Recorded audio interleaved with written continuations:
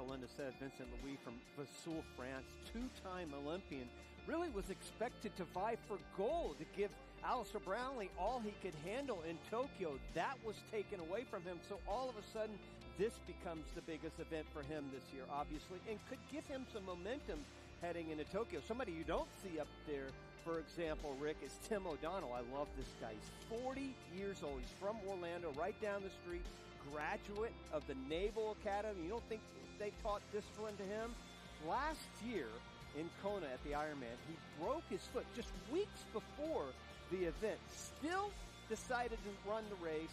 He finished second, his best time ever, and he joined an exclusive club of somebody that broke 8 hours in that event. So he's a guy to look for. You never know in an event like this. As you've said over and over again, Belinda, this has not been done. So we're really into uncharted territory. We certainly are. And just the fact that we said it's been such an interrupted year with COVID. Right. Some of these athletes have raced, others haven't raced. Some haven't raced for an entire year. And again, waiting for the women to start. This venue is so unique in the sense that for years and years and years, it has been the World Center of Racing for stock car auto racing. Way back in the late 40s, early 50s, a gentleman by the name of Bill France Sr. had an idea. When he came here to Daytona Beach, he built one of the most impressive auto venues in the world. And the biggest names in the sport have won the biggest race in the sport, the Daytona 500. Kevin Harvick, Jimmy Johnson, a 7-time champion. The great names, Earnhardt, we saw his father, there's Dale Earnhardt Jr. Denny Hamlin, the most recent winner earlier this year. But this isn't just about stock car racing. This venue is used for so many different things. The Rolex 24, which takes place in January. Supercross, AFT, of course, a triathlon, which we're going to be seeing now. There's a fishing tournament, which I don't think we should tell Heather Jackson because she's afraid of fish, and she's going to be getting in the lake here in just a little while. But different running events, soccer, football, concerts, you see American Ninja Warrior expos. So many things have been done at this venue. It got a facelift a few years back. They invested millions of dollars into this venue to make it what it is today, and it's incredible. It truly is an incredible event, an incredible venue. Absolutely, Rick, and I think for our international athletes, I know from myself when I came here for the first time last year, I was absolutely blown away. I don't think I could even comprehend how huge the venue was to start with, and when they said there was enough room to swim, a 2-kilometre swim in the lake, I sort of scoffed because I thought, how could this be possible? And I remember coming here for the first time. Bill Christie, the race owner, took me here and said, what do you think? And I was speechless. And for those that know me, there are not many occasions when I am actually speechless. Closing in on the pre-race ceremonies that will be held here at this venue. Really an ideal time of the year for this event. The temperature is going to be right there around, the mid-60s today for this event. An ideal situation for all these athletes. And again, the families that are here, a family-oriented sport, able to enjoy this event. Let's get it underway with our pre-race ceremonies. We go trackside for that.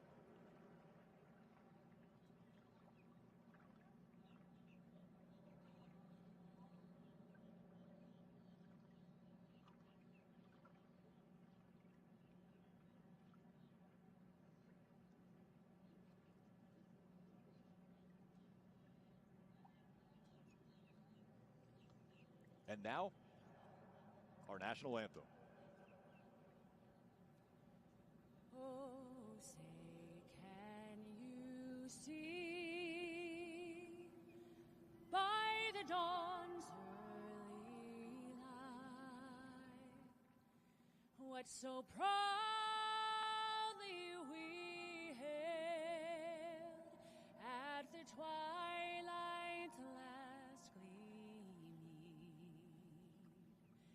whose broad stripes and bright stars through the perilous fight o'er the ramparts we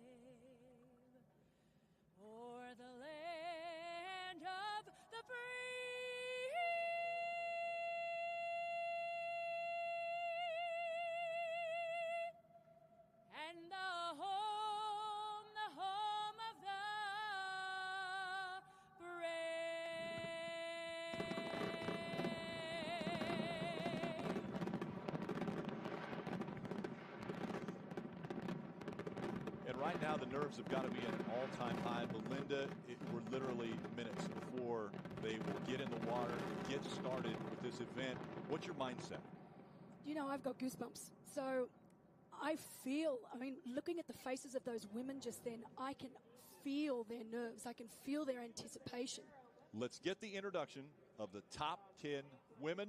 For that, we go to Kevin McKinnon.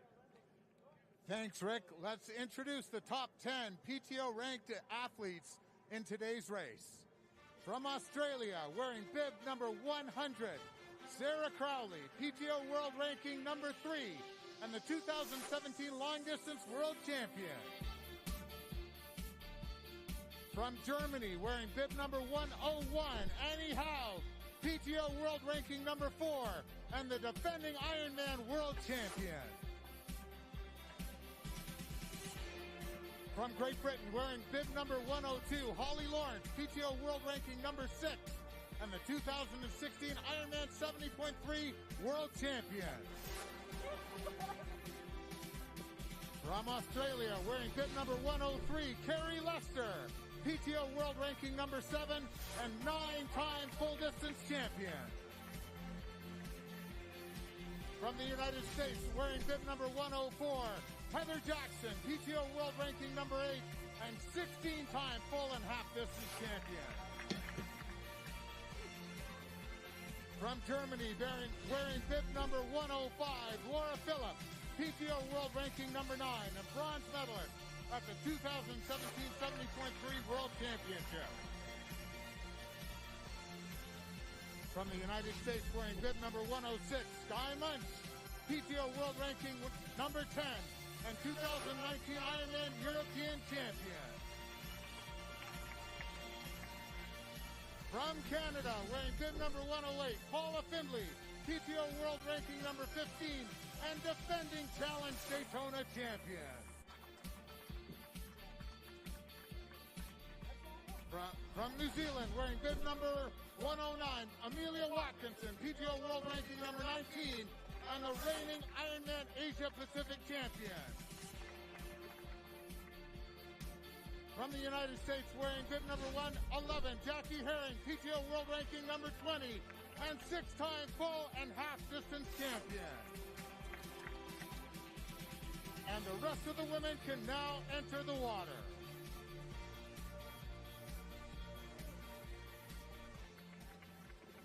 We saw Paula Findlay walking into the water just then and talked to her earlier, talked about how nervous she is and how nervous she can be starting this event. But those nerves have to go away the second the cannon fires. You know, you're exactly right. I always said the worst part of a race was those few minutes before the gun went off. I mean, these are professional females. They know, they're getting down to business. As soon as that gun goes off, they have a job to do, and they know how to execute to perfection. Well, you know, it's exactly right. The nerves for me would go away instantly when I hit that water because it's a little chilly. Yeah, even with a wetsuit, it's sort of a shock to the system. So all of a sudden, the focus really becomes correct. This is going to be called an in-water start. So all of the athletes right now lining up behind the line. Let's get to Kevin for the start. Ladies, you are in the hands of the starter.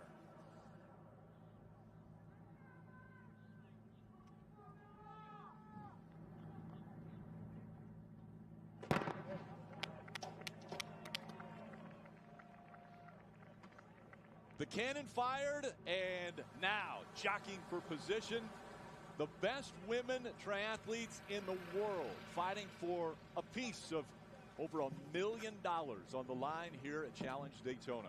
You know, Belinda and I were talking about this yesterday, Rick. Right now, everything is just clawing and scratching and pulling and kicking. And unfortunately, until you get out there and start to settle down, it's really kind of a fight, isn't it, Belinda?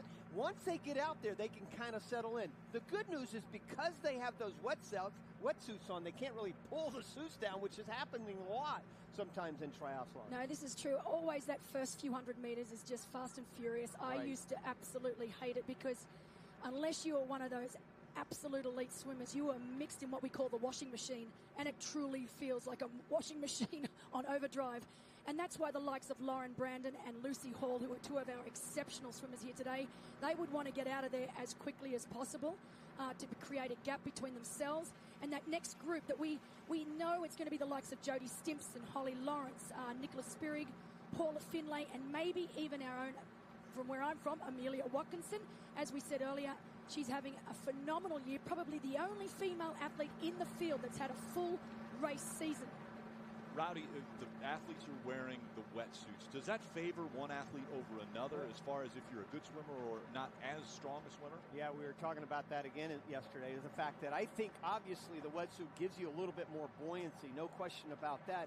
And I think it can favor the athletes that are not as good of swimmers because of that buoyancy. We used to have the high-tech suits, and you might remember back in 2008, 2009, and it always favored those athletes that weren't great in the water from a technique standpoint. The technique really comes down, doesn't it? And Belinda, and I think really when you talk about the wetsuit, it definitely can give that advantage. Absolutely. You're dead right. And particularly for our slower swimmers, it is a huge advantage. When you're wearing a wetsuit, it also makes it a lot easier to draft off that swimmer. Like you can see on screen right now, we've got a swimmer drafting right as close to the feet as she can possibly get. And the energy saving is enormous. I mean, if you can draft an entire swim, which is what I always went out and planned to do, you are saving a lot of energy and you actually can swim a lot faster than what you can normally. But what I'd like to say is, can you see every now and again you can see the swimmers where they'll continue to swim, but they'll look up. So they're sighting, making sure that even though they're on feet, they want to make sure that the person whose feet they're swimming on is actually heading in the right direction. Because often that can happen, that you just get on someone's feet, you think, sweet, I'm just going to sit here nice and happy, but you don't realize that person's feet that you're sitting on, they could be going off course. So it's very important that these swimmers keep sighting, making sure that they are on track and holding the best line possible. That's Lucy Hall that is out front. More on the swimmers. Kevin. Interesting, guys. What I'm finding here that's funny is this is not strung out a whole lot at all. From where we're sitting, we're looking at it's still a really wide pack. So, yeah, I'm guessing that's Lucy Hall who's starting to pull clear, but no one seems to be looking for that sitting in. They're still going hard and all trying to jockey for a decent position a lot further into this race than I anticipated. Everybody has to remember, too, that this is 3 different disciplines. So Lucy Hall, we know she is a very, very strong swimmer. She wants to gap the field in what is her strongest part of the triathlon. But she might not be as strong when it comes to cycling, or it might be running that slows down Lucy Hall. So she has to take advantage of this right here, the swim, try to pull away. But we're seeing it's called gatoring, right? When they're right there behind the other athletes. Yeah, that's right, right behind. And obviously, I'm assuming that would be Lauren Brandon on Lucy Hall's feet. And as you can see, trying to get as close to her feet as possible. The closer you can sit, the better the draft. But you can also see that I honestly thought, like Kevin McKinnon just said, I thought that Lucy and Lauren would get out of there ASAP, but you can see that the swimmers are not wanting to let them go, and really the packs that I thought would form are not forming. Look, we're very, very early on into the swim right now. It'll be interesting once they get to those first turn buoys, if these two women can actually create that gap. But very impressed with whoever our third swimmer is there right now, very impressed that they are able to stay on both Lucy Hall's and Lauren Brandon's feet. You see the first buoy, too, and I agree with you, Belinda. I think when you start the sight, at least from a swimming perspective, the whole idea is to be able, and there's Hall right there, to try to create that perfect posture, line, and balance. And that all revolves around the head. The head is very heavy as she goes down. She's actually hitting the buoy right there. That really backs things up. Yeah, absolutely. That's quite unusual. I mean, that's not you don't often see that. Obviously the buoys are not hard, so it wouldn't be that bad, but I'm surprised that Lucy took such a sharp corner there. I mean, she's leading, so she gets to see. For a lot of these athletes now, they don't get that luxury. They don't get that opportunity. They have to follow the line that they're on. But that was just a little bit of a hiccup from Lucy. But again, it slowed her down marginally. She'll be back on track right now. especially when you're talking about 2,000 meters. It's not that big of a deal. But I will say that the head, to me, especially when you're talking about open water swimming, I've covered the 10K at the Olympic Games, the last 3 Olympics, and everything revolves around the head. When I talk about that to the open water athletes, they want to try to sight as little as possible, because that bowling ball is sitting on top of your shoulder. As soon as you lift your head up, you take your body out of alignment, and everything, again, is about that great posture in the water and trying to reduce the resistance. I would think reducing the resistance is even more important than creating the propulsion. Absolutely. And right now they're coming up to that second buoy where they will make the turn and head back to where they started. For more on drafting, let's go back to AK. Absolutely. I'm right down here at the swim venue on the dock in front of the Costa Club, and I recognize that super strong stroke of Lucy Hall in front. My intuition that is Holly Lawrence in second place and Lauren Brandon with that longer, more endurance style swim stroke. Those girls close the gap, though, around the buoy, so this is very exciting racing. They're swimming super straight lines. The conditions are ideal. That's why you're seeing them all in a row. They're all trying to draft off of one another. Very, very beautiful sighting techniques out of Lucy Hall. This is just a clinic on open water swimming. Unbelievable swimming out of these ladies. We know Lucy Hall's out front. We'll have a better list when they get out of the water to make the transition to go back in again. But we have a pretty good feeling that Jody Stimpson is up there. Lauren Brandon, we think, is a part of the top 3. Right now, we know Lucy Hall is the one that's setting the pace. And we're mentioning drafting here in the water and the swim portion, but when they get on the bikes, they are not going to be able to draft. So that's the difference here in this event. They'll have to have a 20-meter cushion with the bikes. There won't be drafting there like what is so famous here at Daytona. No, absolutely. The very, very strict draft rule here in play today, 20-meter rule. So 20-meter by 3-meter rule. And I know that our USAT officials are going to be officiating that drafting measurement very, very harshly. But yeah, big difference. Very interested to see that Jody Stimpson's up there. We know that she's a great swimmer, so I'm very, very excited to see Jody up there. She's had a really rough year. She lost her father at the beginning of the year unexpectedly, and it's been exceptionally difficult for her, both on an emotional level and a physical level. So for me personally, great to see Jody Stimpson up there. We do think that she is actually swimming on Lucy Hall's feet. As we have the NTT pointer in right now on Hall, interesting, she hit the buoy again. And this is an interesting situation because, Rowdy, you were telling me earlier about that lead athlete has to be the one that looks. The other ones can follow behind. The lead athlete, though, has to lift their head up higher, get them out of a swim position. So that's almost hindering Hall just a bit. Yeah, there's no question about it, because she's the one that kind of has to lead because she's out front. So she has to consistently sight there, where the other athletes can kind of just fight right there in that chop right behind her and in her kick. They don't have to lift their heads up. They're assuming, Belinda says, you don't want to go off course, so you want to make sure they're on course. But I'm assuming because these ladies are pros, obviously, that lead singer is obviously knowing where she's going to go. So these swimmers behind her, you can see they don't lift their head up quite as much. They'll do it, obviously, with a sighting, but not as much as that lead swimmer.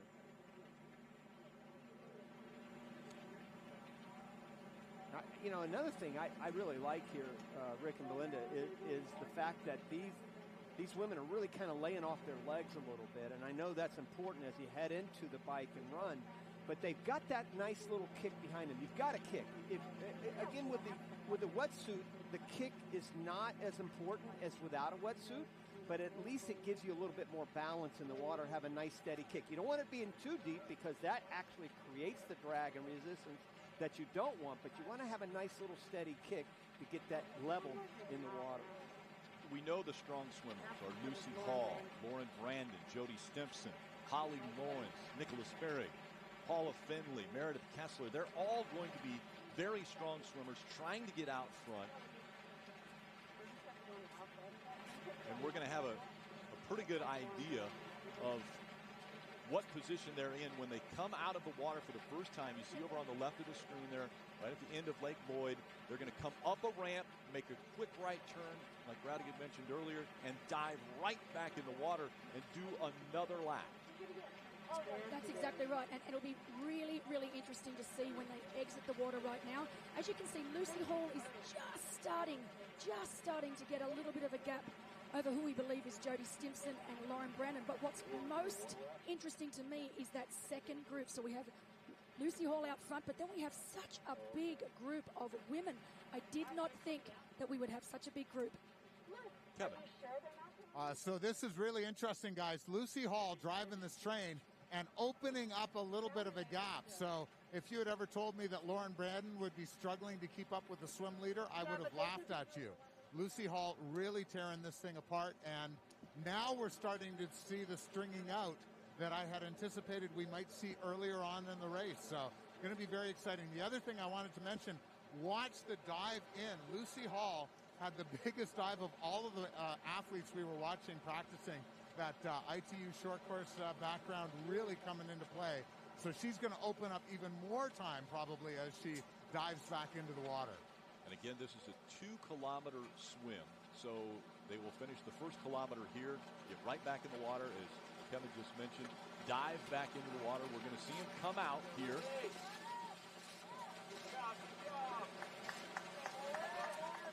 So this is quite a normal procedure for our short course athletes. They are used to exiting the water. Not such a normal procedure for our long distance athletes.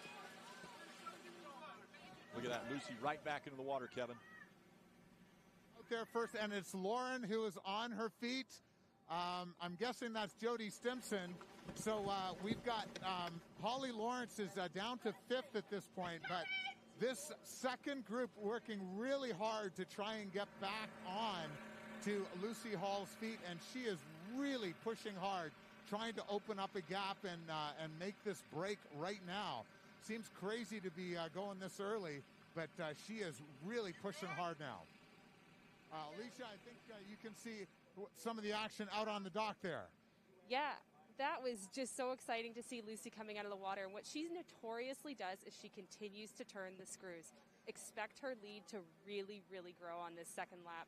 I was really impressed with the long course athletes coming out for that water exit. That's not something that long course athletes are used to. It can be really challenging to go from that horizontal position up to that vertical, and it can be dizzying, but that looks like everyone handled that beautifully. All right, Kevin, back to you. What are you seeing on the ground? So now Lucy and Lauren are starting to move away from the rest of the group here. So Lucy Hall really pushing hard. And one of the things, Rowdy was talking about you could hopefully cite on the leader. Lauren Brandon taking a different line now to that first buoy. So this is where the sighting, you can't always just follow that leader. Sometimes you can take a better line. As you see on the left now, it has populated once they came through for the first lap. You're seeing the names we knew were going to be up there. Hall, Brandon, Langridge up there having a great swim. I think that's impressive. We see Spearing up here in 8th. Seymour, another one having a great swim in 10th right now. And there's Holly Lawrence. She's 13 seconds back after that first lap. Yeah, that surprises me just a little bit. I mean, Lawrence is definitely a very strong swimmer. I mean, she is in a group, in a very strong group. If she can stay there with the likes of Stimpson and Norden, then that's going to put her in a great position going into T1. But the usual suspects, I mean, we knew that Hall and Brandon were going to dominate this swim, and they are. Great to see Fenella up there. I mean, this is a really strong swim for Fenella. And the great thing about Fenella, she's also a great bike rider and a really strong runner. So having a great race so far out there today. So a couple athletes are actually breaking away here, AK. Lucy has continued to turn the screws, as I promised you she would. Lauren is not effectively drafting off of Lucy at all. The second you get that body length gap in between, the draft gets significantly reduced. So Lauren is making the job a lot harder for herself than she needs to. That gap between Lauren and that second pack of girls is going to continue to grow. I hope Lauren can close this gap so that these two women can work together on the bike and just really try to make this an exciting race. But already we're seeing things string out on lap 2 here. Back to you. And how about Howe? We see her back in 15. She was 40 seconds off the pace. We know she is an incredible runner. She's got to keep these leaders in her sights before they get out of the water. She's got to try to close that gap a little bit, because then she's got the cycling, not as strong as some of these other athletes, but when she just the running shoes on, she's the best there is. Matter of fact, competitive with the men a lot of times in the triathlon as far as her pace. Absolutely, her run times are up there with a lot of our top men. Look, even though she's 40 seconds back right now, I look at the group that she's swimming with, the likes of Kari Lester and Amelia Watkinson. I know Amelia Watkinson is in phenomenal form. If Howe can stay with the likes of Watkinson and Lester, then she has got some great women to ride with. And that's what Annie needs. Annie is one of those athletes that needs some stronger female riders around her to keep focus. And let me tell you, if Howe is within 5 minutes off the bike with our lead women, then she will run them down. Rowdy, how can they save energy for their legs? I know there's a different type of stroke that you don't kick as often because they have the bikes coming up. They've got that run coming up. Can you save energy in your legs? Well, the idea here is to try to do as much as possible with the least amount of energy when it comes to feet. You still have to kick. Obviously, you can see a little bit of white water behind them, so that kick has to be steady, but it's got to be something that doesn't affect your body position, obviously. You've got to keep that recovery controlled, relaxed throw of the arms, the hands rather, and then really enter in that inline shoulder out in front of you. But really the kick is, I wouldn't say secondary, but not obviously as important as that front half. Alicia. Yeah, it's really frustrating as a former athlete to watch this second group of women swim 4 wide, super inefficient swimming, and that gap Lucy banks on that, right? That's why she wants to be out in front. That's where the fast water is. These girls are really fighting each other and not swimming efficiently together. That when you swim side by side like that, you just slow yourself down. That gap is just going to continue to grow, and they're going to beat each other up around this buoy. So Lauren and Lucy are going to continue to pull away, and we're going to see these girls fight each other out for this second pack. That's prevalent in auto racing as well. When you go side by side, it's not advantageous. You lose a drafting ability, and we see the two pulling away right now. So Lucy Hall, Lauren Brandon are trying to gap this field right now. Langridge, Olivier, Stimpson, Norden back here. Holly Lawrence, a part of that pack as well, that second big group here. And Rick, can I say something about the drafting again? Alicia's absolutely right. When you fall too far behind, it really becomes a nuisance because you're fighting through that chop that the swimmers provided behind them. So you've got to really be right on the feet. The other thing is the women that are swimming side by side, if I'm one of those women that are swimming side by side, you can actually catch a draft at the hip too. We do that in swimming in a pool as well. Even though you have the lane line in between you, you can really stay right at the hip and catch a little bit a wave as the swimmer brings. So you can fall back a little bit and catch that draft just as easily as you can directly behind them.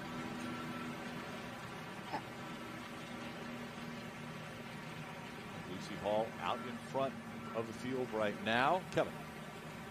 So, Lauren Brandon, a former NCAA champion swimmer, she knows all of the tips that you're talking about, Rowdy. And this is what's amazing out here. Lucy Hall is not letting her do any of that. Right. You can be sure that Lauren Brandon was pushing really hard to try and get onto those feet or even just get up to the side. And Lucy Hall is not letting that happen, which is just crazy. She possibly could have got some help pacing up at the front, but she doesn't want to do that. The thing I'm really focusing on right now, Annie Howe, she's kind of in a nice group, and for her, if she can get through this swim, not losing too much time and not having had to use too much energy. You got to remember, she rode 4:45 for the Ironman World Championship, 180 kilometers last year. She can ride a bike. She is sitting in a perfect position right now. And you're so right, Kevin, as far as Hall is concerned, because that's experience right there. The experience of being able to change gears at a moment's notice. That's not easy in swimming. To all of a sudden have to put it into a little bit of a different gear to kind of get out into the lead and not let that swimmer like Brandon start to drag off of you. So yeah, you're right. It's brilliant strategy by Hall. Now she can kind of settle in and really start to just get into some nice tempo here. With Lucy out front, when do you start thinking about T1? That transition period when you come out of the water's a little bit cooler. Your fingers might not work as well when you've got to put your helmet on. You got to get onto that bike. with about 100 metres to go, or even 200 metres to go, you would start to think about what you're going to do next. They've got a short run. It's not very far to transition. But you are right. It is a little hard when we know the water's cool. We know the air temperature is also fairly cool out there today. Looks like a beautiful day, but it was a cool start. Again, Lucy Hall is used to leading swim races from a short course background and used to being of these races being fast and furious, so getting in and out of transition in warp speed, whereas today, you know, she's got the transition to herself. This is something that Lucy wouldn't really be used to because it's always, you know, go, go, go. So she's going to actually have a nice time, get into transition by herself, get a nice clean transition, and then out onto her bike. All right, let's look back. It's only 21 minutes into this event, but let's take a look at how it got underway. The best women in the world here fighting at Challenge Daytona. Yeah, you're so right. They're fighting nerves right there. And then all of a sudden, all of them grouped there together. You see so much splash, a lot of fighting out there. And somehow or another, you try to get out there, and that's exactly what Hall did. Get out there in that early lead and then just clear sailing from there. And that's the feel that you want to have. Even though she bumped in that buoy, as you said, Belinda, I don't think it caused her that much trouble, especially as she moved out in front into that next buoy. She learned.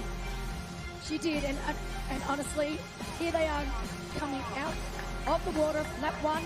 Again, I was really surprised to see such a tight-packed group, but now we can see it's exactly as we thought was going to happen. Lucy pulling away, Lauren Brandon trying desperately to stay on her feet, to stay connected. And not long to go now before we will see them exit the water and enter T1.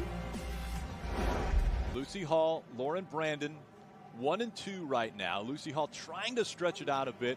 We had predicted, looking back at previous performances, that it would take Lucy a little over 25 minutes to finish this, maybe 25 and a half minutes to finish this distance in Lake Lloyd, and it looks like she's going to be pretty close to that number. And so we know that Lauren Brandon also having a very good swim here. Jody Stimpson, Holly Lawrence, a part of that second pack that has really got a lot of chop going on there, but staying at least close enough to Lucy Hall so that they can still see them when they come out of the water. Nicola Spirig, Paula Finley, all fighting for position here in the water. What I'm most excited to see is Jeannie Seymour, okay, who is in that second group. What's fascinating to see, to talk about, is that Jeannie is not renowned for being a super quick swimmer, but so to see her in this group is really exciting because Seymour is also another athlete that is a phenomenal runner. So to see her so far up so early in the race is great news for Jeannie and Phoenix. And it's surprising a little bit. We thought it was going to be around 25 and a half minutes coming out of the water. It could be faster than that. So really Lucy Hall setting a record pace here. She's coming out of the water a little bit quicker than what we would have thought, Kevin. She sure is. She looks fantastic, and my guess is she's going to be just a touch over 24 minutes for this 2K swim.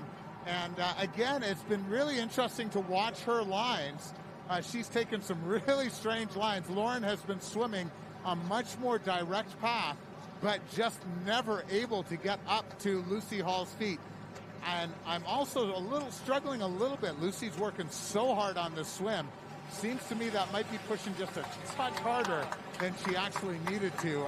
Having Lauren around to help her would have been fantastic, but she is looking strong as she comes out. Here comes Lauren Brandon now, and she looks fantastic. Looks very under control. This is what we're used to seeing as she comes out of full distance swims regularly in the top. And now we have a group of 4, it looks like a group of 7 or 8 about to come on out. And this transition is to jog until they get to their bikes. They'll put the helmets on. They won't put the shoes on until they actually push their bikes out of this transition area. That's correct. All of the bike shoes are clipped into the pedals on the bike. They are not allowed to mount their bikes till they get to the official mount line. So they'll wetsuits off. That, as you can see, that is a short course transition done to perfection. No mucking around there. Straight out to that mount line where Lucy will jump on, do a few pedal strokes to get some speed up on the bike, and then those shoes will be on her feet within seconds. Alicia. Here we are in T1. I'm sorry I'm out of breath. I just ran here. We have Lauren Brandon in second place, just probably 15 seconds down from Lucy Hall. You'll notice she's clipping her helmet, getting her bike off of the rack, and heading down to that mountain line.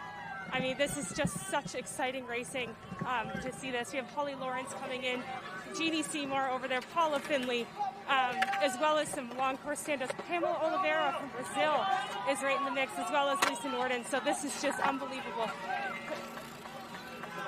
Kevin. So guys, Paula Finley, Lisa Norden, oh my goodness. They just look fantastic. They were right at the back of the first chase group, looking very, very much under control. And they are amazing cyclists and runners. So that'll be very interesting. Annie Haug now coming on out. And so she's going to be, it looks like, about 2 minutes down. So that first loop of the swim looked fantastic for Annie Haug. She lost a little bit after that. Alicia, you are still over in T1. I am, and I'm watching these women run with their bikes, and it's just amazing to see how fast they're moving. They're going to cut round at the end of transition area and mount their bikes. But you see these IT women, and this is where we're starting to see that difference between short course and long course athletes. The short course athletes are just sprinting with their bikes, whereas the long course athletes are kind of doing more of almost looks like a jog. And we have Annie Haug heading out here with both short course and long course experience. These girls are flying. This is so exciting to see, just putting on a showcase of what the best women in our sport are doing. This has to play into Annie Haug's favor because she came out of the water about a minute faster than what everyone predicted. She was within 2 minutes of Lucy Hall. A lot of people thought it would be about a 3-minute gap, and Annie Haug, again, very strong on the bike as well as a phenomenal runner. What's really exciting for me to see is just how big that main group is. I mean, I thought we'd have a chase group of about 4 or 5, but it looks like it's 8 deep. And of course, as Kevin mentioned, Lisa Norden, Fenella Langridge, Nicholas Spirig, Holly Lawrence, all renowned cyclists. And honestly, it will not be very long at all before they catch Lauren Brandon and also Lucy Hall. And then it will be one big group at the front. Okay, so let's talk about the cycling and the bike portion of this triathlon. This is difficult in the sense that these riders are going to be going 20 laps around a perfectly flat course, which is not normal for them. They would normally have hills, they would have turns that they would be getting up out of the seat, but we're seeing them ride in what you call a time trial position. Absolutely, you've hit the nail on the head there, Rick. It truly is a unique experience for pretty much all of these athletes, bar, say, Paula Finlay, who was obviously our defending champ last year. But the biggest difference is dead flat. Cannot stop pedaling. Not for a second. You stop pedaling, you stop moving forward. And being down in that aero position for 80 kilometers, there really is no need at all for these women to get up out of their aero bars. That in itself creates problems. Because when you're in a position, the same position, without moving for 2 hours, when you enter T2, all of a sudden you realize your hip flexors are gone, your groin's gone, your hamstrings are screaming at you. And it's going to be very interesting to see today what women have been able to cope with that situation and what women are really going to be in a little bit of strife when it comes to the run. And I think it's going to be hard initially anyway, because so many of these athletes have not been on a track like this to kind of hold back. There's so much adrenaline flowing right now, but you have to restrain. Yes, you keep pedaling, but you have to make sure you conserve that first half of this race on the bike as well.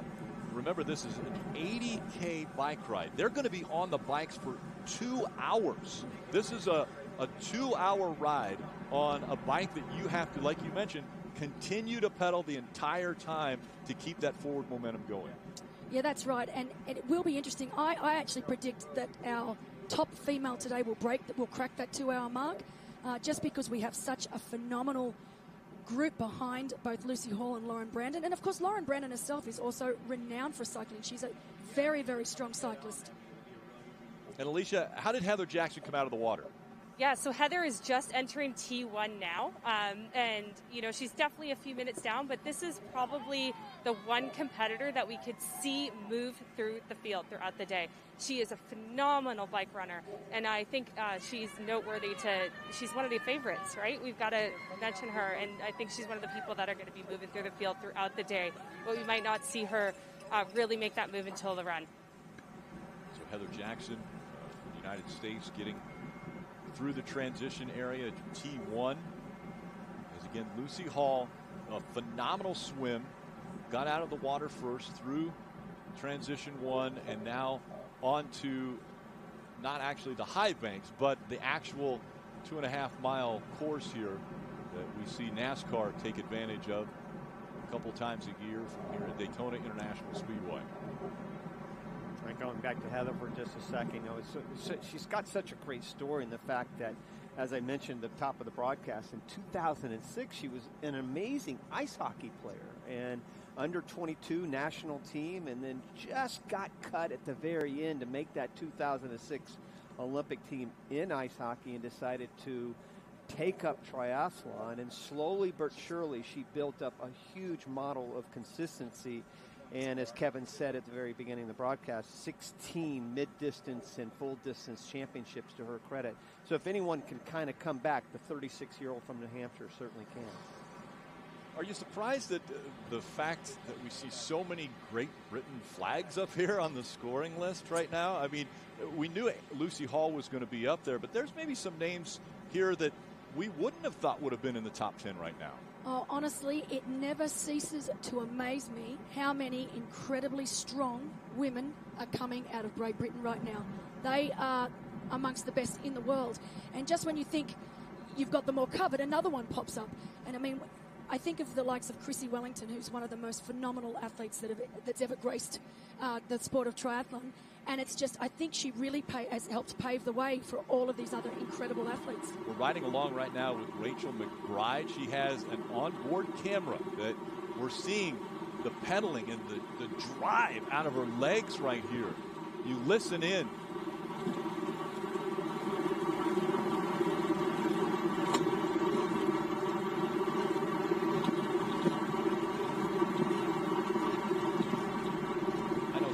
Of us can relate to getting on a stationary bike and trying to put in the work, trying to utilize cycling as a way to stay fit. Well, these athletes are performing at such a high level. We're going to see these athletes averaging upwards of 25 miles an hour for over the 2-hour period. I mean, they're putting in incredible pace in this leg of the triathlon. One surprise to me up on the screen, if you have a look, number 6. So in sixth place, bib number 154, Ruth Astle, not renowned for her swimming prowess, and she won't mind me saying that. Phenomenal cyclist, is without a doubt, along with her teammate Kat Matthews, the most aero woman I have ever seen on a bike. To see her up there in 6th place and only 41 seconds down on our leader this early, I expected her to come through the field, but I expected her to do it much, much later. So this is incredible. So now we're seeing second. Lauren Brandon is behind Lucy Hall. One of the things that's different about the Olympic triathlon compared to this event, Olympic triathlons you can draft. And so you'll see packs getting together and working to try to maybe pull away from other athletes to give themselves an advantage. Again, there is no drafting in this event. There's a 20-meter rule. You can't be behind and within 20 meters of the athlete in front of you unless you're overtaking them to take over that position. Exactly right, and that's a rule that has been enforced for quite a few years now. Challenge Family brought that rule in. But for our short course athletes, 20 meters is definitely something that they will not be used to. We know in short course triathlon you are actually allowed to draft. So it's going to be a really tricky for some of our short course athletes to actually judge what is 20 meters. But we do have cones out on course that have been placed 20 meters apart, so everybody has a visual of what 20 meters is the entire way around this 4.5-kilometer track. And Kevin, we see right now defending race winner Paula Findlay here.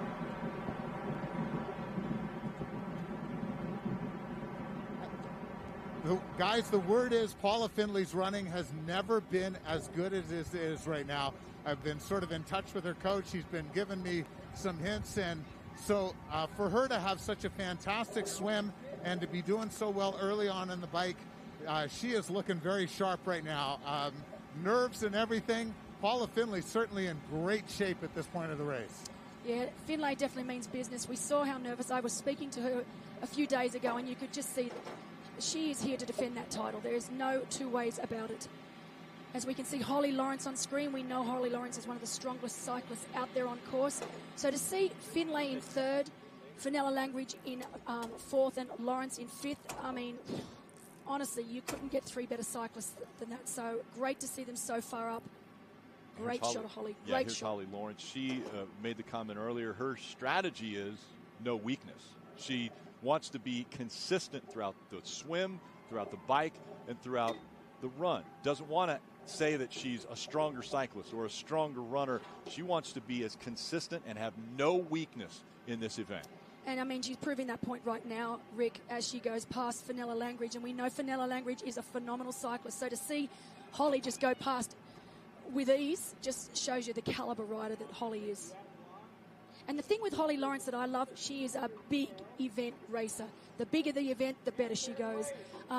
Definitely gets very, very nervous, but I think she's able to channel those nerves to the better. And she loves the big events. She performs very, very well on the bigger events. And I'd say between Nicola Spirig and Holly Lawrence, they are my favourites to take out today's race. I'm calling it early. Athletes are known to train so incredibly hard, but with that comes injury. Holly Lawrence knows how to overcome injury. I had a pretty gnarly injury. I was told that I wouldn't run again or be competitive again. Kind of gives you more perspective on things. I broke one of the bones of my foot, which is the worst bone to break in your body. It just doesn't heal very well. And I didn't deal with it so well at the time. I did the injury in April, had the surgery maybe early June, and I was back winning my first race in December. I would just crush to the pool every day, wipe out on the concrete, feel like trying to hide my tears on the way out. But getting through that, it's probably been the year of the most growth for me, of just to have the really negative experience, I think helps you hold on to just living in the moment, grab it with both hands and really make the most of it. I know primarily her focus is on, or has been, and recently on world championships, and I know she's been excited about the opportunity to race Daytona. The PTO championship is the marquee event. It's just the most competitive race. There's a lot of people that their strength is the run, if they're ITU girls, super strong swimmers that are strong bikers, but you don't know how they can perform on a time trial bike. It's just a whole lot of unknowns that you're just never going to be comfortable no matter where you are, because it's never going to be a foregone conclusion. I don't really know what I'm getting myself into.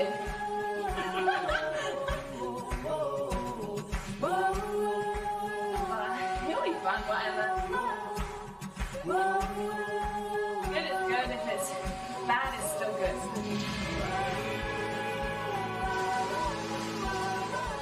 I feel like I'm nowhere near where I can be. It's not positions, it's not winning titles,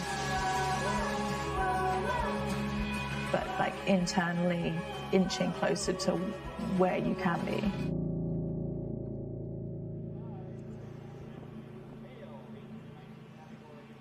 PTO doing a great job putting together those profiles on athletes, and we just saw Holly Lawrence get overtaken, and it almost looked like it surprised her that somebody went by so quickly.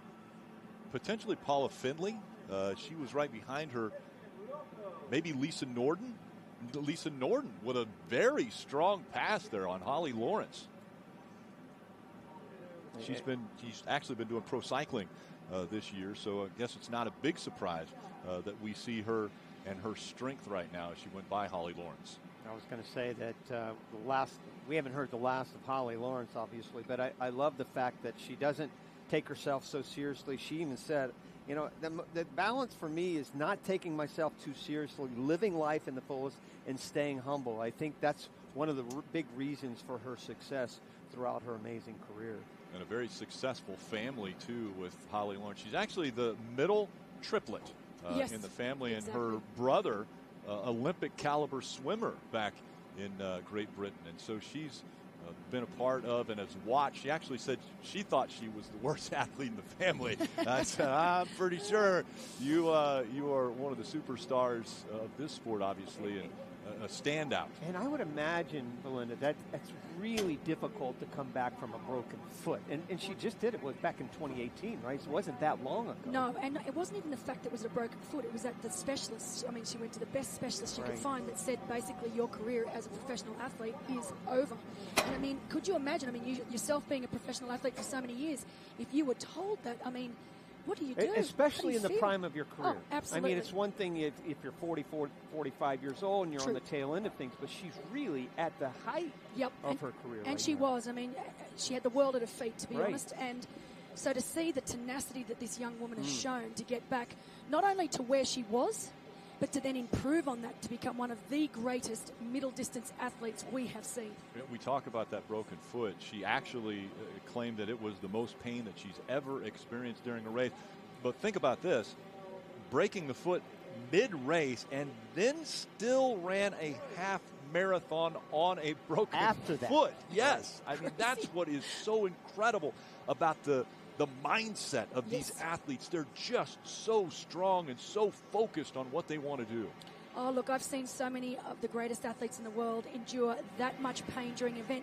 And I've said to them afterwards when they've finished, when they've fallen into a heap on the finish line, how did you do that? And they just know they know how to shut that pain off for that certain amount of time just to make it to that finish line.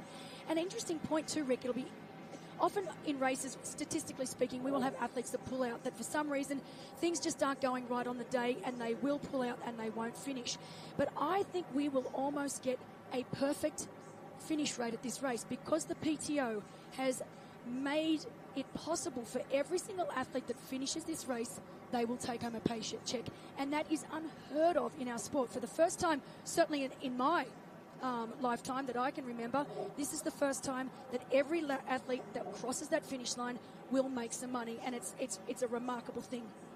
Especially in a sport that, like swimming, in my sport, the very top makes some good money. Exactly. But as you move down the bottom, you were telling me, I mean, you could be ranked 30th, 40th in the world, and you're not making that much money. The average athlete training for the Olympics, for example, only makes about $20 grand a year. So every single penny will help. And let's go to Kevin, who's wearing the helmet cam now, Kevin. All right, Rick, I've got Amelia Watkinson here, hopefully framed in the camera. It's on my helmet. And this is the defending Asia Pacific Ironman champion, a woman that we've been focused on and figured that would be a player in this event. She is just moving up on Ironman world champion Annie Haug. So not sure if you can see that. The pass is going to happen any second now. They are working hard into the wind on this backstretch. It is really blowing out here for these folks as they're coming up this backstretch. Multi-talented right there out of Kevin. Not only is he covering the event, but he's also a cameraman now for the event. And as we're watching Amelia Watkinson, she's going by Annie Haug on the bike, so trying to separate there, knowing that Annie Haug is definitely a better runner than she is. But she said one of her quirks is she sits on the left side of her saddle. So like right now, you wouldn't say that she's on the left side, but she thinks she is. And then the other thing that she said is a little quirky about her, she has written down every training session she's ever done since she was 16 years old. Think about the books and books of training sessions that she has written down. Yeah, she's a beautiful soul, Amelia Watkinson, obviously from New Zealand, but has been living in Australia. Actually lives in my hometown on the Sunshine Coast in Noosa, so I get the pleasure of seeing Amelia Watkinson a lot. But the improvement that I've seen over this year, obviously when a lot of athletes have been down and out with no racing being on, Amelia has won every race that she's lined up for this year. So that's Ironman Cairns, that's 70.3 Mooloolaba, the PTO-supported Hervey Bay 100, which coincidentally was run over the exact same distance that we are racing over today. So Amelia Watkinson is the only athlete that's actually at practice over this distance. So I expect Amelia to have a great day out there today. Belinda, you mentioned some events that have taken place here. Rowdy, I'm going to go to you because I don't want to bring up bad things as far as memories, but a lot of these athletes, because of COVID-19, haven't been able to compete when maybe they're at the peak of their performance right now. Maybe they're at the absolute peak of when they are going to be the best triathletes. And Rowdy, You were, I guess, denied the opportunity to compete against the best back in the 1980 Olympics as far as swimming. What's it like for a mindset of an athlete that has been denied the possibility of competing, and now they have this opportunity to get out here and showcase their talents? Well, Rick, I can certainly empathize with a lot of these short course athletes, especially the ones that were going to go for the Olympic Games this year. It's hard. I mean, it's a little apples and oranges in the fact that an athletic career was at stake when I missed the Olympic back in 1980, and now it's a matter of life and death, as you see Finley right there doing a great job on the bike. But really, it's something that you just have total tunnel vision. You can relate to this, right? It's like you only block out everything except for the task at hand. And the task at hand, at least for those that were training for Tokyo, because it's every 4 years, it's really difficult to have that taken away from you. Not so much physically, because you can bounce back physically. It's 1 year. It's not that big a deal. But mentally and emotionally, that's where they're really struggling. And for the rest of these athletes, they haven't had anything this year. Yeah, they've been competing the last couple months here and there, but really for about 6 months, they had absolutely nothing. And a really good point. I was lucky enough to have the opportunity to talk to Nicholas Spirig earlier this week, and fascinating story. Obviously, we know Nicola, incredible athlete, has won gold in the Olympics. She's won silver at the Olympics. Tokyo was going to be her 5th Olympic Games. Wow. I mean, 5th Olympic Games, and it was taken away from her. And I said, you know, how have you been coping? And she said, well, honestly, Belinda, if it was not for the PTO 2020 championship, she would have retired, because it was getting to a point mentally where if she did not have a big race to focus on, why bother doing it at all? And that's what you need. Why bother doing it at all? You need that great big thing to point for. Yep.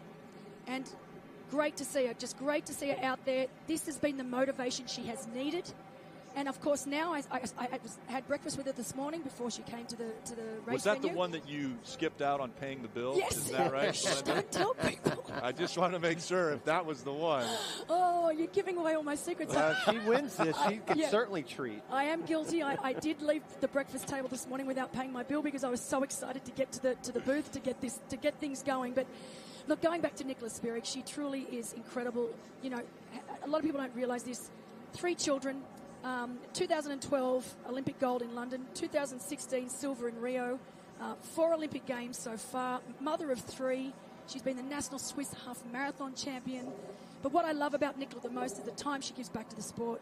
She organises local tri-events for children, encouraging them to be active. She also has her own foundation where she goes and visits schools all around Switzerland, not just trying to introduce them to sport, but trying to introduce them to being better, to setting lifetime goals and being the best that they can be. And even sitting with Nicola for 20 minutes this morning at breakfast, truly an inspiration. And I can't wait to see how Nicola is going to go out there today, but also to fulfill her dream of a 5th Olympic Games next year in Tokyo. And right now, Spirig is running in that 10th spot. We were watching Finley up there, who is only 13 seconds back. Pretty impressive run there. Also, Lisa Norden back in 3rd, Kevin. Are you guys... All right, I am riding along next to Lisa Norden, and she has a big smile on her face. She looks fantastic. No surprises here. Been representing Sweden at the last 2 World Cycling Championships, and a phenomenal swim. She is not too far behind Paula Finley, and so they're riding in 2nd and 3rd, and right now this is setting up to be an amazing day for Lisa Norden. She just looks fantastic, a great position on the bike, and things are looking pretty strong. And Kevin, can I just ask a quick question? From where we're sitting and the visuals we're getting, it looks like the women are really sticking to that 20-meter draft rule. Are you getting the same vision that we're getting, that they really are staying that 20 meters apart? Oh, absolutely. It is 20 plus. No one is even remotely taking any chances here. They are very, very much abiding by that 20-meter plus rule. And, the big movers in this race right now, Lisa Norden and Paula Finley. No 2 ways around that. And Paula looks very strong. We're going to try and get up next to her momentarily. And that's great. And, you know, it doesn't surprise me with Paula Finlay. Of course, has had a very interesting lead-in to this event. All of her training, pretty much all of her training, I'd say 98% of her training has been done indoors. Obviously, living in Canada right now, where they're well and truly into winter, and it's been almost virtually impossible to train outdoors. But riding on the track, I mean, indoor sessions, perfect training scenario for the race course today. How about that? She's talking right now with Kevin as she's riding the bike here. Now, Alicia, you've experienced a little bit different feel here. Oh, and Kevin is telling her where she is in position on the racetrack. So there you go. She's getting a little bit of... Now Kevin is giving stats to the riders. He's got a helmet cam, and he's reporting on this event. And we're riding along with Alicia. Now the wind is playing into this a little bit too, isn't it, Alicia?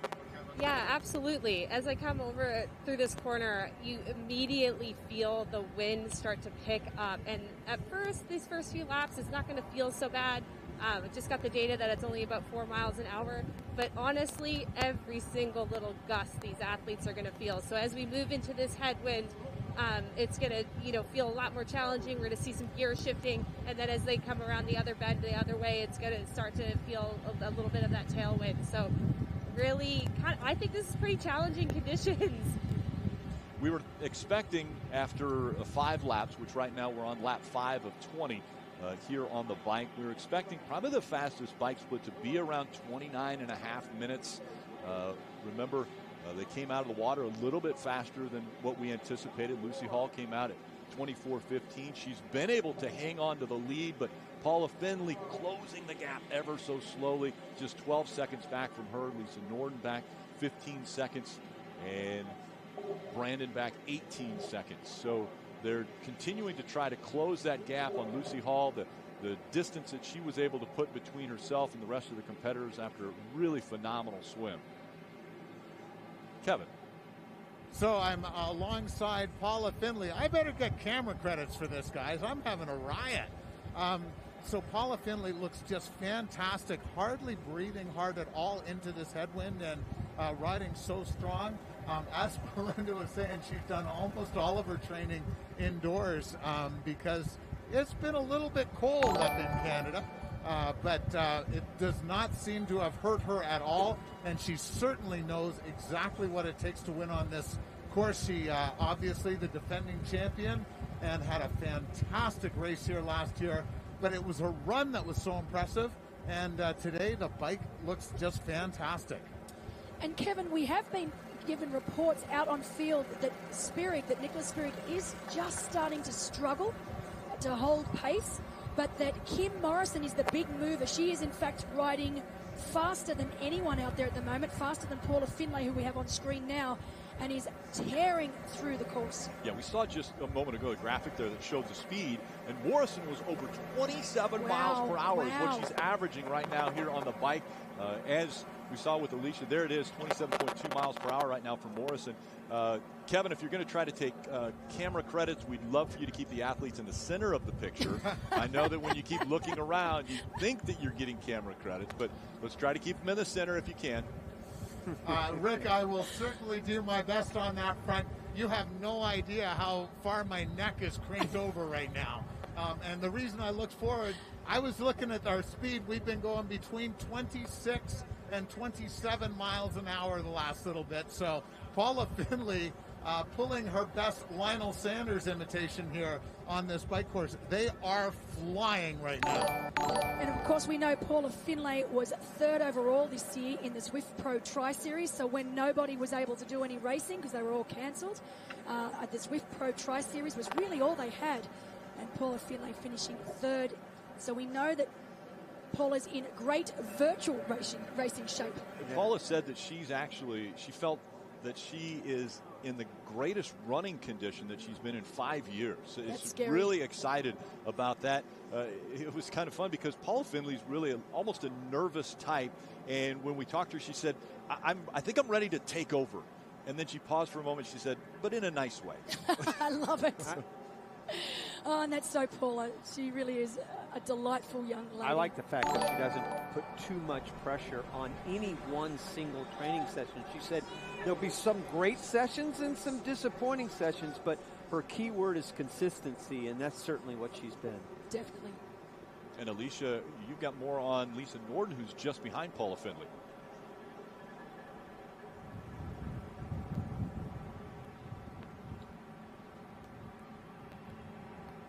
And of course, a great shot. Here next to Lisa Norden, and she just looks so good. She has time trial experience on the international level. She's very legally riding behind Paula Findlay. These girls are just women, are riding beautifully. To see them riding away from Holly Lawrence is a bit of a surprise to me. That means that these women are absolutely throwing it down. Really beautiful riding. And you'll see Lisa runs a slightly higher cadence than some of the other long course athletes. And also you see some really interesting technical aspects of her bike. She's got the oversized pulleys, super aero setup. So it's just really amazing to see these women up close. Interesting that you bring that up. There's different types of bikes that you can ride for the different types of events. This one being a flat race course. Everyone said, this is a time trial. These are time trial bikes, but some athletes, for example, Lisa Roberts, an athlete who this is her very final triathlon. And she came here and said her back was a little bit of an issue, and she was really worried that if she would ride in one position without moving out of that position for 2 hours straight, that the run, which is her strength, it would affect it. And so she actually brought a road bike for this event. She said, I know it might hurt me a bit during the ride, but it's going to help me when I'm able to get off the bike and I'm stronger on the run. And I think Alicia said it best yesterday when we were talking about this. It's certainly going to help her comfort. Maybe you said it, Belinda, but it's going to help her comfort-wise, but it's not going to help her speed. It certainly isn't. And look, I spoke to Lisa. There is a reason behind it. She did bring both bikes with her, but decided last minute that she would stick with the road bike. She actually has a bit of an L5 S1 bulging disc issue, so we're not talking about just a sore, not a sore back. It's legit. And just riding for this long, 80 kilometres in that time trial position, it would virtually make it impossible for her to run off the bike. And Lisa Roberts is a great runner. And, it's her last race. She wants to go out with a bang. So she's going to make sure that, okay, yep, I'm going to lose some time, obviously. Can I ask you a question then? How does that affect her back in the run? So obviously, with a bulging disc, and when being down in that position, non-stop, 2+ hours, to then have to stand upright, she'd virtually be a cripple. Even putting on her running shoes in T2 would be impossible. She'd have to sit down, and it's just an awful feeling. And again, Lisa is a great runner. She wants to go out in style. Right. Absolutely. Yeah, she told me about the back spasms that come from that, and if you get off the bike, and where her forte is running. That's her background. She was a runner in college, made the transition when she went to Tucson to become a triathlete, but she knows her strengths, and she said that's what makes a great triathlete. We take a look here. Now Lucy Hall, who had such a strong swim, has been overtaken by Paula Findlay. Findlay now out front here at Challenge Daytona. So great to see our defending champ taking the lead. And also behind them, Lisa Norden is coming on, and she has been incredibly strong. We're projecting right now she could have a bike split of 1 hour and 53 minutes. We mentioned it was going to be about 2, but she has got such a great pace going right now. She could go as fast as a 1 hour and 53 minutes here in the bike course. Well, I knew that these women would break 2 just because of the caliber, but I didn't know it'd be that low.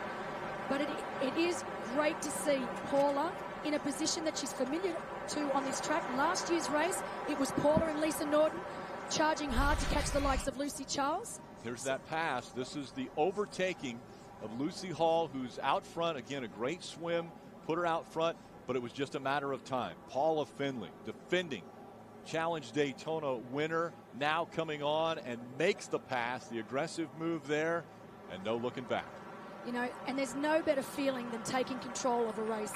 I mean, obviously Lucy Hall knew that she would control the swim, and it was only a matter of time before she was swallowed up on the bike. But for Paula now, she's exactly in the position she wants to be, and that's at the front of this race, dictating the pace, controlling things from the front. She'll be happy to know that Lisa is behind. Lisa Norden's right behind her, because familiar territory to last year's race. These two women worked incredibly well. I was here last year on the ground watching these two women work so well together to catch, as I said, Lucy Charles. Now they're catching another, obviously caught another Lucy Hall, but yeah, they're in the box seat now, these two women. And again, because of COVID-19, limited amount of crowd participation because of everyone trying to keep that social distance, everyone wearing masks here. PTO's done an incredible job of getting this event ready and being able to offer this event up to these just incredible athletes also. The phenomenal athletes that have been training all year long, and this is their opportunity to come out here and shine for the 2020 championship. I promise I won't go back to the lake too much.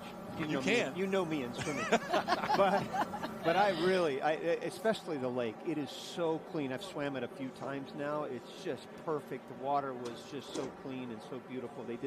You're talking about Daytona Speedway and what a great job they've done here on the track. They did a great job on the lake as well. And now the leader of the swim is starting to drop back. Here was the pass. Lisa Norton was able to get by Lucy Hall.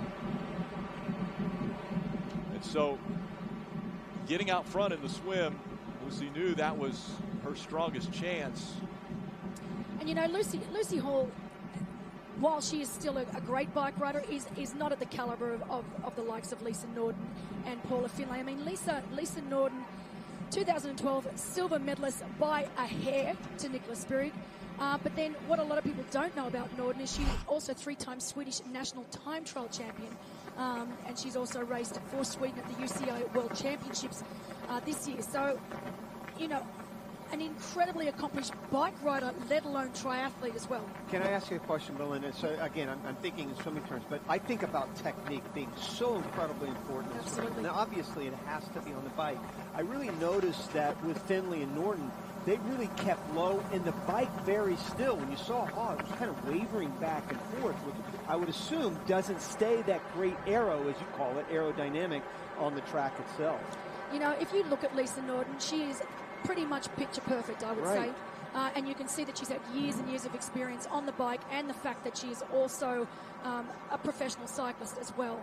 And it's fantastic to see Lisa. It's poetry in motion, to be honest. And you're right, it makes a huge difference. And particularly on this track, aerodynamics and being in a perfect position for as long as possible is key.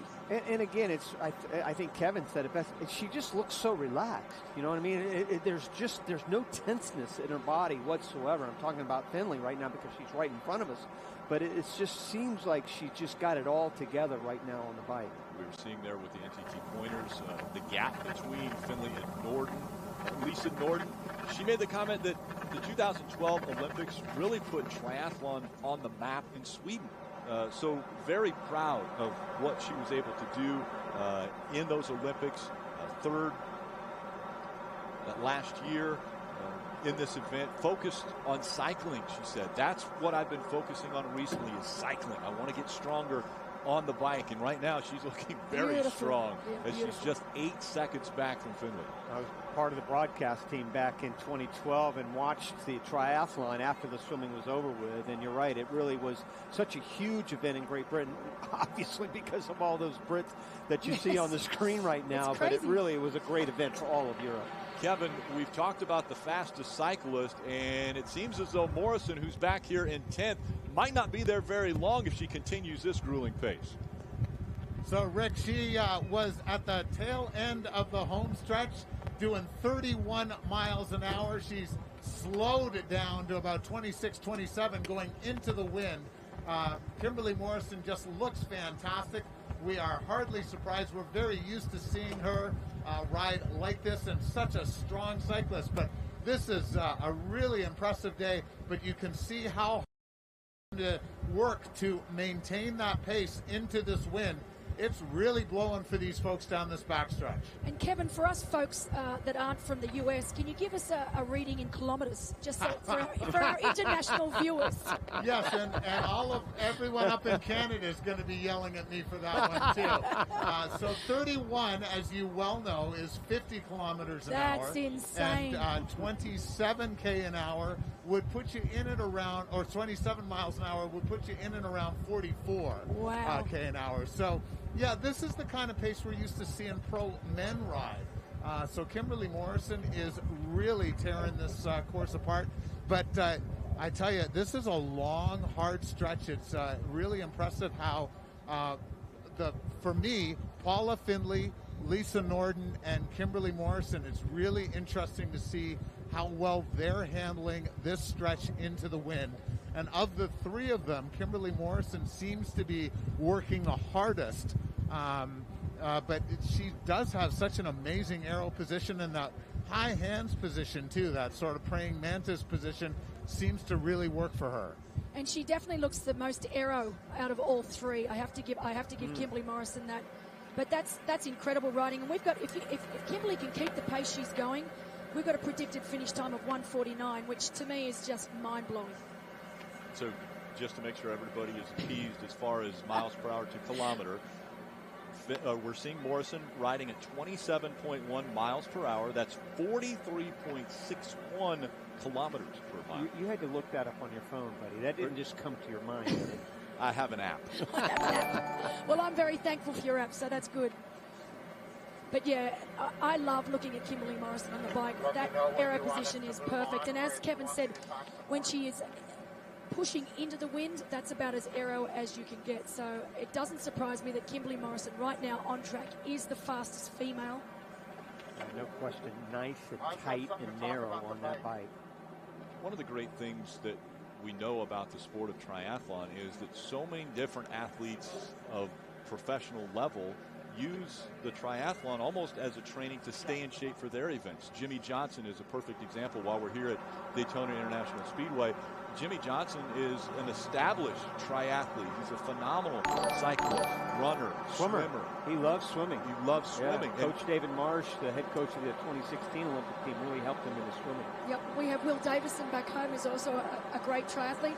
Jensen Button from former F1 days, also a great triathlete, a very avid triathlete. So, yeah, many, I mean, there's so many drivers that have taken this because it's a cool sport. It is. And it keeps you in shape. Kevin. So one of the things I'm finding interesting, Kimberly Morrison not on the newest of the Scott bikes, so she is not riding disc wheels, but that certainly does not seem to be hurting her aerodynamically at all. But we talked to Sebastian Kienle, who is on the new version of this bike, and it was a dramatically different position he talked about. So that's kind of frightening to me that Kimberly Morrison could possibly have even been riding faster on the new version of this bike. And it's great to see. Lisa Norden actually looks like she's looking to make the pass on Finlay right now, so she's come within that 20-meter zone. Of course, the athletes out there today, 20-meter draft rule, but they do have 45 seconds to make the pass on the athlete in front. So we've given them a little bit more time to make the pass, just because being such a flat course, it does take a little bit longer once you drop into that 20-meter zone to then make the pass on the athlete in front. How much does it take, I can't go back to swimming because that's what I know best, to change gears like that in order to make that pass, and knowing that you say 45 seconds, it's not that long. No, it's not. And I mean, to go 20 meters and try to go past, I mean, how much does it take out of you to change that gear? And once you do go past, what kind of cadence do you have to go into after that? No, dead right. And you really do need to make a conscious decision. When you make that decision, right, I am going to make the pass, then you need to execute. You can't abort. Once you fall into that 20-meter zone, there's no aborting. You must continue. Otherwise, you are at jeopardy of getting a penalty. So once Lisa has made the conscious decision, okay, I think I can pick this pace up. I think I can just up it to make the pass. She has to continue all the way, but it does take some effort. Early part stages of the bike, like we're in right now, it's not as difficult. But once we get to the latter stages of the bike ride, so around that 60 to 70 kilometer mark of the bike ride, that's when you really need to make sure that you have what it takes to make that pass and to make it accurately and to make it successfully. Another question, I'm sorry, I'm me and Rick's role here for a second, but I love it. I'm just curious. Is 20 meters, that seems like a lot. It is, but you know, they've done all the tests, and to be honest, to be brutally honest, even at 20 meters, there is still a bit of a drafting advantage. But obviously 20 meters, it's deemed that the advantage is very, very minimal. As you can see, look, Lisa's probably decided, you know what, right now at this particular point in time, Paula Findlay is riding exactly where I want to ride. So why bother wasting energy going round and leading? I'll just let Paula do the job that she's doing so perfectly now. I'm just going to keep my 20 metres. Like we said in swimming with actual drafting, it's so much easier to be that person behind, keeping that 20 metres and letting that person up front do all the hard work. So Lisa is a very, very savvy racer. I mean, as we said, not only a great triathlete, but a great cyclist in road cycling. So she understands the strategies behind trying to save as much energy as she can, but while staying at a legal distance to the person in front. So it's certainly been more than 45 seconds since she's tried to take that lead. Now you see 2 seconds now, but is there a point where they actually say, okay, you've either got to keep making that move or back off? There definitely is. As we said, there will be, USAT is out there today. We've got a great team from USAT out there, and they will be monitoring, and if they feel that Lisa is impinging on the rule, so that if she is inside that 20-metre draft rule and sitting at, say, 15 metres and is not moving forward, then they will penalise. And, of course, the penalty rules today, they are allowed 2 penalties on that. If they receive a 3rd drafting penalty, it's an automatic disqualification. First penalty today is 2 minutes in the sin bin, and if they receive a 2nd drafting penalty, it is 3 minutes, so a total of 5 minutes that they can get today. And, of course, if there is one more penalty, they are automatically out of the race. Holly Lawrence has made the move up to 4th now, so we knew that she was going to be strong, gaining a little ground here on the bike, and hoping to stay far enough in front of somebody like Annie Haug, who's back in 11th right now, because she knows that she's the strongest runner that's out here in the field as well. Kevin, how about Lisa Norden, again, staying right in that 2nd position? Yeah, so Rick, I'm finding this a little interesting. Lisa Norden, I'm watching her head bob a lot more than I'm used to seeing. And you've got to remember, she has represented Sweden at the World Championships time trial many times. And time trialers, they lock their heads into that position. So I'm not sure if she's straining a little bit or what might be happening. Not quite seeing that same smile. Oh, there's the smile again. So she's listening to you, Kevin. Lisa's listening to me, and but her head moving around a little bit more. But she has definitely gained a little bit of ground. You can tell that she is marking Paula Findlay right now. So very, very much under control, and you kind of get the feeling that Lisa is biding her time. And it'll be interesting to see if Paula chooses to try and go with her, pull away, or what might happen here. So we got a little bit of tactics going on. Still haven't reached the halfway point of the bike yet. We're on lap 9 right now of 20, and it's still Paula Findlay, again, last year's winner, that's out in front. Lisa Norden riding right there in that 2nd position, almost exactly 20 meters behind. As you mentioned, the cones are separated by 20 meters. That's the gap. They can't be within that, or it's considered drafting. There could be a penalty for that, but from 9th to 2nd for Norden. She came out of the water 9th. Now she's riding right now in the 2nd position, and maybe comfortable in that position. Yeah, definitely comfortable, and I mean it's a great position for Lisa to be in, and it's just so funny for me to be sitting here watching this, because this is almost a repeat of what I watched at last year's race. We saw Paula and Lisa dominating the bike ride last year. Obviously they caught Lucy Charles, unfortunately unable to be here this year, just due to not being quite ready to race a championship event. So we're really sorry not to have Lucy Charles here, because of course, again, Lucy Charles, the greatest swimmer we have in triathlon right now. But to see these 2 women up where they were last year, it's almost like watching a repeat of last year's race. A little deja vu. A little deja vu, exactly. Holly Lawrence right now in the 4th position. Alicia, you're there with her. How's she looking on the bike? Well, Holly is about to make some passes. Not just 1, but 2. I think a 3rd and a 4th are in her very near future. Holly's looking really good. Paula and Lisa are just riding faster. There's nothing fancy about it. This is how Holly looks. She has a different pedal stroke style than we see from Paula and Lisa. It's almost like she's doing like individual squats on each leg. You can see the power in each of her pedal strokes. It's a little less smooth than Paula and Lisa's, but she's still moving super, super well. So I'm curious to see if she can start to move up through the field, but Paula and Lisa are just riding beautifully. We actually have a pass potentially that's going to happen behind me. Maybe Holly's about to get past. So we'll see. Definitely some very, very strong racing out of these women. Yeah, very strong. Holly Lawrence. All of the athletes, almost to an athlete, said there's so much unknown with this distance because you have the meeting of the short distance triathletes coming against the long distance triathletes, but this isn't a short distance triathlon, and it's a long distance triathlon. It's kind of meeting in the middle.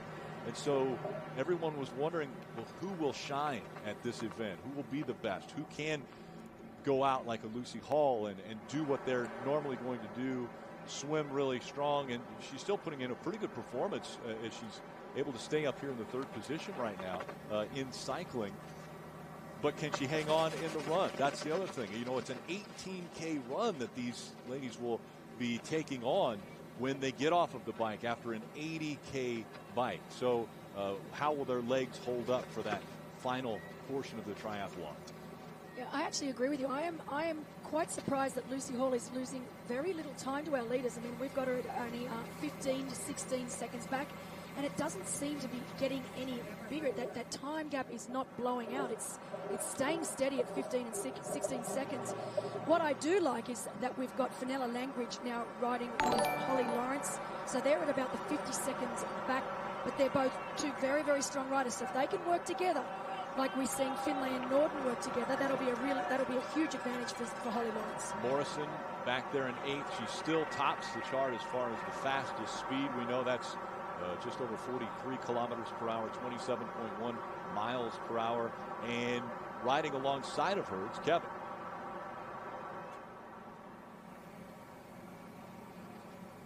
Hey, Rick, we are cruising along a nice 27 miles an hour.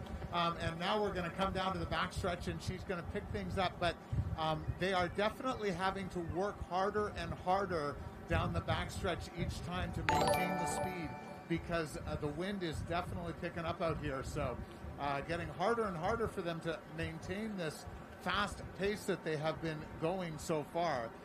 What I'm finding interesting is the setup from this bike ride. Everyone is going so fast. Like this is what's so impressive with Lucy Hall. It's, you know, these guys are, the reason she is hanging in there is she's riding so quick and maintaining that amazing pace.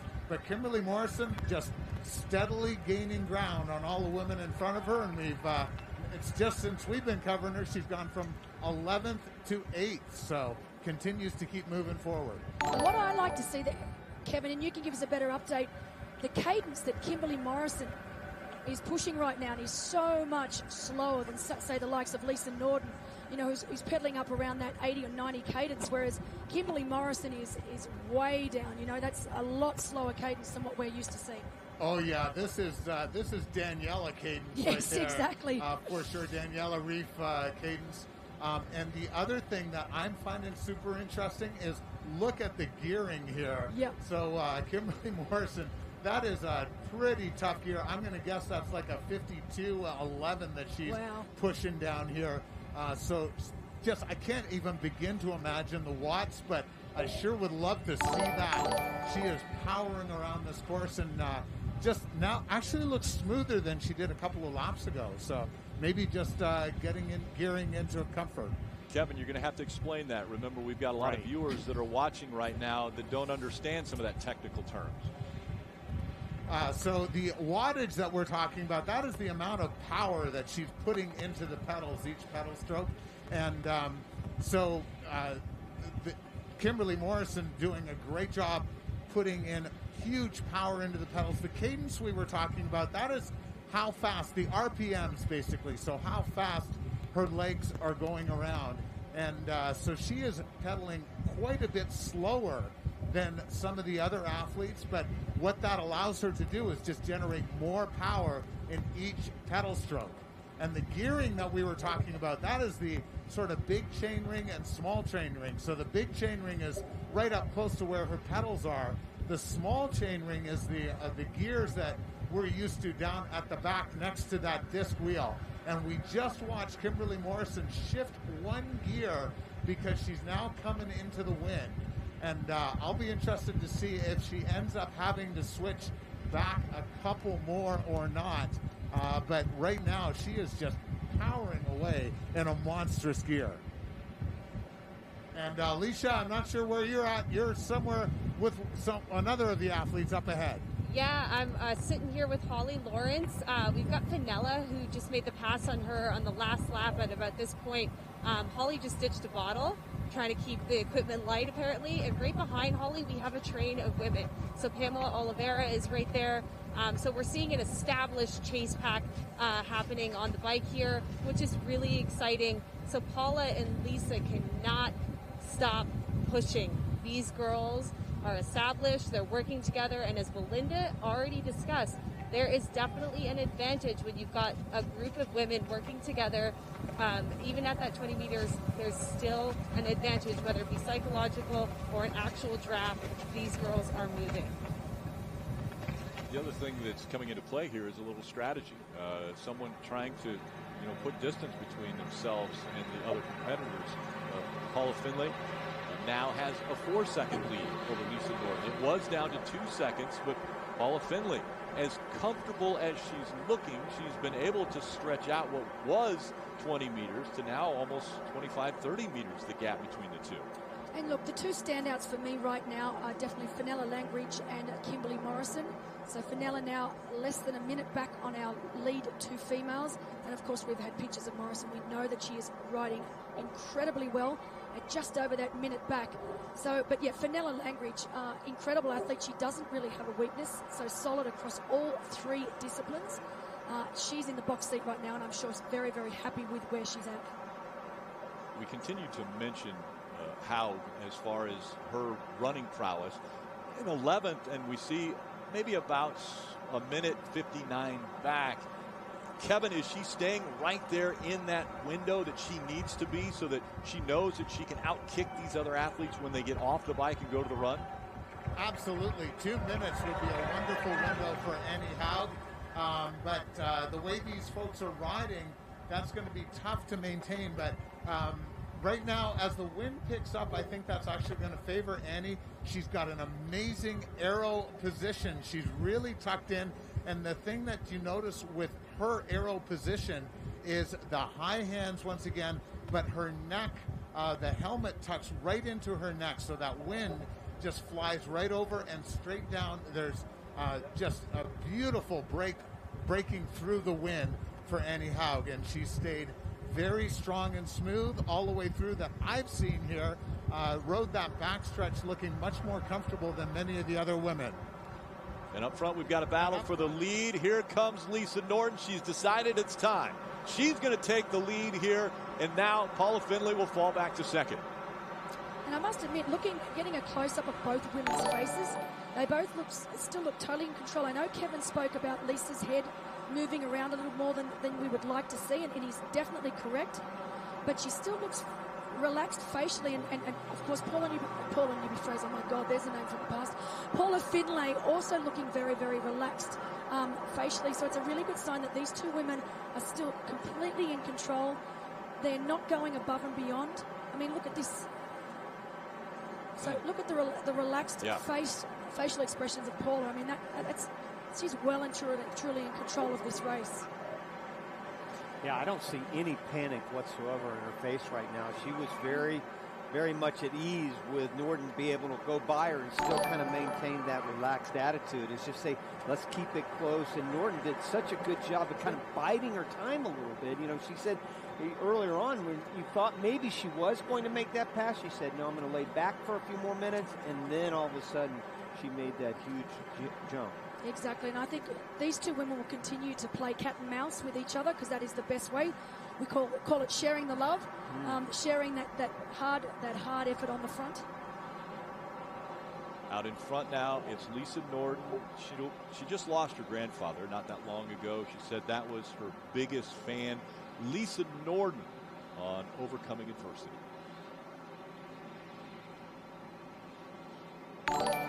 Most times if you have problems, you don't want to talk about them too much. Sometimes it's nice to put the pressures of your shoulder and tell people that you had problems. But most times, I think we only get like 80% of the truth, and you don't know other athletes' struggles to get to the line. She has had a lot of setbacks during the last years, so that is very impressive in my mind.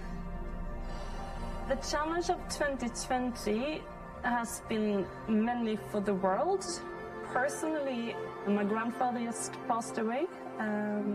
He was probably my biggest fan out there, so that was quite difficult. He just loved sport, and he loved being proud. He loved the racing mentality and spirit, and so I think I probably got a lot of genes from my grandparents. He would love to see me go out and smash it and win it. Lisa is unbreakable. The body not, but the head is probably unbreakable. With the head I have, I'm always trying really hard, and I can go really hard.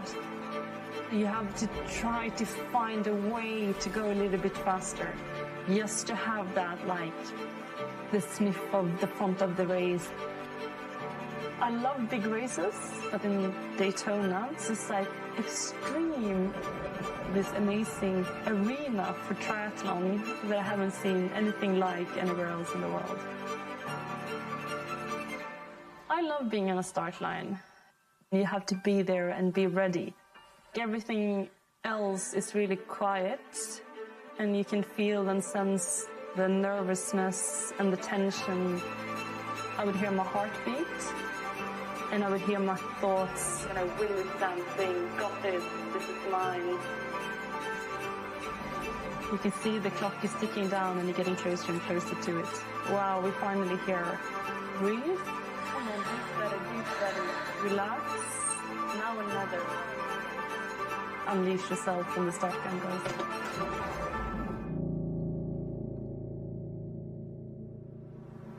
And of course, Lisa Norden is also our head ambassador for the upcoming Challenge Vansbro, a new race that Challenge family has, our very first Challenge event in Sweden in 2021.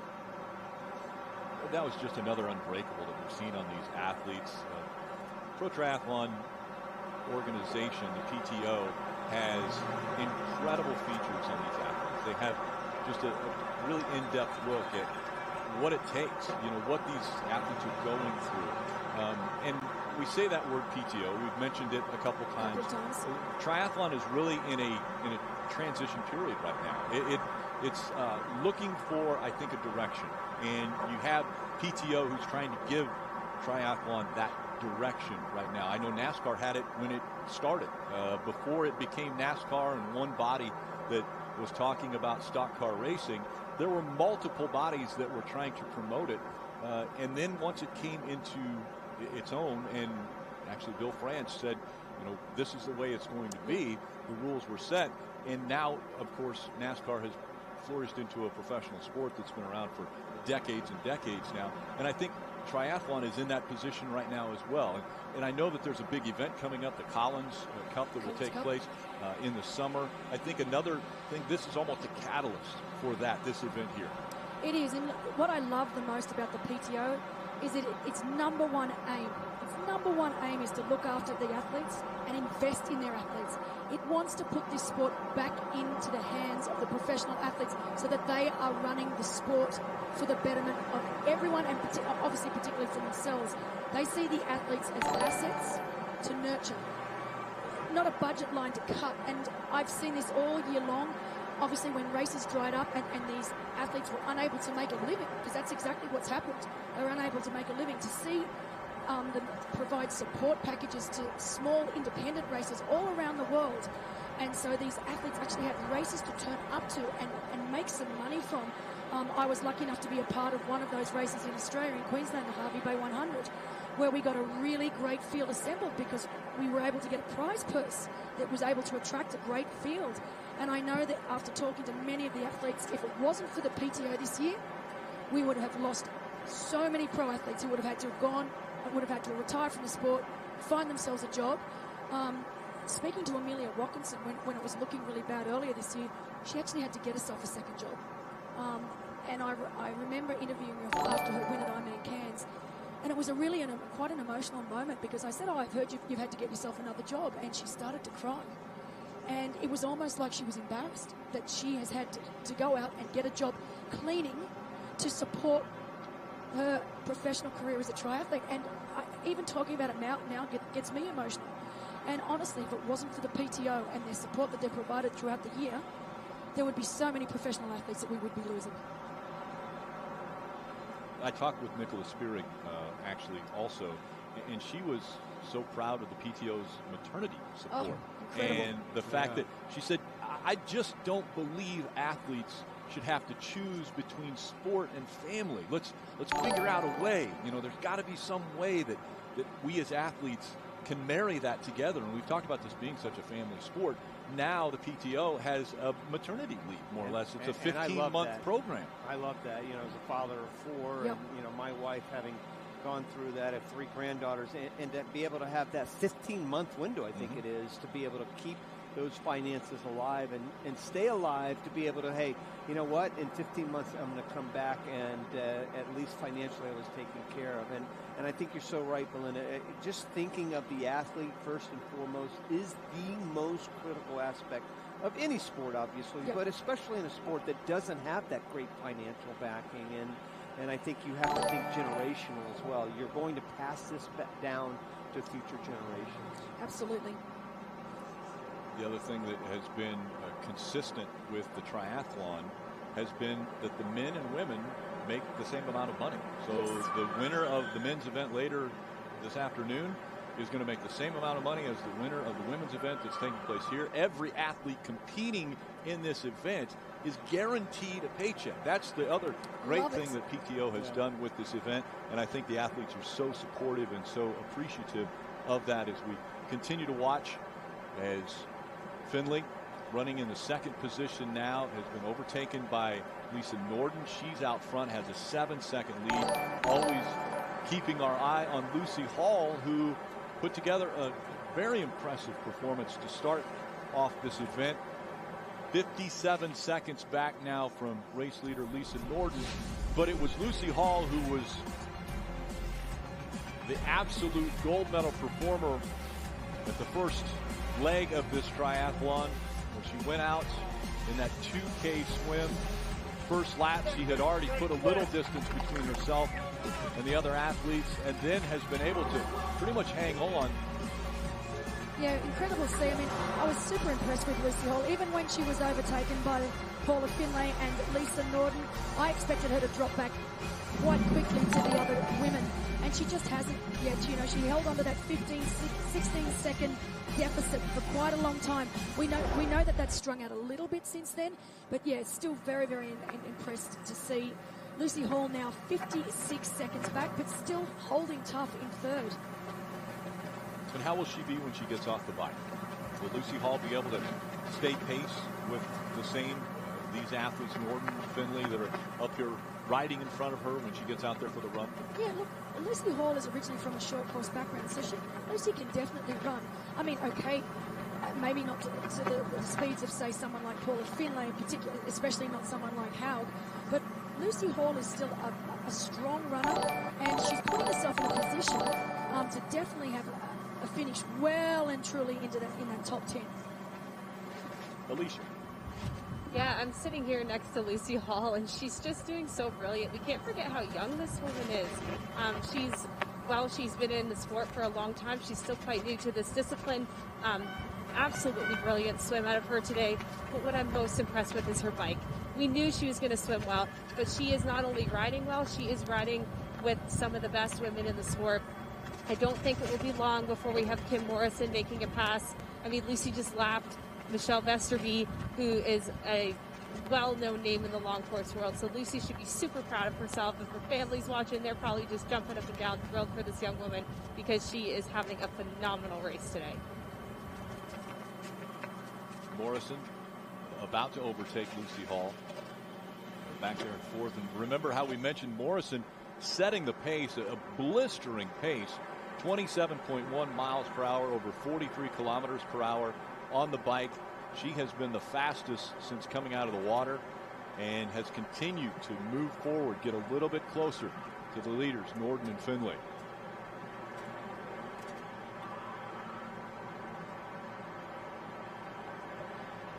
But again, Lucy Hall once overtaken by Morrison, and we know that is inevitable. I mean, there's only about 7 seconds between the two, and that last shot, we could see Morrison coming up on the back of Lucy Hall.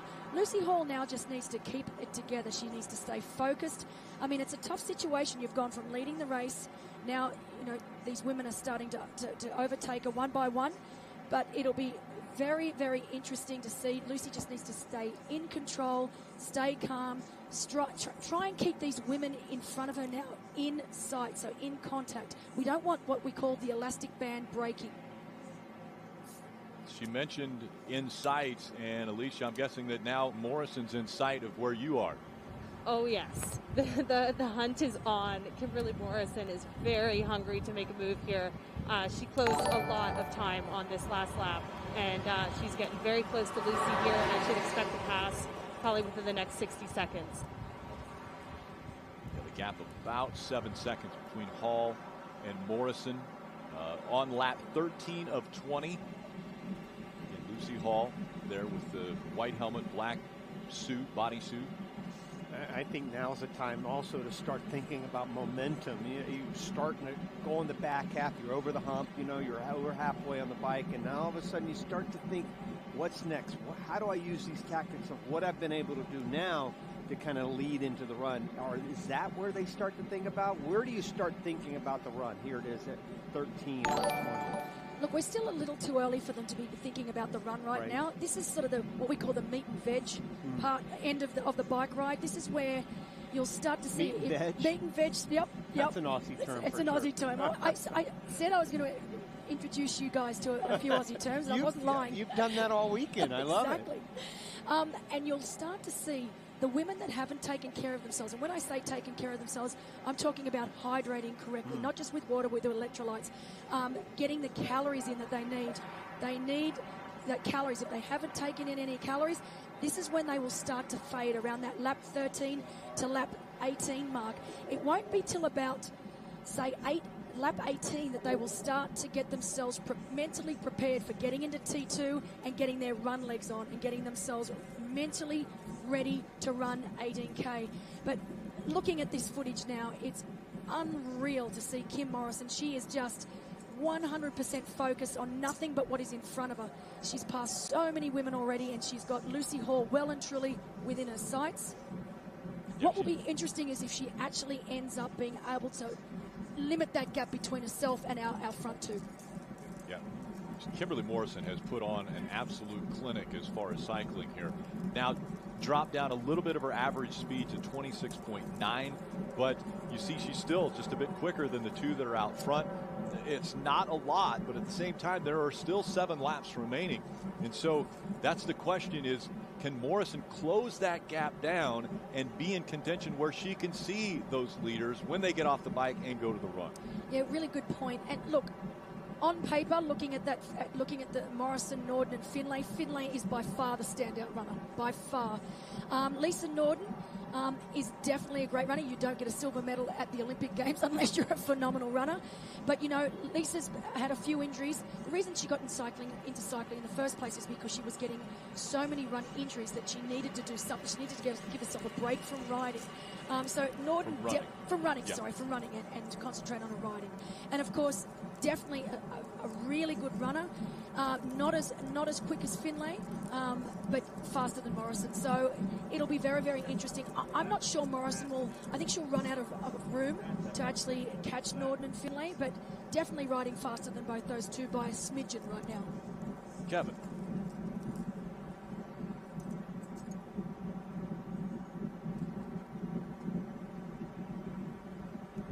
Okay, Kevin on Morrison. Hi, guys.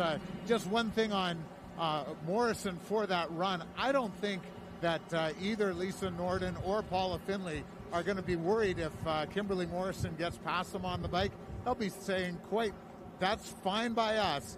We're happy to take you on the run any day of the week. So Kimberly Morrison's got to just get way out in front now and do what she can, trying to get a top finish here today. But I don't think either one of those, the two leaders right now, will be worried about them going for her going for the win.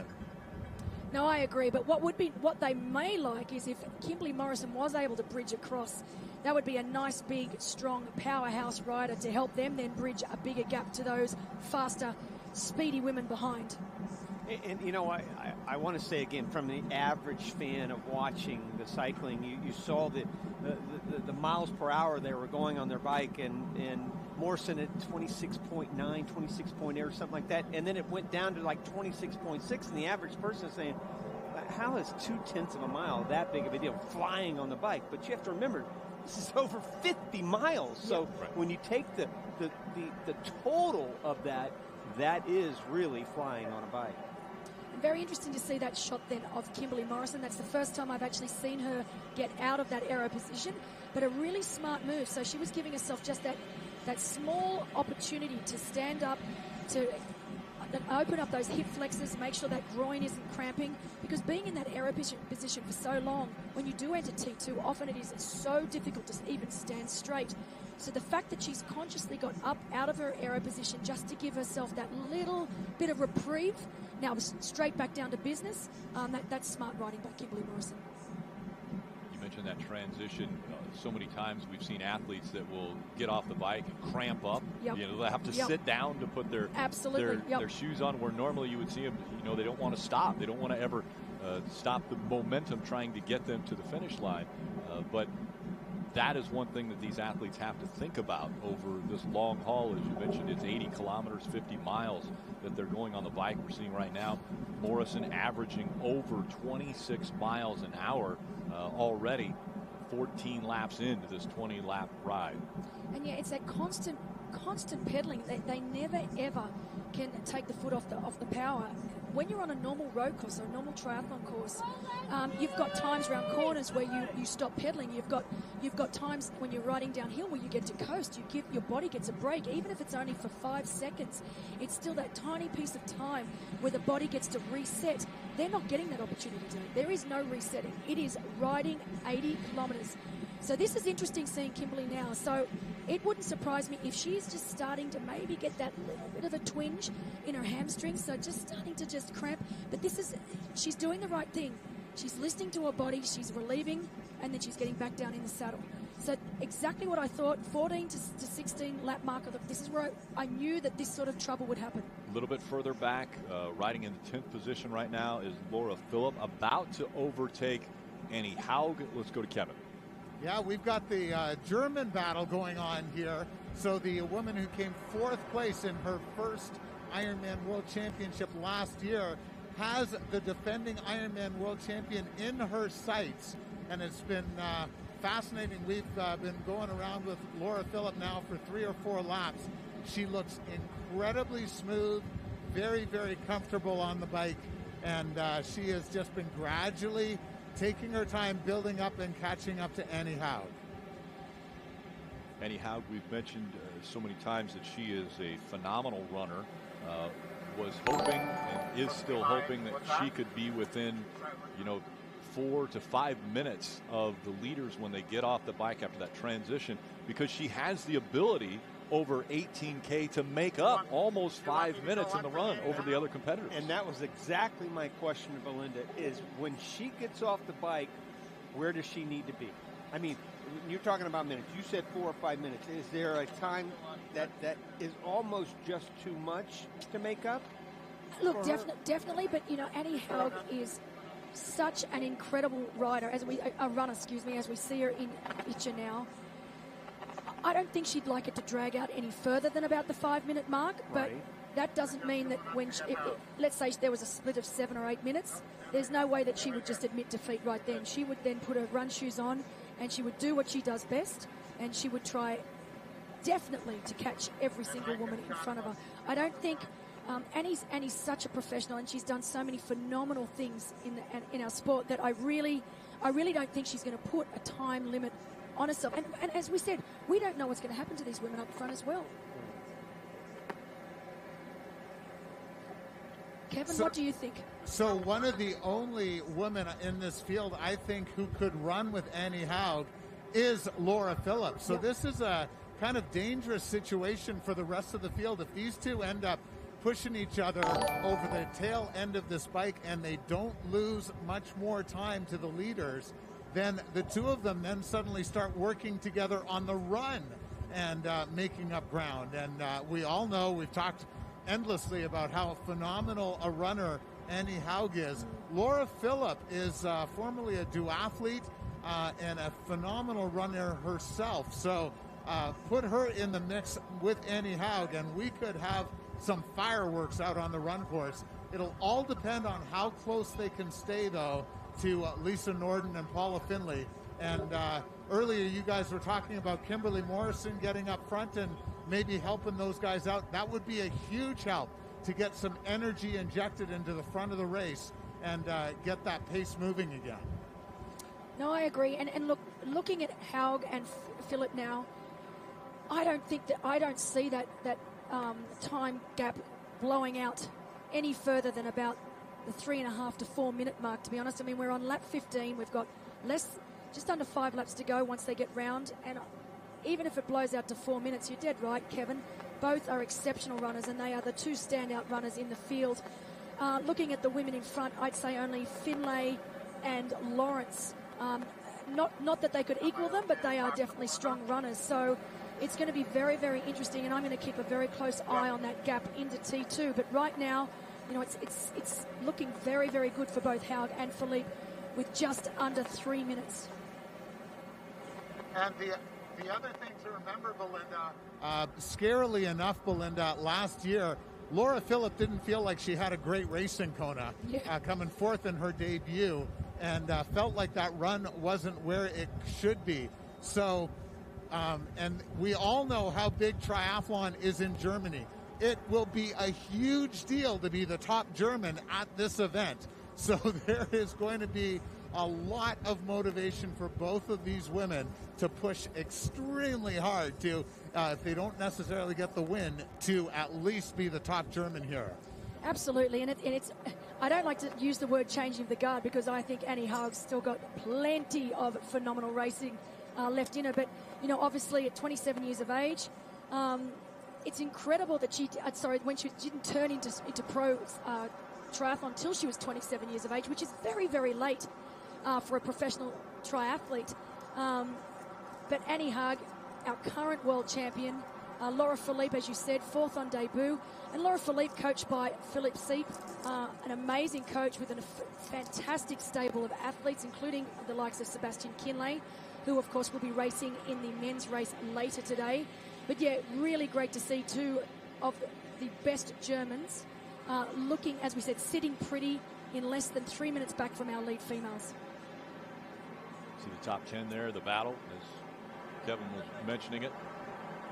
The two German athletes, Annie Haug, Philippe, running 9th and 10th right now on the course. And the bike is, we've gone 75% of the run, or excuse me, the ride, 15 laps of the 20. And so, if you can call it downhill, there isn't any hills here, but they're on the downhill stretch. Definitely no downhills. As far as getting to the end of this bike ride. Still, Norden has about a 5-second lead over Findlay.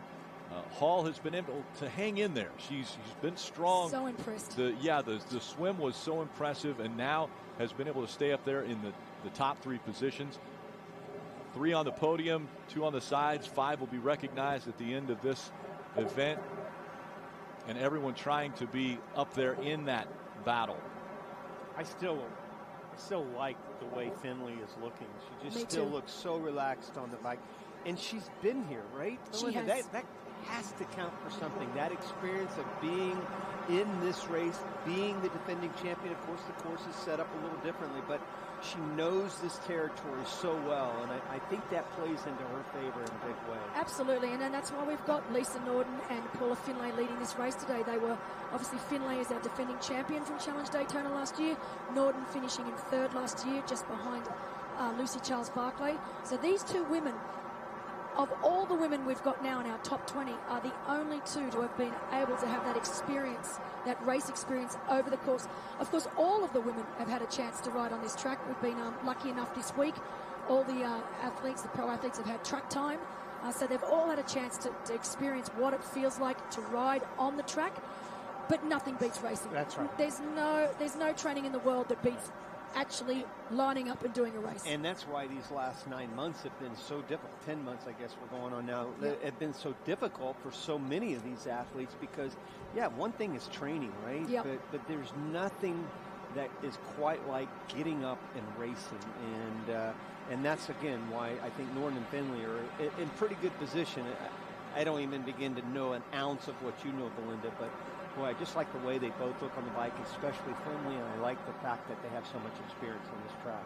No, definitely, and you just see already passing so many athletes of the females that are actually, great athletes. We've got Sarah Crowley, who's right down in 19th place, Emma Pallant in 18th place, Jeannie Seymour back down in 17th place, and these women who are all brilliant women, and they are now over 5 minutes down on our lead females. That's tough to make up. That huge deal to make up. And a mechanical issue. Kevin, what's happening? It is not a mechanical issue. Unfortunately, Carolyn Leyrider is struggling. She doesn't feel like it's a cramp. She feels like there's something happened muscularly or bone-wise. A tribute to, once again, having to stay in that insane aero position for a long period of time just makes it a tough day. So an injury here. Carolyn off the bike. Tough situation for the rider. Yeah, this is a real blow for Caroline. She's travelled all the way over from Europe. First race for Carolyn Leyrider. I got to speak to her early this week, and she was just so excited to be here, to be back doing what she loves. And at the end of the day, these women just want to do their job. They're no different to anyone else. And to be given this opportunity to come and to make the effort during COVID times to come all the way across from Europe, this is going to be a huge blow for Caroline. I'm sure she's going to be very disappointed. Alicia. On the topic of, we knew that this course was going to challenge these women physically because there are no breaks. There's no pausing on the Daytona Speedway. I just saw Lucy Hall pop up out of the side of finally seeing the pass from Kim Morrison. I was literally just about to comment on how I felt like Kimberly had maybe eaten all the cookies, as my old coach used to say. Didn't save any cookies for later. Now we see her finally making a move, but she sat behind Lucy Hall for at least 3 laps. But Lucy's riding brilliantly, but this course is getting to these women. It's really starting to catch up with them. I think we're going to see a very painful 18K run. Alicia, I couldn't agree with you more, and we did say earlier today, I said we would start to see things either moving forward or moving backwards for these women around that 16 to 18 lap mark, and those women that had gone too hard in the beginning or hadn't taken care of themselves by hydrating, getting calories in, this is when we were going to see it happen. And we did see, as you see, it's insane to see the gear that Kimberly Morrison is pushing right now. That cadence is so much slower than the likes of Finlay and Lisa Norden. But we saw Kimberly Morrison getting out of the saddle, giving herself a little bit of reprieve before getting back down into that time trial position. And we are tending to see the women getting a little bit twitchy now and starting to have to move around as the cramping starts to occur. But yeah, these next few laps are going to be very, very interesting indeed.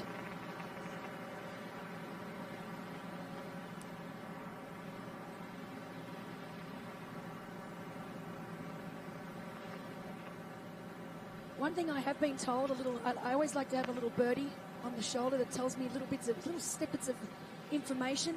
We do know that Lisa Norden does have a little bit of calf tightness at the moment, so she is struggling. I wouldn't like to call it an injury, but it has been a little bit of an issue with her run training. So maybe the reason that Lisa Norden wants to take control of this race and wants to keep the speed going is because she needs that little bit of a buffer into T2 if she's going to have any hope of holding on in this run, because there is a slight chance that this little niggle that she does have, this tight calf tightness, I can't even get my words out, tight calves will play a part in this 18-kilometre run. I'm hoping that it doesn't, because I would love nothing more than to see Lisa Norden really do well today.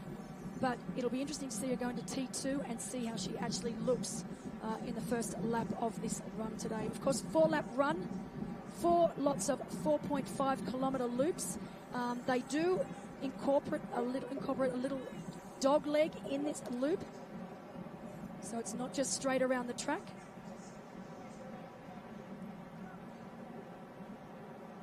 Again, earlier coming out of the water and into the transition 1 area, getting ready for the bike ride.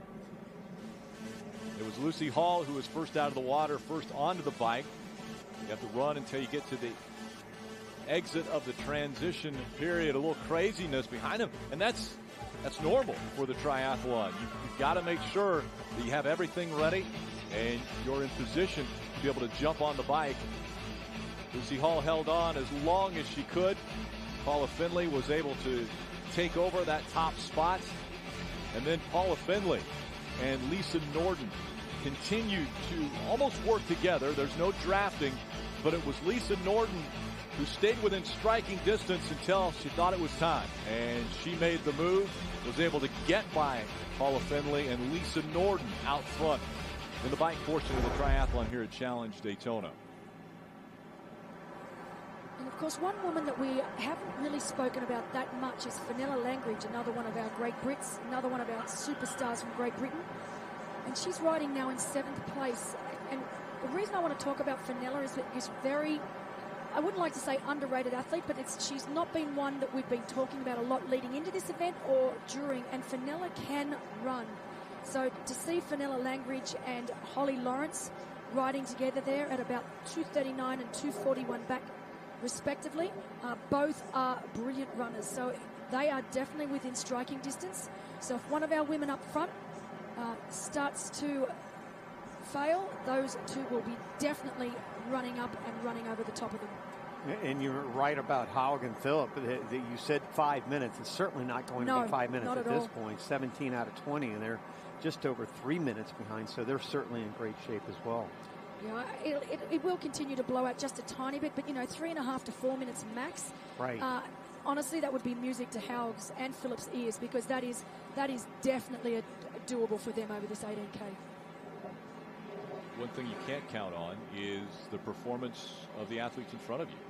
Who knows what Lisa Norden can bring to that run, what Paula Findlay can bring to the run. Paula Findlay knows how to win here. Absolutely. She's done it before. Absolutely. She won here a year ago. Morrison has put herself into striking distance. She's 3rd right now. Hall had stayed there. She's been in the top 5. She won the swim. She came out of the swim in the lead, and she's been able to hang on to that top 5 position, staying within just over 2 minutes from the race leaders. And it's just, these athletes are putting out performances that we expected, but at the same time they're keeping us in awe of what they're able to do. The 2K swim and what they were able to do out there in Lake Lloyd, coming out and getting onto these bikes and averaging over 26 miles an hour for nearly 2 hours straight on these bikes on a very difficult course here, in the sense that it's flat. They can't get out of that aero position to help them out. And we're seeing incredible performances already up to this point, and we would expect nothing less when they get off of the bike and start the run. Exactly, and another woman I'd just like to mention right now, because we are yet to mention her, and she's been sitting pretty in 5th place for quite some time, is Pamela Oliveira. And what we need to know about Pamela is that she's a 2-time Olympian and 6-time half-distance champion. So here is a woman that knows how to race over the longer distances and also the shorter distances. So she is in a lethal position right now, and if she can hold where she is, only 2:24 behind our lead women, then she's definitely going to be a force to be reckoned with on the run as well. Getting ready to finish up the 17th lap of 20. Norden and Finley, once they were able to take over Hall, have been up front. You saw Finley came out of the swim in 7th, was able to get up and lead for a little while, has fallen back to second now behind Norden. And as you can see, she's actually further back than 20 meters. Yeah, so the buoys are 10 meters apart. 20. They should be 20 meters apart, right. So the cones should be 20 meters apart. So really, you know, she's about double or even triple that, so probably around 50 to the 60 meters back right now. I don't think it's because she's struggling. I just think that's where she feels comfortable. She's making sure that she's not going to get herself in any trouble with any of the officials out there. You know, often towards the end of the race, you start to lose concentration, and that's when penalties can occur because you're not thinking straight.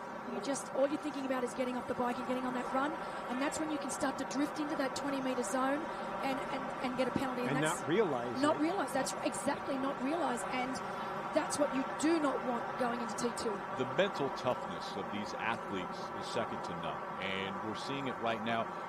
You know that these athletes are pressing through pain.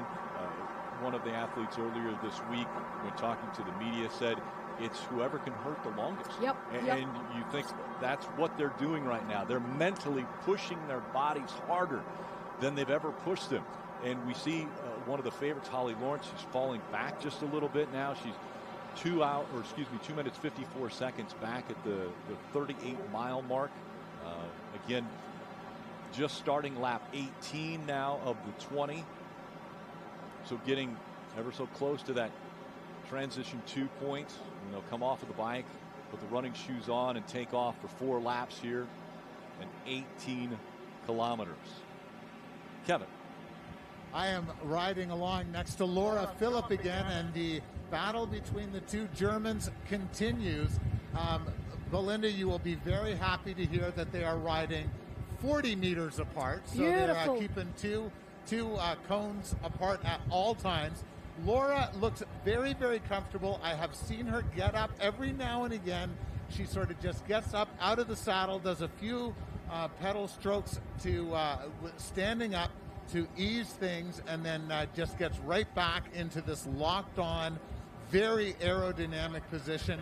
I know she's been working on this a lot over the winter and then during the non-racing COVID season, and you can see that it's really helping. She looks just fantastic, and as we talked about, a very strong runner, so as long as she's not too stiff as she heads into that. And we'll slowly work our way up to Annie Haug now, so you can see the gap, exactly 2 cones between them, and Annie Haug continues to look very, very strong, and a nice aero position. That head is moving around a little bit more than we saw earlier today, and I have a feeling that it's the tail end of this bike, and it's really starting to sort of show its toll on all of the women here today. And you know, Kevin, interesting that you talked about Laura Philipp getting up every so often. I'm sure that's something that her and her coach, Philip Seep, have spoken about. They've obviously, I know Philip Seep is an absolute perfectionist. He's meticulous in not only his training. He would have been over this course. He would have realized that this could be an issue, a potential issue, particularly going out on the run. And I'm sure that he has told Laura, make sure, particularly towards the end of the ride, that you give your body a break, that you get up out of the saddle, give yourself a time to reset, to relax, to get back down and get back down to business. And it's great to see Laura doing everything right now. Yes, and Belinda, all week long, very interesting to watch Laura Philipp. Philip, he was out here and making sure that they spent a lot of time going around this track and dialing in every single aspect of this ride. So you're bang on there. I'm sure every time that she's standing up, that was part of the plan. I totally agree. I totally agree. And yes, Annie Haug equally as well prepared and looking very strong, and just taking care of a little bit of her nutrition now as well. So the defending world champ had a lot of pressure coming in here, and she is living up to the hype right now. I think she's in a very, very good position, but with the gap that she's got to make up to Paula Findlay, I think is the person who's going to be the biggest challenge for Annie Haug at this point if it comes down to that run and the gap we're seeing right now. Agree. And Kevin, they're definitely going to have to deal with the one up front right now, which is Lisa Norden, and she has a second lead over Paula Findlay. Again, she's looked very comfortable. Findlay has, as well as Lisa Norden. There's the gap between the two. Yeah, that 3-second lead that Norden had is now 6 seconds, so she's certainly starting to accelerate a little bit more as she goes into the home stretch. And of course, as we said on paper, Lisa, not the stronger of the two when it comes to the run. Certainly a great runner, but not quite as strong as Paula Findlay. So maybe wanting to get just that little bit of an edge. That's what I was going to ask you. Does she realize yes, that she now does. and say, hey, listen, I know what's in store for me. I need to get a little buffer here. Absolutely. In order to make them work that much harder. You've hit the nail on the head. Lisa just wants to give herself just that little buffer to get in, to get her shoes on, and to get out onto that run course and try and keep that gap. Because psychologically, if she can hold that little bit of a gap, it's going to take Paula a little bit longer to close it. So, yeah, as I said, Lisa Norden's still a terrific runner, but definitely Paula Findlay is the superior of the two. Kevin. So, guys, yeah, the issue for Lisa Norden, she has just struggled to get back to that same form that we saw when she had that Olympic silver medal performance in 2012. And, so last year's third place finish here, a big step in the right direction, but I just don't think she has ultimately the confidence to be able to push with a Paula Findlay, and certainly no one in this field really has any sort of confidence to try and push with an Annie Haug on the run. So that's why Lisa Norden, for her, her best move is to try and get that gap, and Paula Findlay's just not letting that happen. Now on their 19th lap. Just starting it out here. And it's still Norden up front, Findlay running second. Still in striking distance. You have to look back a little bit further to Jackie Herring. She's about 5 minutes, 45 seconds back. Emma Plant is 5:42 back. Jeannie Seymour back there about 5:50. But still very strong runners, yes, and know that their forte is still in front of them if they can stay within that striking distance. Yeah, definitely, and particularly Jeannie Seymour and Emma Pallant. Emma Pallant raced earlier this year at one of the PTO-supported events in South Africa, and her run there was unbelievable. Won the race, of course, but it was her run that was particularly impressive. So definitely, but I am surprised that they are a long way back. There is no doubt about that. That's going to be very, very difficult for them to lift. But what I'd like to talk about with Lisa Norden is her cadence. So the different cadence between Lisa Norden and Kimberly Morrison. But coming into the run now with only one lap left to go, Lisa's cadence is now very, very similar to what her run cadence will be. Whereas Kimberly Morrison with that long, slow cadence, it's going to be very difficult for her to come into T2 and all of a sudden go from that very, very slow cadence to that really, really quick run cadence. So it'll be very interesting to see that transition between these two women. And don't you think, Belinda, that it's also a numbers game? I mean, those women are so far back, well, not that far back, 5.5 minutes, and they're good runners. But it's also, there are so many better runners ahead of them. So maybe they can beat a Findlay, or maybe they can beat a Haug. Unlikely, obviously, but there are a lot of good runners ahead of them. So it's not like it's going to be an easy game to be able to go ahead of 15, 20 women. No, exactly. And you've got to understand, a lot of these women who are, their forte is the full distance. I mean, they're used to running 42 kilometres. So they've got a long, long run and plenty of time to make up big gaps. This is only 18K. It's not even half distance. So they've only got 18K to make up these time gaps, and that is not a lot to play with. 11 miles is not a lot. It's not a lot, no.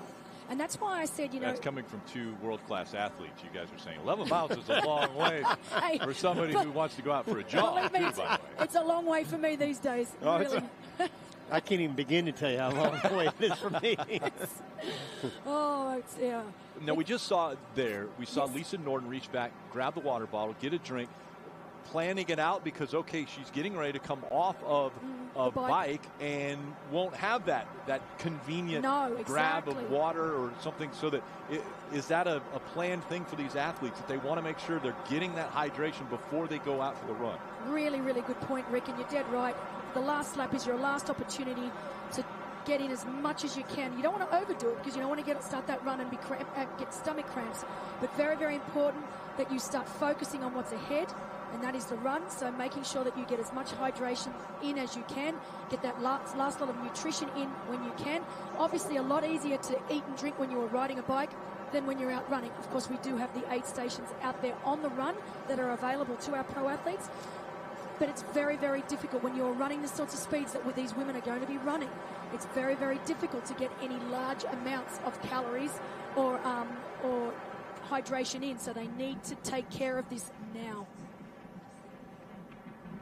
And the gap growing as they continue to work around this course, getting ready to come upon the final lap in the bike portion of this triathlon from Challenge Daytona. Lisa Norden out front. Look at the pace they have been able to keep up. 26.8 miles per hour for Lisa Norden out front. Finley matching that, but she has fallen back just a bit. You see her now almost 4 cones back, which normally that you don't want to lose that momentum that you had put in, all the hard work that you put in up to this point. You don't want to get too far back, but we're seeing now Lisa Norden starting to push the pace as she's coming up on this final lap. And great point, and of course, big thanks to Torsten Rad, our statistical analyst over in Germany, giving us a great update that he is looking at the splits now, and it is likely that Lisa Norden will have a projected bike split of about a sub 152. So that is absolutely flying. So thank you, Torsten. Keep the info coming. We're loving it. Yeah, it's quite impressive what we've been able to see. We saw the prediction of what we thought Hull was going to come out of the water. It was faster. Lucy Hall was faster than what we had predicted.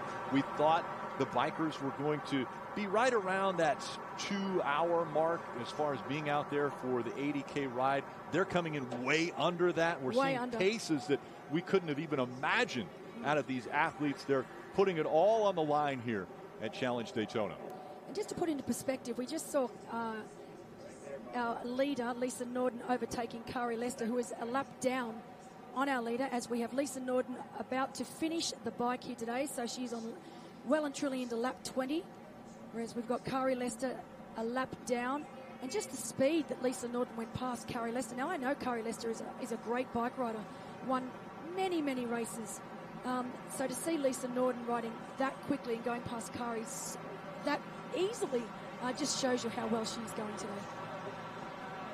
Lisa Norden now 7 seconds in front of Paula Findlay. Kim Morrison back in 3rd. Lucy Hall is in 4th. Oliveira back in 5th. Holly Lawrence is 6th. Lawrence within 3.5 minutes right now of race leader Lisa Norden. Annie Howe, all eyes have been on her, currently in the 9th position, 3 minutes 44 seconds back, and we know she has an amazing run speed. We've already seen amazing bike speeds. Now, could they transition? And we see it out of another athlete where they step it up and show us something that we haven't seen before when they put on the running shoes. Can I ask you a question, Belinda, about Brandon in the 7th position, the top American thus far? How do you like her chances in the run? Look, Lauren is a decent runner. She's certainly not the caliber of the women in front of her or behind her. Obviously, 7th, it's a good position. I still think that a top 15 finish, and Lauren would be very, very happy with that. Greatest thing about this race is the prize money breakdown. You know, these athletes are used to doing races where maybe the top 3 is decent money and then it falls off very, very quickly. Right. One thing that I love that the PTO has done for this particular race is, as we said, not only is every athlete being paid, but that actual prize purse breakdown from 1st through to 20th is exceptionally good. So even to finish in 15th place today, that is a decent payday to take home. So, you know, I know Lauren would be very, very happy with a top 15 spot. But what I will say, and the one woman we haven't spoken about, This is for the lead right here, as we're seeing Lisa Norton has slowed off the pace just a bit, and Paula Findlay coming up now.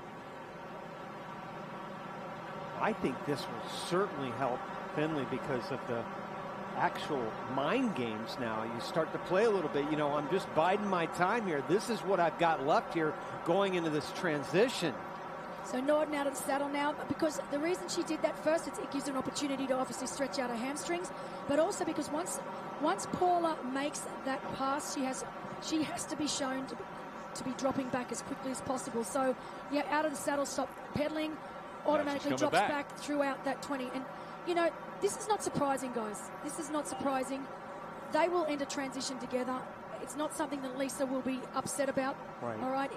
She knows that Paula's there. She maybe was giving splits that Paula was dropping off by a couple of seconds, but at the end of the day, that's nothing over 80K. And so it's no surprise to see these two coming into transition together. Lisa, of course, would have liked a buffer just because we know that her running may not be exactly, as Kevin said, where she wants it to be. But if these two go into transition with the lead they've got, they'll still both be very, very happy with that scenario. But one of the big things that I want to say, and we haven't spoken about it, and I didn't realise, one of my little spotters out on ground, Kat Matthews, so Katrina Matthews, who recently won Ironman Florida not so long ago, is out of the race. So that is a huge disappointment.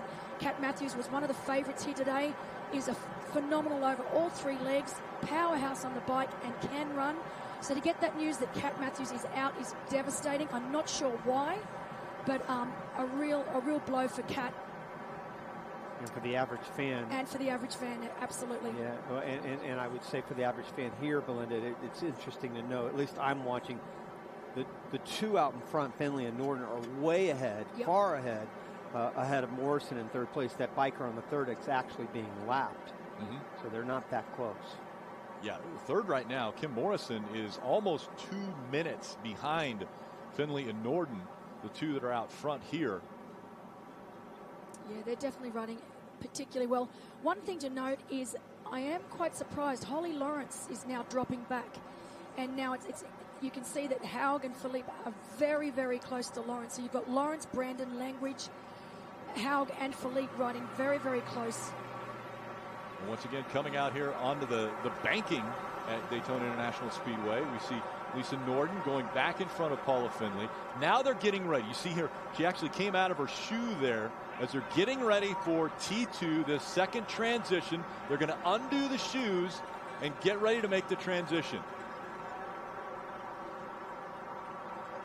And you can see second shoe now off as we have first two women, Lisa Norton and Paula Findlay, coming in off the 80K bike ride. You think that was a little early to do that? No, it's better being prepared than underprepared. Right. I've seen a lot of athletes leave it too late and it doesn't end well. Right. So now they'll run their bikes into transition. Let me tell you, these first few steps, even if you've taken care of yourself during the bike ride, feel like death. Shaky. Doesn't matter how good you are, it is not a nice feeling, and it can often take, that first kilometre of the run before you actually start to get into a rhythm and you start to feel your stride and feel like you're actually running to the potential. Boy, that is absolutely amazing. They've done the swim and the bike, and it's 2 hours and 18 minutes, and they are flying. 2 hours, 18 minutes of pushing their bodies to the limit.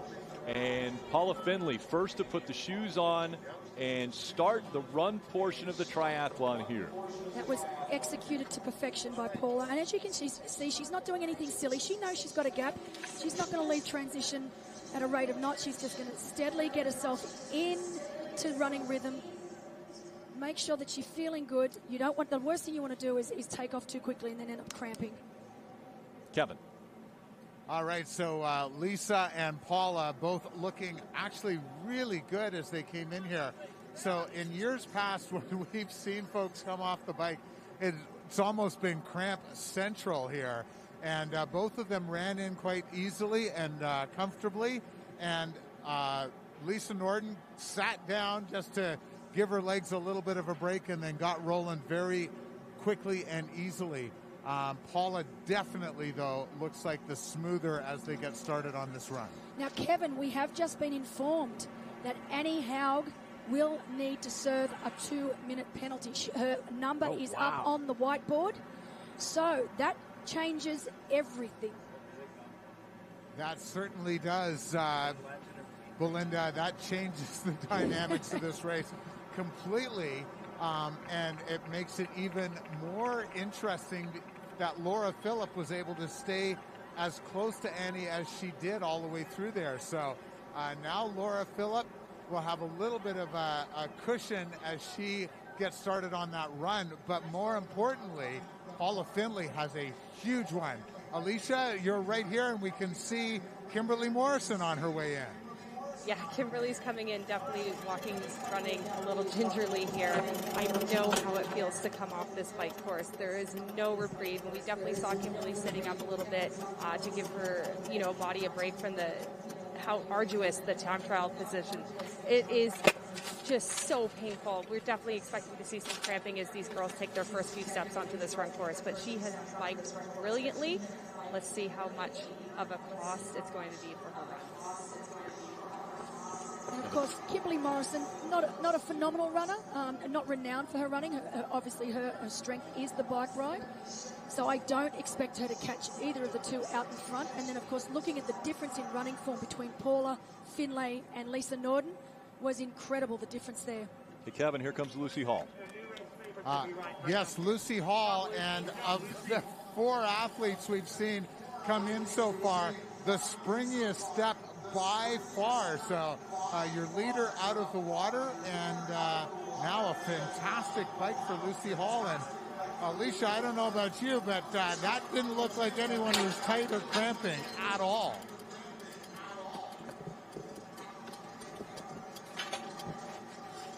Shoes going on. Winner of the swim. Helmet off. Helmet off. Number on. Glasses on, and away she will go. Perfect transition. Now, when we talked about Annie Haug and the penalty, will she stand in the transition area for an additional 2 minutes? Will they have a watch on her? So that's, as we see Lauren Brandon now coming into T2. And right behind Lauren Brandon, you can see Annie Haug and Laura Philippe. So let's see what happens now. So technically speaking, if Annie Haug has indeed received a drafting penalty, she will need to stand in transition, so in that penalty tent for 2 minutes. It's not looking, well, that's the thing, she doesn't have to take it now. She can take it any time during the course, a run course. So this is the interesting point that I should have said. So if she has indeed got that 2-minute penalty, she doesn't need to serve it now. She can serve it at any time throughout the race before the finish. Oliveira now coming out in the run, Alicia. Just watched Pamela Oliveira head out of transition. She looks good. I mean, Pamela is one of those people that didn't really end up on a lot of favorites lists, but we cannot forget her prowess over the ITU and short course distance. And also, she was on the podium, I believe it's 70.3 Worlds in South Africa. So she definitely has the credentials to be considered a favorite here today. And she's been there all day long in the top 5. And Alicia, can you tell me now, we've got Amelia Watkinson on screen now, heading out of T2. How does Amelia look? A little lost right now. I think she's just dropped a few things, but she's got everything she needs. She looks light. She looks peppy. She's my favorite for the win, so we'll see if she can win me a few bucks here. There was a wager on this race. I was not privy to this. You missed out. Apparently. Like Finley. Wow. Especially since I have Finley. Well, I didn't know that we had already made our decision as to who we were picking. Sneaky. So, yes, Finley is out front. Lisa Norden, those two getting off the bike about the same time. Morrison. And we're seeing Haug standing there right now in the penalty tent, Kevin. Annie Haug has chosen to do her penalty right off the start of the run here, which I think is the brilliant move. This way, she knows exactly what she has to try and make up through the run. So Annie Haug had the opportunity to take that penalty any time at all through the run course and took it right off the bat, and I think that is a brilliant move. We've watched her do just a little bit of stretching. She's not allowed to have anything else in terms of water and all that stuff in the penalty tent, but she did do some stretching, and now she is getting ready to start this run. and the chase will be on. She's not happy about it, I can tell you that. No. Well, and you see the official with the watch there is going to count her down when she can tear out of that tent area, that penalty area. And as you can see, 4 minutes down. So Haug is 4 minutes down on our leader, Finlay. With a 2-minute penalty, I do expect it to be down to the 6-minute mark, as we see Nikki Bartlett also making her way out of transition and onto that run course. What Haug has to do now is she has to just say to herself, stay calm, stay focused, don't take off like a mad woman. You are the greatest runner in this race, not by a little bit, but by a long way. It's only 2 minutes. I know I have what it takes. I have the tools to overcome 2 minutes and to still win this race. What's hard about this facility and this venue is you're going to be able to see these athletes, and maybe when they go down the backstretch here is almost 3/4 of a mile, and if you see an athlete and you know that they're attainable, you almost want to go after them. And so, like you said, they have 11.1 miles that Annie Haug can take advantage of being the best runner in this field and try to make that gap up. But when you see somebody out there, it's almost like, okay, I see him, I should go get him. But I would say, and again, I'm not the expert on this, but over a middle distance, certainly a full distance, she does have that room to make it up. But this is Challenge Daytona. This is 11 miles, not 13 miles. So those 2 extra miles, yeah, you've got a little bit buffer there. She doesn't have that advantage here. No, she doesn't, but you'll get a good look once you see her start to overtake some of the women in front, and I expect that to happen very, very shortly. You will just see how much faster this woman can run over the rest of the field. As Kevin said, Laura Philippe also a very, very good runner. Finlay a very good runner in her own right as well. But Annie will be angry, and she will be hungry. And as long as she can keep that contained and under control and use it to channel the energy in the right way, then she will be really, really gunning to just keep toppling them off one by one by one till the only one left is, say, Paula Finlay and Laura Philippe out in front. And that's Paula right there that we're watching. Can you already see the difference in cadence? The difference in cadence between Paula, and Paula is running very, very well. But you can already see straight away that her cadence is a lot slower than the likes of Haug. But I still like the fact that she's got great posture. She seems like she's engaging her core so well, gazing forward along the way. The other great thing about the triathlon, these athletes all have so much respect for each other. They know what each athlete puts in to get to this point. And you know Paula Finlay has to be strong right now mentally. She has to know that I've got to run my race. I know there are other athletes back there that are faster than I am. But if I run my race, if I run my pace, if I can push myself just that little bit to be able to stay out front here, push myself. Don't try to run what Annie Haug's going to be running as far as a pace, but push myself because I have a gap already. I have this lead. That's where she has to stay mentally focused and stay very strong. Absolutely, and just concentrate on looking forward and controlling what she can control. What I would like to know is if Paula has any idea That's my question. that Haug has got a penalty. I'm saying no. Mind. Unless someone on the side with spectators have told her, I am thinking she does not know that Haug has had to serve a 2-minute penalty. And that her lead is now at 6 minutes. And will her staff or her coaching staff or managers or whatever, will they be able to kind of shout that out? Listen, she had a two minutes, so that might give her a little mental advantage as well. Well, the only issue is Paula is here with her boyfriend Eric Lagerström, but he is also racing.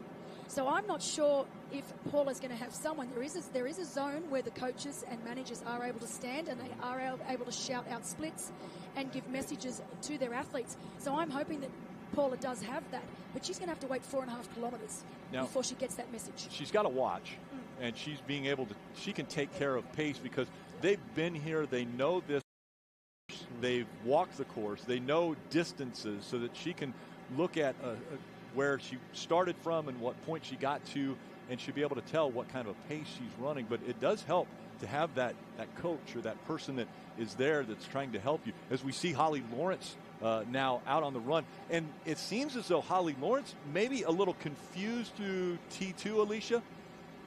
Got word from another individual working in media that she inadvertently went to the finish chute with her bike and had to exit the finish chute, come back to get to the dismount line. And just as I was hearing that, I watched Carrie Lester flow through the dismount line, also had to proceed backwards on the course to correct her error.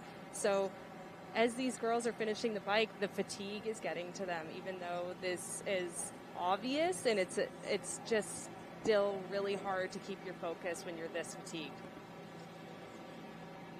Yeah, just about to start off on an 11.1 mile run, and you know that you've already gone through a 2-kilometer swim, 80 kilometers on the bike, and now you're out there just your running shoes and putting everything you can, every stride of every run, trying to catch up with Paula Findlay.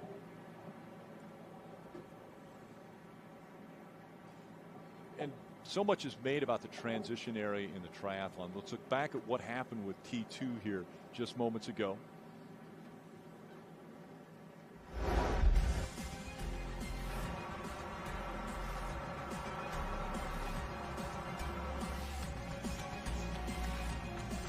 So Norton first into transition, followed closely behind by Paula Findlay. Both women looking completely in control. As we've been saying all day long, Paula Findlay is in the box seat. She looks amazing. Totally in control, not taking it out too quickly, getting a watch ready so that she can keep pace.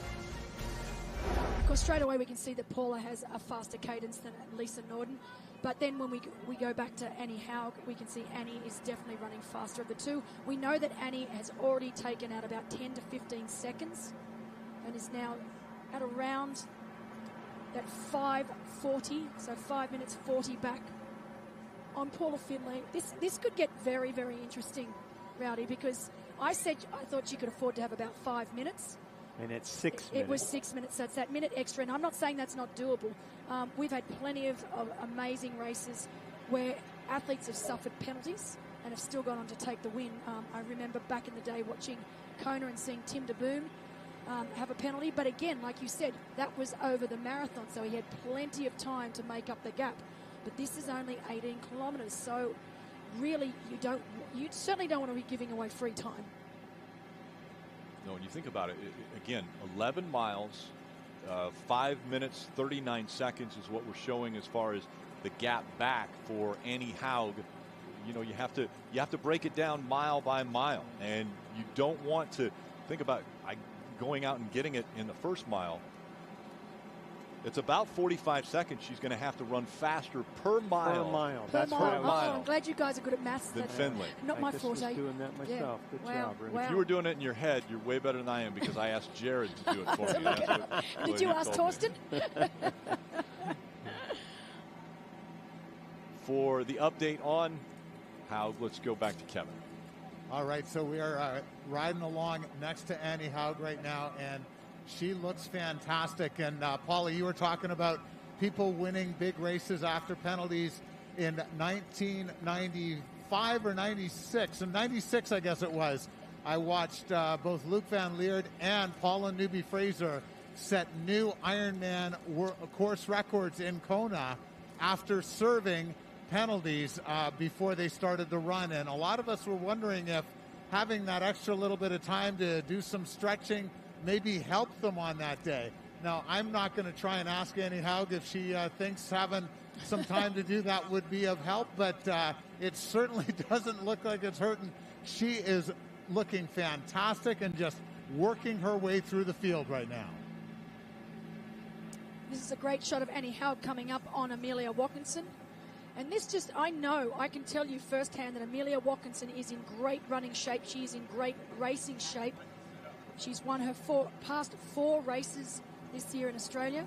And I know that she would be running at a decent kilometre pace. So to see Annie Haug going past her. But you can see the difference in the technique Oh, of herself. it's I mean, incredible. the head is nice and still on Haug. The movement of the head, slumping of the shoulders a little bit. But boy, the difference is really night and day as she goes by her. And even the facial expressions, really. Yeah, exactly. The gritting of the teeth, it's really a stark difference there between those two runners. And as we've said earlier, I mean, Annie Haug is an absolute class runner. She is by far the greatest runner in long course right now. There's no one faster than her. Current Ironman world champion. And just look at that. Look at the gap that she's created between herself and Amelia Watkinson already. So to put it in perspective, right now, Annie Haug is near the backstretch while we're seeing Paula Findlay coming back up, almost ready to complete the first lap. As she does cross the line and has completed the first lap, Annie Haug can probably hear in the distance that little bit of clapping that knows that her competitor is already a half a lap, more or less, in front of her on this course. Yep. And so she knows what she has to do. She knows what's in front of her, what she has to overcome. And also, we have been told, because I know a lot of our audience that are watching out there, why did she have to serve the penalty? Why was she standing in the penalty tent for 2 minutes? And the answer is it was a drafting penalty. So obviously, sometime during that 80K bike ride, Annie Haug has come within that 20-meter draft zone. She's been pulled up for it. And as I said, you get 2 opportunities. First penalty, 2 minutes. Second penalty, 3 minutes. Third, you're out. So Annie Haug has been given a drafting penalty for coming inside that 20-meter draft zone. It's going to be heartbreaking for her if she comes within 2 minutes. Oh, don't even. Oh, that's We're going to worry about that when we get to that. Kevin, what about the cadence that we're seeing out of these two runners right now? Annie Haug, obviously an established great runner, and Paula Findlay out in front of the field. So I cannot see Paula at this point, but I'm watching Annie Haug, and I was noticing that. So Amelia Watkinson, we watched the pass earlier, and the thing that I feel the huge improvement she's made over the last couple of years is she's improved her cadence, her turnover, how quickly she gets her foot into the ground. So earlier we were talking about the RPMs, like how fast someone is pedaling, and the same thing happens with running, how quickly you get your foot into the ground. And this is where Annie Haug is just so amazing. Her turnover and cadence is so fantastic, and that's why she generates this speed, gets her foot into the ground quickly and generates that speed, and that's why she has just gone by. We watched her go past Amelia Watkinson. She went by Lauren Brandon, like Lauren was parked a few minutes ago, and continues to work her way forward in the field. And the other thing I just wanted to mention about the drafting penalty, it was very interesting how hard it was for the women to get through that draft zone in the time, because everyone was moving so fast. So I actually watched one of the officials as Laura Phillip was going past an athlete with the timer, and it was really close. I could tell like they were counting down on their fingers the last few seconds. Kevin, I have to interrupt. That's how hard it is to get by. I have to interrupt. We've just seen Anne Haug already overtake Lisa Norden. So Lisa Norden is now walking. I did mention before that she was having pretty serious, that is Norden walking, so pretty serious issues with her calves tightening up. Do you want me to go back with Lisa now? With Lisa Norden?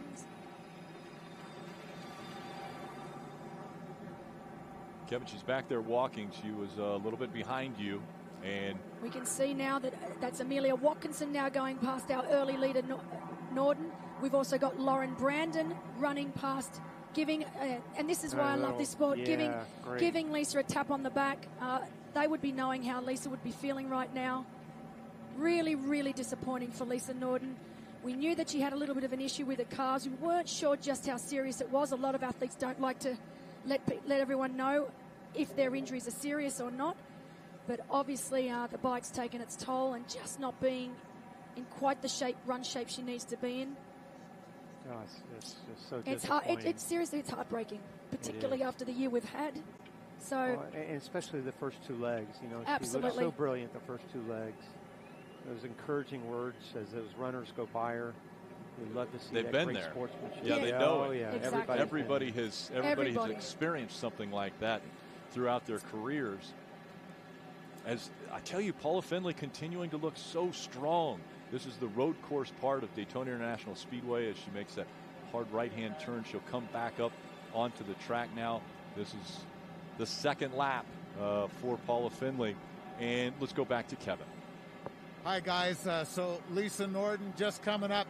She still has a smile on her face. Lisa, are you okay?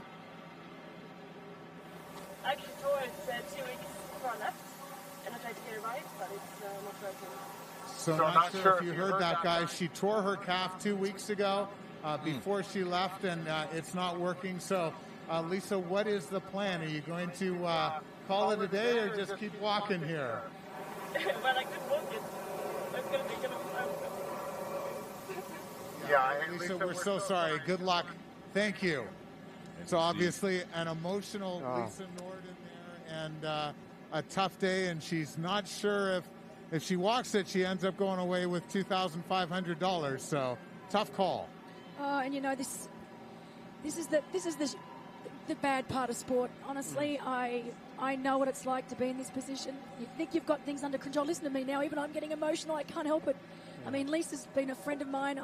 I've known Lisa since she was a junior. She spent a lot of time in Australia back when I lived in Sydney. I trained with Lisa from when she very first started in the sport, and I've seen her absolutely blossom. And to see this now it's devastating. Well, folks, remember what we saw out of her. She did a 2K swim and she did an 80K bike, better than any of the other athletes out there. She was phenomenal, and now we're learning she was injured. She had an injury even starting this event. And so what a gutsy performance we saw out of Lisa Norden.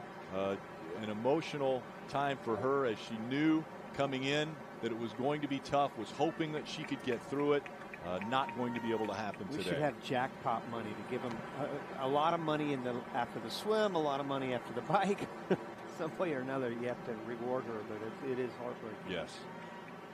So Paula Findlay, 7th after the swim. She was 2nd. She was behind Lisa Norden when they came into T2, that second transition. Now out front, and the second closest competitor to her still about 4 minutes back.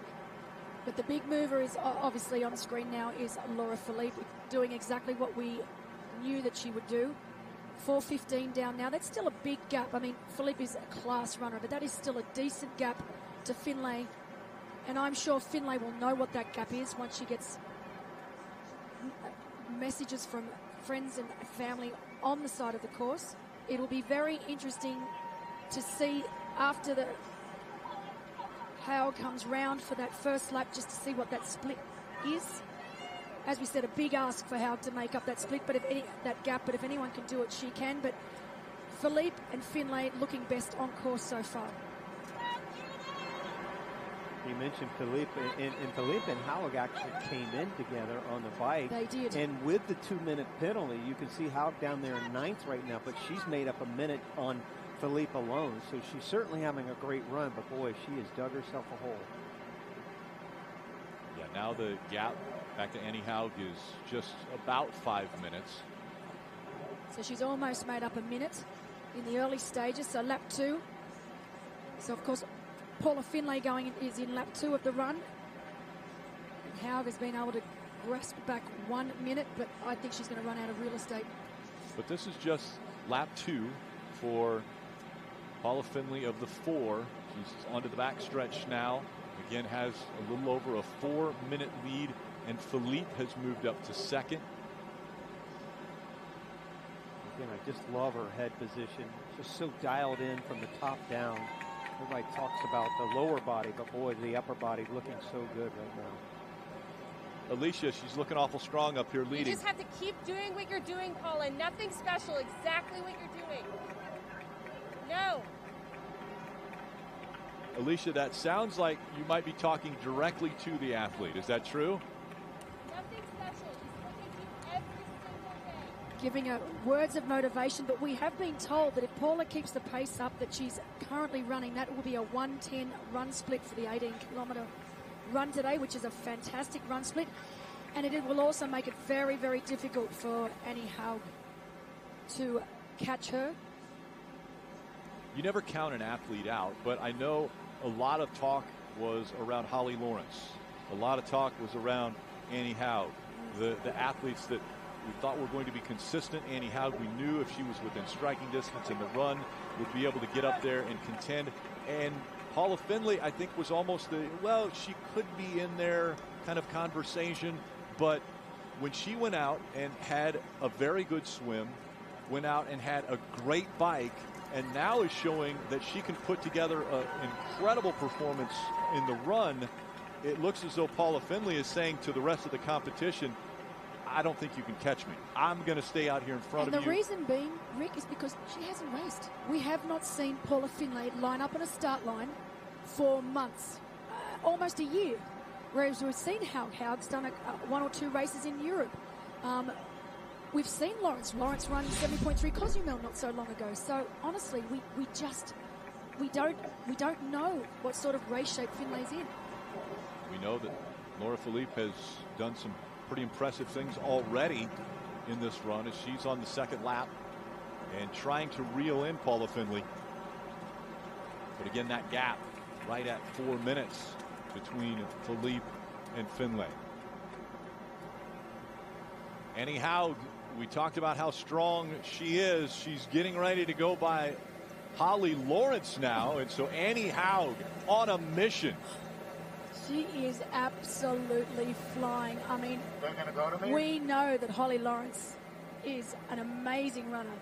So to see Annie Haug go past so quickly, this is a woman on a mission. There's no doubt about that. She's already taken away a minute from what Paula Finlay had as far as the lead, and Annie Haug is really getting after it now, Kevin.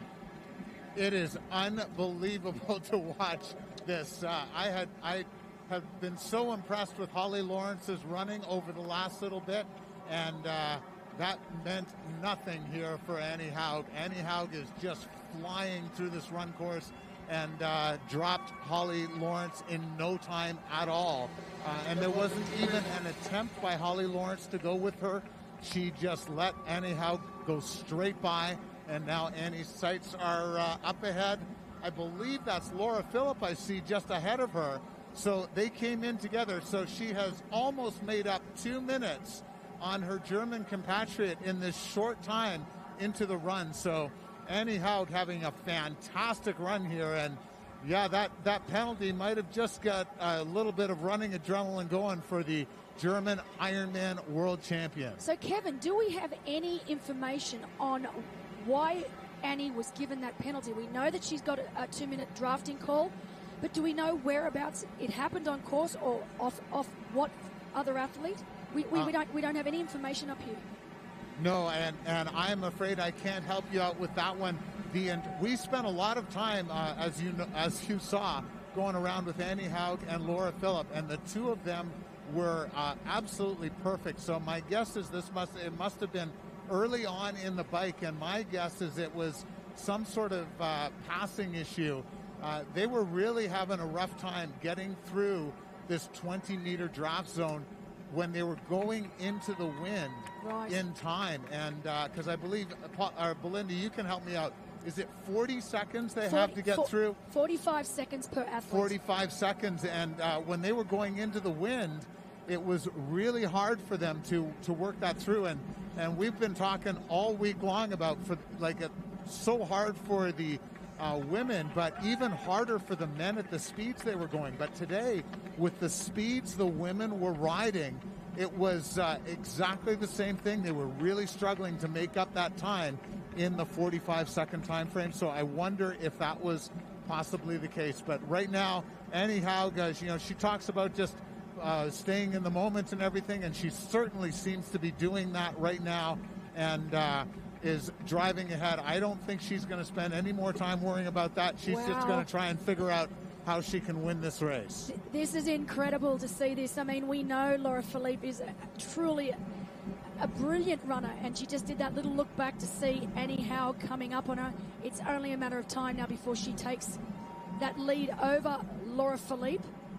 And then there's only one more woman out in front, which is, of course, our leader, Paula Finlay.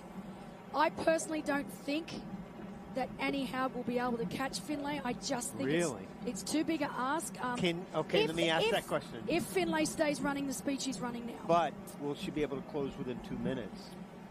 Oh, yes. Oh, yes. I think that is exactly the situation we're going to see right now. So having a look again at that look back from Laura Philippe. She hears the footsteps.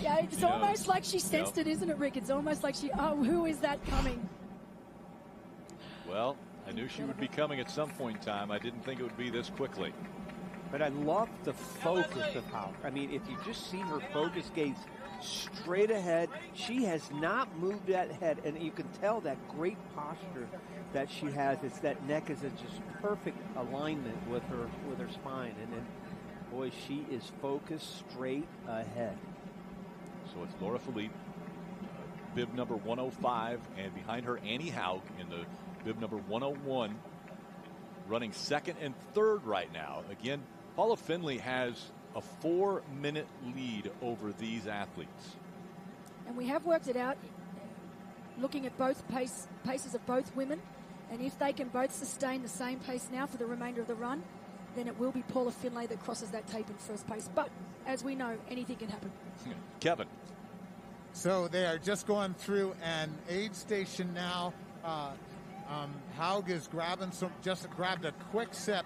Laura Philippe is looking ahead, but she can 100% feel Annie Haug coming up behind her. And scarily enough, 100 meters ago, the gap was, I was looking at 2 cones, and it's less than 1 cone difference now. So it's gone from 40 meters down to less than 20 in next to no time. And we're going to see this pass any second now. And then Annie Haug is going to be in second place and putting pressure on Paula Findlay. And it's really hard to just maintain what you're doing. So, Belinda, yeah, we've worked out the numbers, but you and I both know that it's easy to be told, yeah, just stay doing what you're doing and you'll win. And to have that confidence, you inevitably start pushing a bit too hard. So, not sure if you guys can see this now, but this pass is happening, and we'll wait and see if Laura Philippe tries to go on Annie Haug's shoulder. But, yep, there we go. A little bit of a move over to move in behind her countrywoman. But Annie's just starting to pull away almost instantly again. We need to remind our audience, Kevin, 2 of the absolute best in the business as far as the run leg is concerned in triathlon. Absolutely.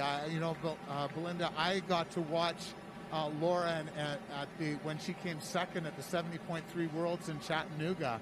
And her run that day was just incredible. So I've been watching this woman for a few years now and been waiting for her to make the big move on the scene. I felt like last year's 4th was a step in that direction.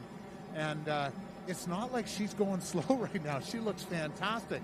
She's moving along. We're going at 10 miles an hour, 16 kilometers. There you go, before you say anything, Belinda. And Thank you. Per hour. And Annie Haug just is pulling away like it's not a problem.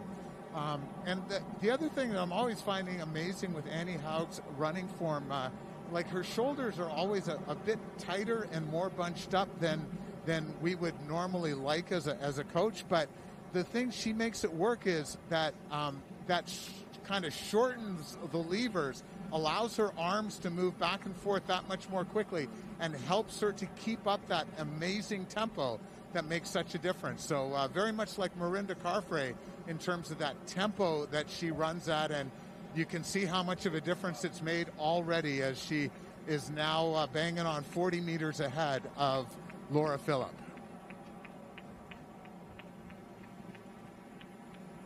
Findlay, Haug, Philippe, 1, 2, and 3. All right. I'm so humbled to be in this booth with you, Belinda, obviously you, Rick, but Kevin and Alicia are just doing a fantastic job down on the course. It's not easy being down there running all around. Absolutely. There's Paula Findlay, race leader. And as she's making her way around the track, we're going to zoom out a bit to show you where the difference is. So she now is getting ready to come into the road course area. She has just come past the start-finish line and is on the 3rd lap, and you go back to where Haug is running, and Haug is about ready to come out of turn 4 on the racetrack here. So that's the distance, that's the difference that she would have to make up in just over a lap and a half.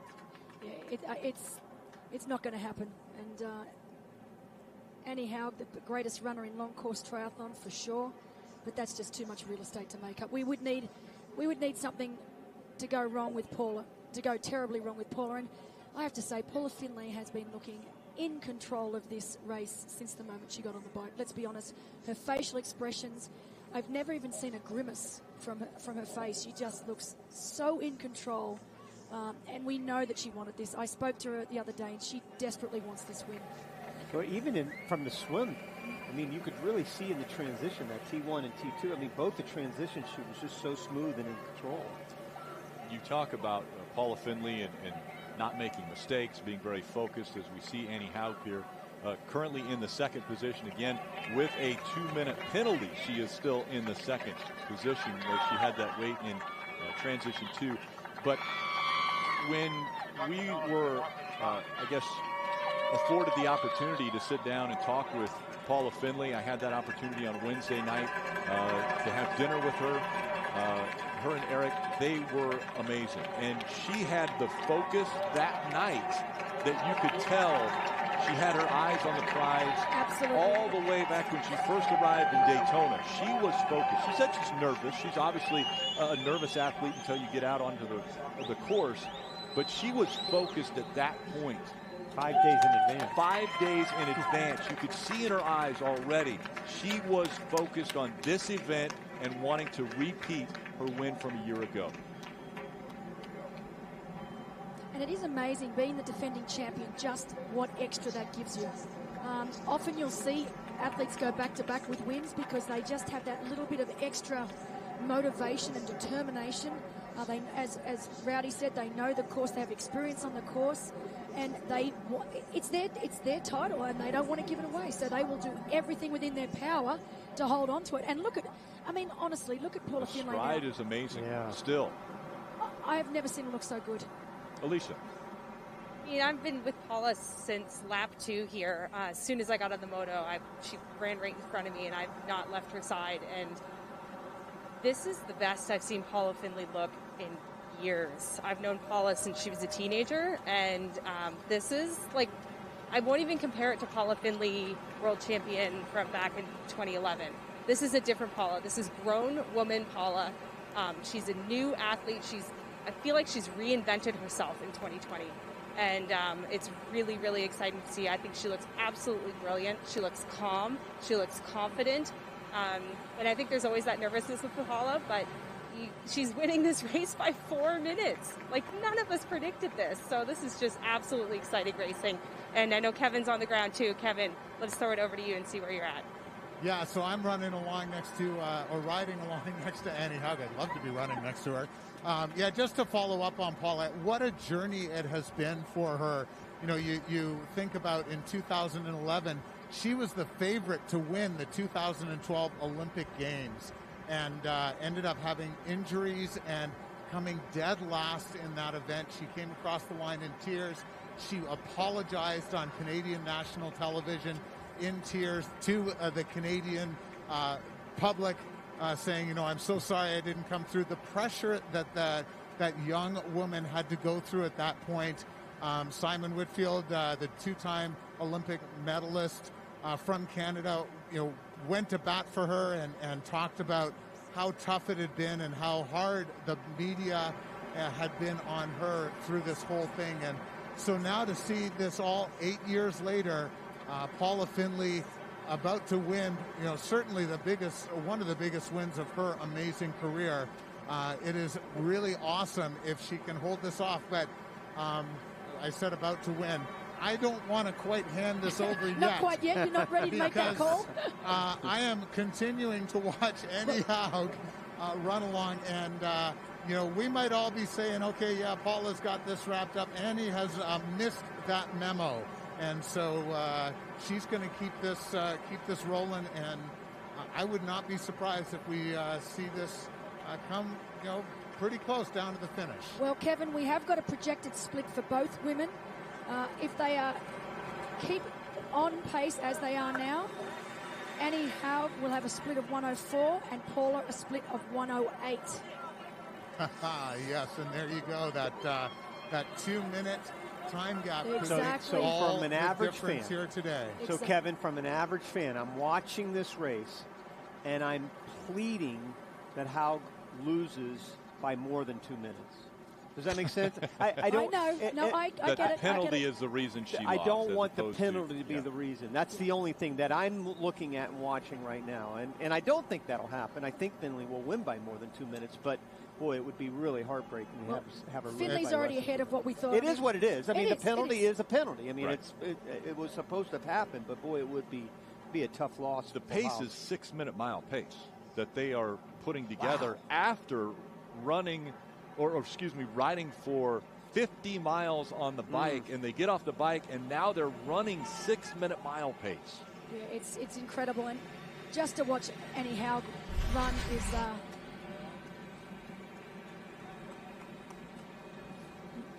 incredible. Oh, as she drops her nutrition, and you're right, you can see making that turn. Had to go back and get it because, yep, you do not want to get a penalty for littering. She's already been penalized. No, she doesn't want another one. Annie does not need another one, and of course, she knows the rules. Annie is well aware of what the rules are. And what a performance she has put on today. And I'll get back to that drafting again. I'm assuming that it wasn't obviously on purpose. No, it wouldn't have been. I mean, every time we saw Annie Haug out there today, she was either leading or on her own. So there's been some sort of a complication where she either hasn't made a pass on an athlete within the allotted 45 seconds. We are trying to find out exactly where that drafting penalty came from, and if it was off a particular athlete. We are yet to find that out. But we do know we have the top USAT team, technical official team, on course today. And they would have notified her at the time, correct? On the course? Yes. They would have came up to her and said, that's... You have violated the 20-meter rule as far as drafting? Yes. It was going to be a little bit difficult on this particular course because they were only going to be able to do that if they felt it was safe to do so.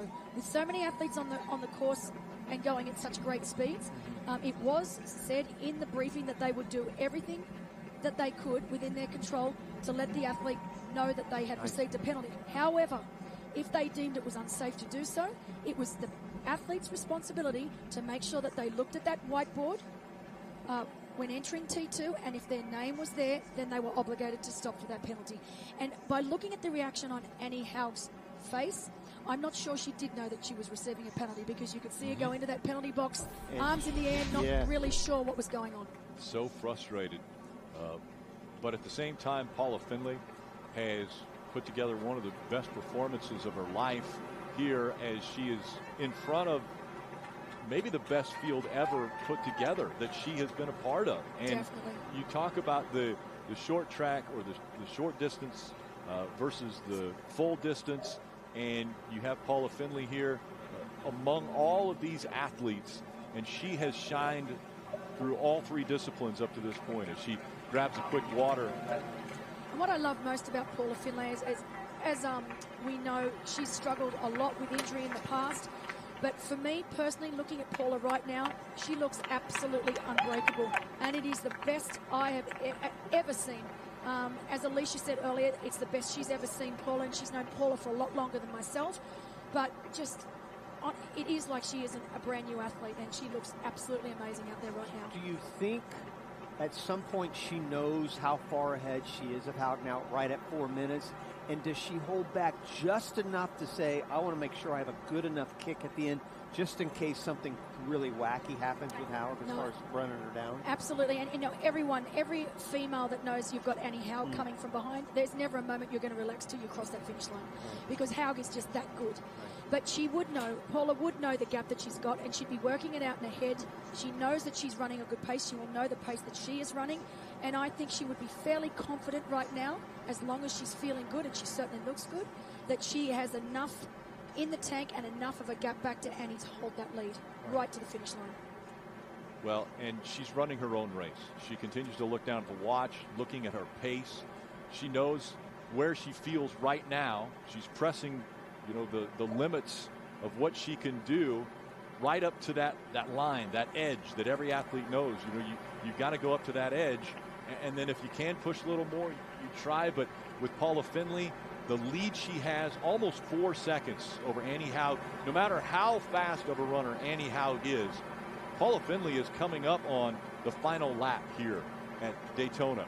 And so that means it's 2.8 miles And Annie Haug, if she's still back there, about in the 4-minute range of being behind, there's no way she can come even within the 2 minutes. Yeah, that's what I was getting ready to say. I don't even think within the 2 minutes now is possible, which is, I guess, good news for both athletes to know that, you won fair and square. You win fair and square anyway, but to not have that penalty come into play, I think is a great thing. Anyhow, even though the frustration of the penalty, and maybe that's fueling her a little bit more, her pace right now, 5 minutes, 49 seconds a mile. 5:49 a mile is what she's putting out there. Oh, it's crazy. Honestly. I think it took me longer to drive a mile today. Around here, sometimes it does. True. Good Lord. And one thing I want to say about Paula Findlay is her partner, Eric Lagerstrom, will be lining up in just under 1 hour's time for the professional men's race. He will be watching this, and he will be absolutely psyched for Paula. And it'll be great to see, going into his race, if he's able to channel this energy and this excitement to the better of his race. And, I'm sure he is absolutely over the moon for Paula right now. 6:06 per mile for That's not bad Findlay. either. Yeah, 3:37 for those of you that want to know kilometers. So she was 3:37 per kilometer pace is what we saw out of Annie Haug up to this point. You look back on Lake Lloyd where this all started in the backstretch here at Daytona. The difference between Paula Findlay and Annie Haug still a sizable gap. And it's actually a beautiful day out there today. It was a pretty chilly start, but we've got 21 degrees Celsius, which is... I'm not going to make that. It's about 70 degrees. 70 degrees. 70, okay. I'll put you on the spot then, Rick. I'm sorry. No, that's quite all right. 21 degrees Celsius, about 70 degrees, which is perfect race conditions. The wind is still... It doesn't... I mean, you can see just a breath. Yep, just a breath, exactly. Nothing too bad. So... beautiful race conditions. We have our men coming up in less than an hour's time, so they'll be very, very happy. Still not too warm. It's going to get a little crispy for the men. I think we have a high of about 22 degrees, so... Celsius. Yep, Celsius. Definitely Celsius, not Fahrenheit. We're going to remind at least the folks listening here in the United States. Like, what's she on about? Yeah, Daytona Beach, Florida is not freezing right now. No, it's not. The warmest today. The warm today should be around 72. That's around 3 p.m., but it'll start clouding up. Okay. But really, I mean, you couldn't ask for better race conditions right now. It's fantastic. And hence why we're seeing such fast times. I mean, truly fast times. And yeah, across the board. It wasn't just in swimming. We saw a great swim out of Hall, then a great bike out of Lisa Norden and Paula Findlay, and then these great running performances we're seeing out of Annie Haug as well as Paula Findlay, able to stay up front. One of our big movers who actually came into T2 a fair way down was Emma Pallant. So another one of our Great Britain athletes, but obviously now living in South Africa. But Emma Pallant was way down near 20th position when she got off the bike, and it's great to see already that she's made her way up to top 10. Of course, we know Emma Pallant is also one of the greatest runners in this field. And for our American audience, Melinda, can you comment on, we talked about Brandon and have a chance. She slipped down to 19th, but the other American who's in 6th place, Munch, is doing Sky good. Munch, yeah. Sky's a very, very good athlete. And the thing about Sky is she's solid over all three legs. And we knew that Sky would be the top American today. Very, very strong athlete. And honestly, if Sky can finish 6th or even top 5, that's a phenomenal race for Sky. She'll be very, very happy with that race today. Sky Munch is more renowned for her longer distance racing, having won. And she's right there with Landwehr. They are virtually dead even. Yep, running together. 5th and 6th, as you see. And now the final lap for Paula Findlay.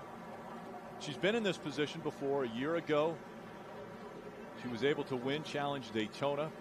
And one of the more difficult things to do is repeat, to defend that title, because everyone's shooting for you. But we have seen Paula Findlay rise to the occasion today. Kevin. Well, Rick, I just wanted to follow up on, she's been in this position before. Yes, a year ago, but believe it or not, I think it was an easier situation a year ago running stride for stride with Lucy Charles Barkley around this track, just getting into the excitement. And so she wasn't thinking about pressure. She wasn't thinking about winning the race. She was just thinking about racing against Lucy Charles Barkley. Now she's in this position of, okay, I got to hold everything together. I got to keep it under control. I can't go too fast. I can't slow down too much. I bet there's a lot going through Paula Findlay's mind right now, but she certainly is in a great position. I watched her go by this finish line and still have not seen Annie Haug. So I think Annie's charge towards the front has stalled a little bit, and Paula is certainly looking in a very good position right now. Well, Kevin, her pace hasn't stalled at all. Annie Haug still is setting a blistering pace, but she just had too much in front of her to try to take away. And so with the penalty, a drafting penalty for Annie Haug, it added 2 minutes to the gap that she already had from a little bit slower swim, a little bit slower bike, but that drafting penalty put her another 2 minutes back. She has broken into the under 4 minute mark now. She's about 3 minutes and 43 seconds back. But again, as Paula Findlay is underway with the final lap here at Daytona, Paula Findlay has a very comfortable lead as far as distance, but we've never used the word comfortable when you're out there running, trying to finish up a 62-mile race. Kevin.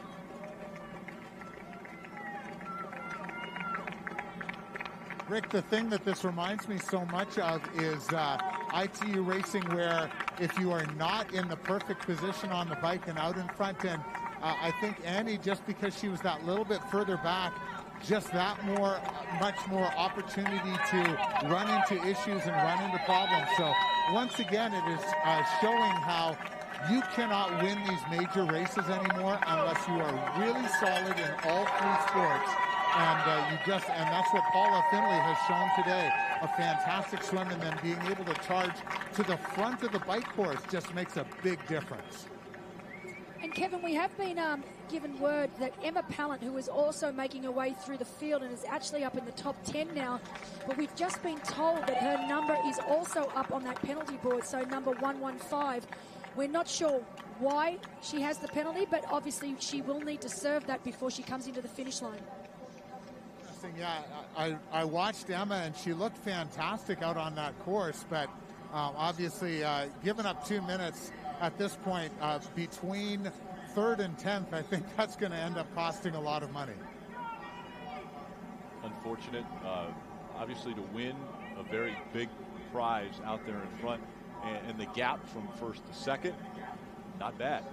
You're still finishing 2nd in this race is going to be very financially beneficial for the athletes that are out here on the track competing. Again, every single athlete guaranteed $2,500 just for being here and entering. The gap from first, the winner of this race wins $100,000. Second, $70,000 to second, $50,000 to third, then down to 35, 30, 25, 23. It's an incredible purse, over $1 million. It was $1.15 million that was on the line for both the men and women.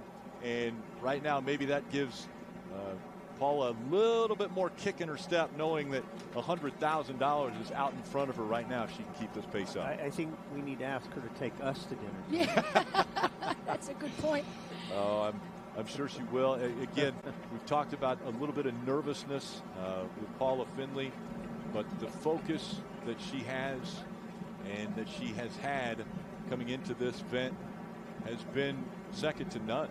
And we've seen an incredible performance today. We're seeing, obviously, numerous greats out here, but when it all comes down to who was the best of everyone that got on that starting line, that was in the water this morning, it's Paula Findlay that has risen to the occasion.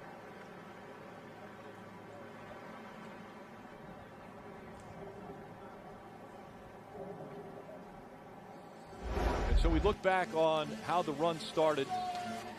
Paula Findlay actually passing Lisa Norden in T2. The biggest story, though, that happened, the fastest runner in the field, Annie Howe, serving a 2-minute penalty for drafting during the bike. So she had to wait in the 10th. An emotional day for Lisa Norden. What a performance she put out. Coming into this event, she knew she had a calf injury. She thought she could fight through it. But when the run started, she just couldn't continue on. Anyhow, going by Holly Lawrence, one of the favorites coming into this event. Howe has made her way up to second. She went by Elite to take that second spot. But it has been all Paula Findlay.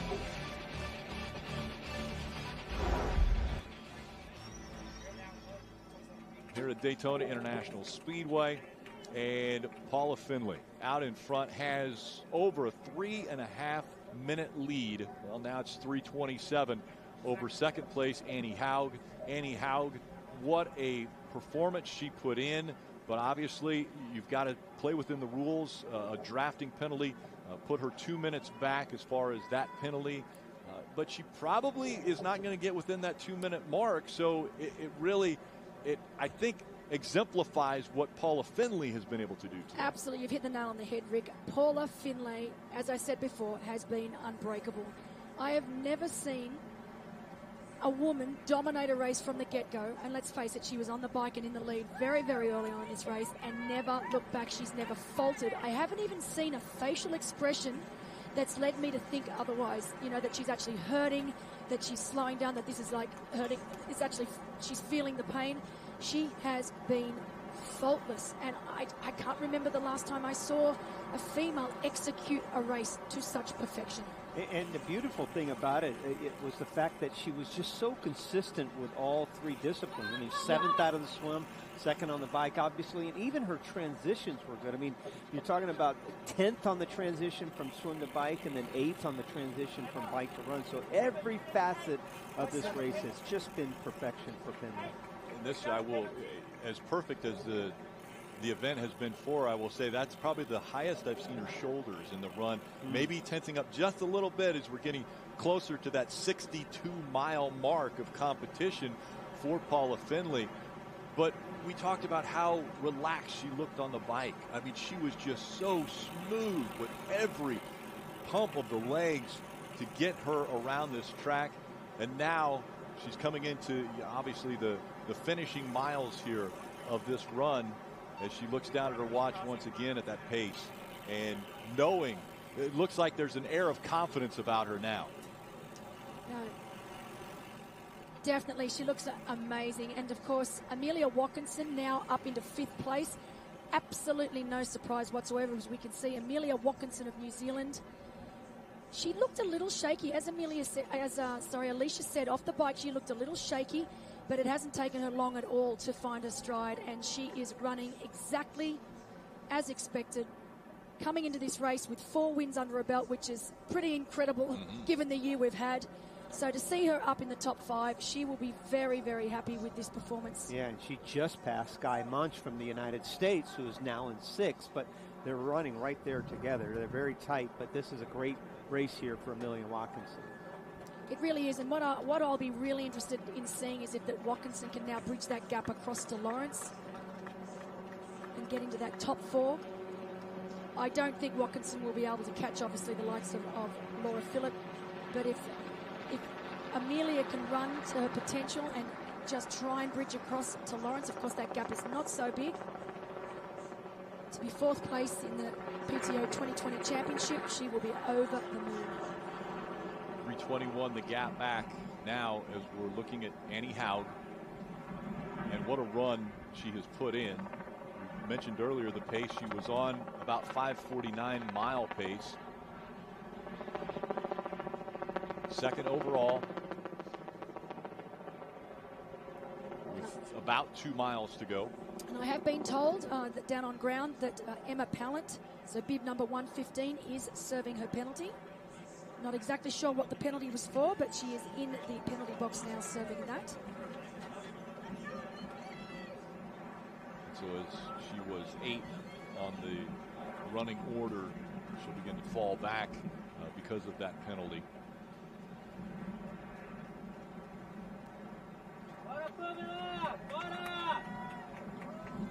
Haug was actually 14th out of the water.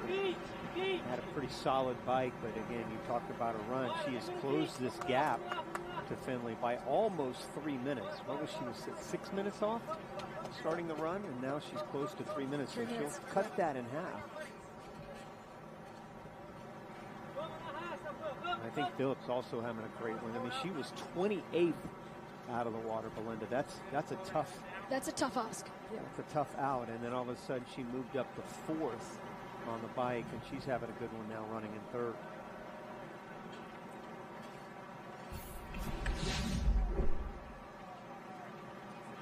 Of course, here Nicola Spirig on screen now from Switzerland, mother of 3, 4-time Olympian, definitely one of the fastest runners in the field.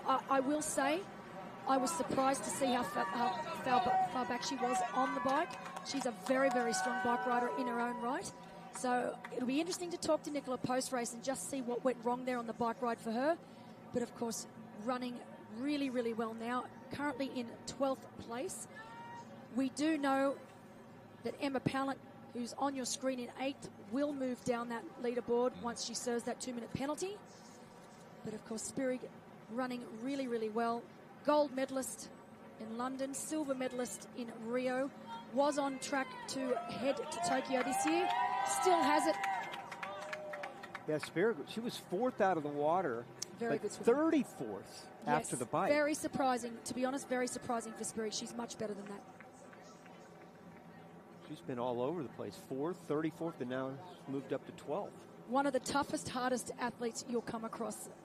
Just incredible. And what I love most about Nicola is she really gives back to the sport. She's got her own foundation in Switzerland where she goes around to all the schools teaching kids about sport and fitness and healthy lifestyles and how to set goals and how to be the best you can be. She has a series, triathlon series that she runs for the children all around the country, being a mother of 3 herself. But she's been in the sport for a long, long time, and she truly is an incredible athlete. Paula Findlay on the right side of your screen. Annie Haug on the left. And we saw the gap was about 3.5 minutes. So even with that 2-minute penalty, it's still been Paula Findlay's race. The 31-year-old from Edmonton, Canada, coming in here. Her boyfriend, Eric Lagerstrom, is going to be racing later.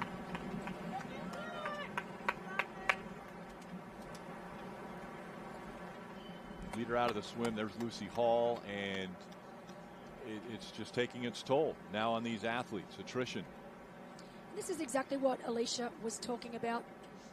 You know, the bike takes that much out of you, being down in that aero position, riding the speeds that we've seen these women ride today.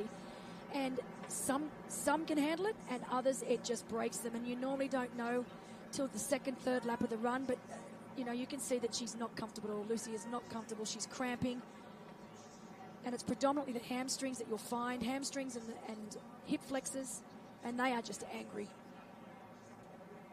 The determination to continue on. I think we saw that with Lisa Norden. Here was a woman that we know had a calf injury. She was still walking. She continued to walk around the course here.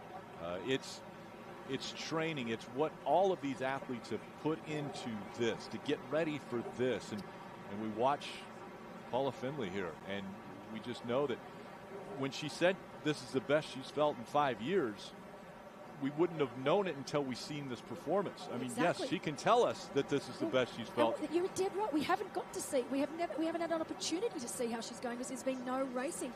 I mean, that's why I was a little hesitant to say Paula is a favourite, because I just haven't seen her out there performing in a natural race. I love the fact that one of her childhood heroes was Terry Fox. If you're not familiar with Terry Fox, the reason why I love that so much, he was one of my I shouldn't say childhood heroes, he was also one of my heroes. a Canadian athlete, humanitarian, cancer survivor. He took off to run across the country in Canada. She looks back, really kind of feeling it now, but I think she's that's the first time I've there seen it this. is. There it is.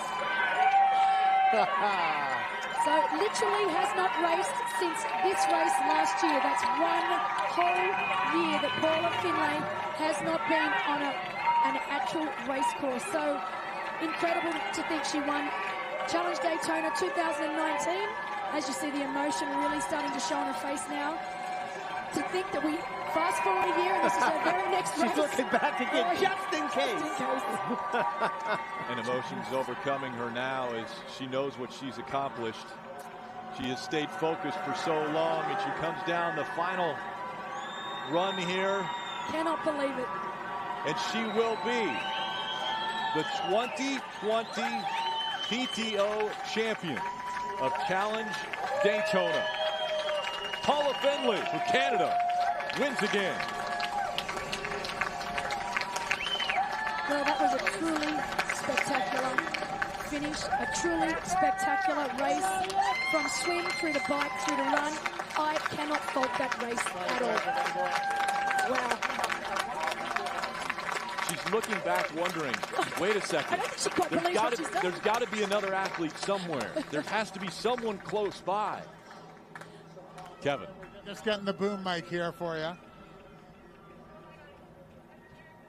Paula Finlay, unbelievable, the disappointment in 2012. I saw you crying then, but we're crying for a very different reason here today. Tell us about what you're feeling right now. Oh, this is so crazy. I don't even know what to say. I did not expect that, obviously, and I haven't had a good race since 2010, so this is insane, and I just felt good all day, and yeah, I don't know, one of those perfect days that never happens, but it happened today. So. Well, wow. You won here a year ago. You know how to win on this course. Did that help you here today? Yeah, I was riding I did the first 10 laps, and Lisa not pulled, but she was ahead for the last 10, and both of us raced here last year, so I think that definitely was an advantage, just knowing what it feels like to be aero for that long, and Lisa's such an amazing time trialist, so I knew that if I was within 20 meters of her, I was in a good spot, so I just went as hard as I could on the bike, and I think I went out too hard, but I just kept feeling good, so. Oh my gosh, I can't believe it. I keep talking about Paula Finlay 2.0. I'd say the second version is doing pretty well. Yeah, now I guess, yeah. I'm excited for next year. It's good to have a race like this, the only race of the year. So. All right, congratulations, Paula Finlay, the PTO 2020 World Champion.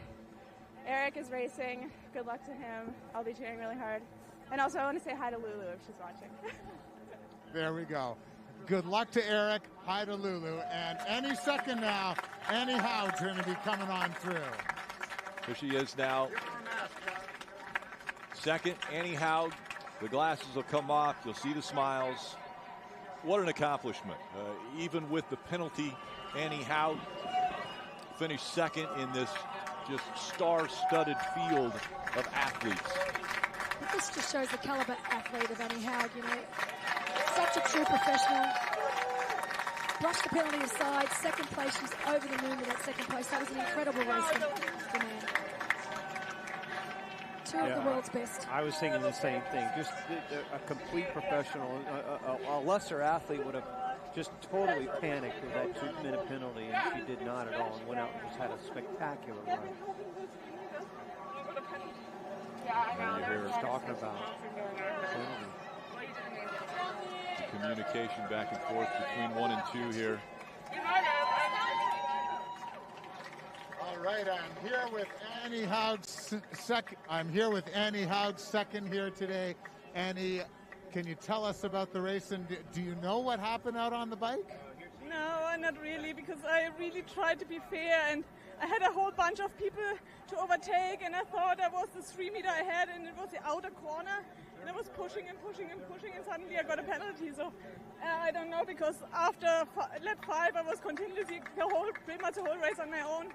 And yeah, but it happens, and I made the best out of it. And Paula was just better today, so I have to accept it and make the best out of it. So I'm very proud of myself that I still keep on pushing, and yeah, it was a great race. True champion right there, such class. You did not give up, though. She might have been right there, but you were running really hard, and you didn't give up, I don't think. No, I never give up, because the race is over after the finish line, and until then anything can happen. I mean, I was always in the position to chase people, and if I would have given up after the swim all the time, I would never achieved what I already have achieved. So for me, a race is never over, and I would never ever drop out just because of a penalty or something. By the way, it was my first penalty ever, I think. Well, a very, very tough break, but a truly classy performance. Congratulations, Ironman World Champion and second here today at the PTO 2020 Championship. Well done, Annie Haug. Thank you very much. To still have a smile on her face. You heard her, you never give up. Fellow countryman coming in here. Laura Philippe. Coming up to the finish line. Fans cheering her on. And third for Laura Philippe. Laura will be very, very happy with that result. Am I third? She doesn't realize she's third. Oh, that's awesome. But, you know, to finish on the podium at this race with the caliber athletes that we've seen out there today, worthy of a world championship title. I'm sure Laura will be over the moon. Very, very happy. That was a solid race, solid performance from Laura. So 2 Germans on the podium. All right, Laura Philippe. Third here today. Yes, you were third. How does that feel to be third at the PTO 2020 Championship? Well, really amazing. I didn't know I was third. I just kept on pushing. I had very bad cramps after the bike, so I did not even believe that I will make the top 10. So yeah, I'm just super proud of my legs, of my head, and yeah, third place is amazing. Fourth last year in Kona, third here today. You're on a good run. I would say so, yes. Thank you. Laura Philippe from Germany, congratulations.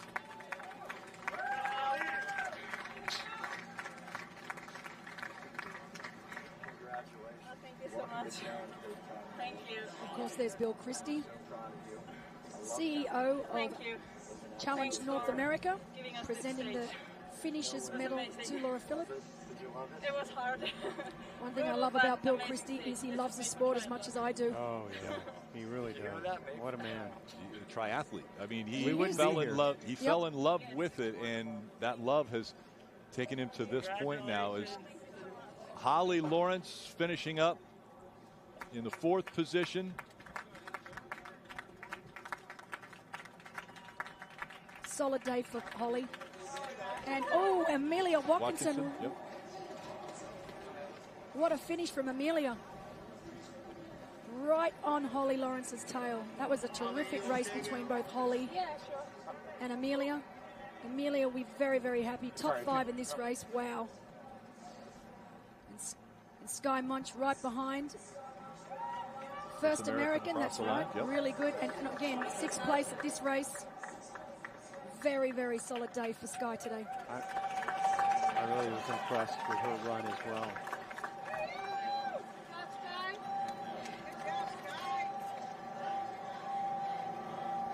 The sense of accomplishment when you come across that line. That's what we heard from Annie Haug earlier. She said the race isn't over until you cross the finish line. Absolutely, that's right. And the performance that we've seen out of these women today has been just incredible.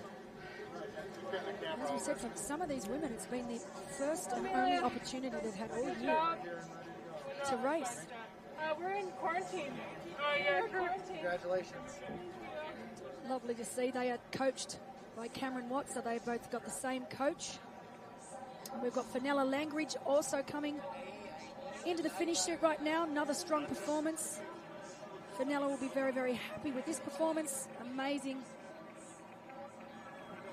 Looking back over his shoulder just to make sure nobody's coming. Big smile. Yeah, There's the celebration. There we know. You did it.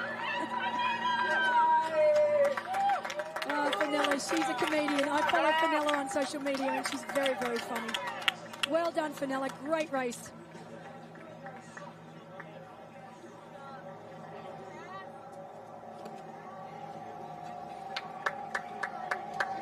We love that you can compete and race for over 62 miles and still have that kind of a smile on your face. Oh, I love it. After I love the finish line.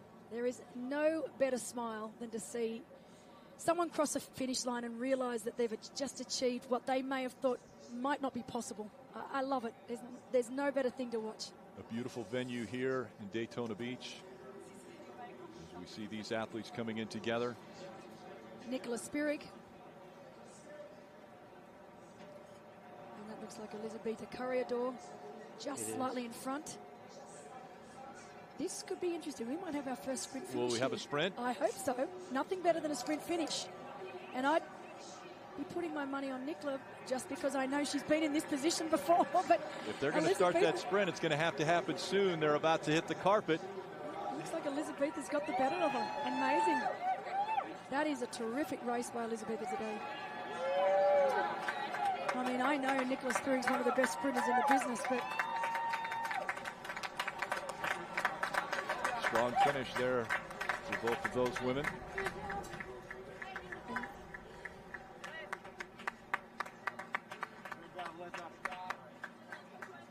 Let's go back down to Kevin. I believe you've caught up with Amelia Watkinson and Sky. I am with the reigning Ironman Asia Pacific champion and the reigning Ironman European champion.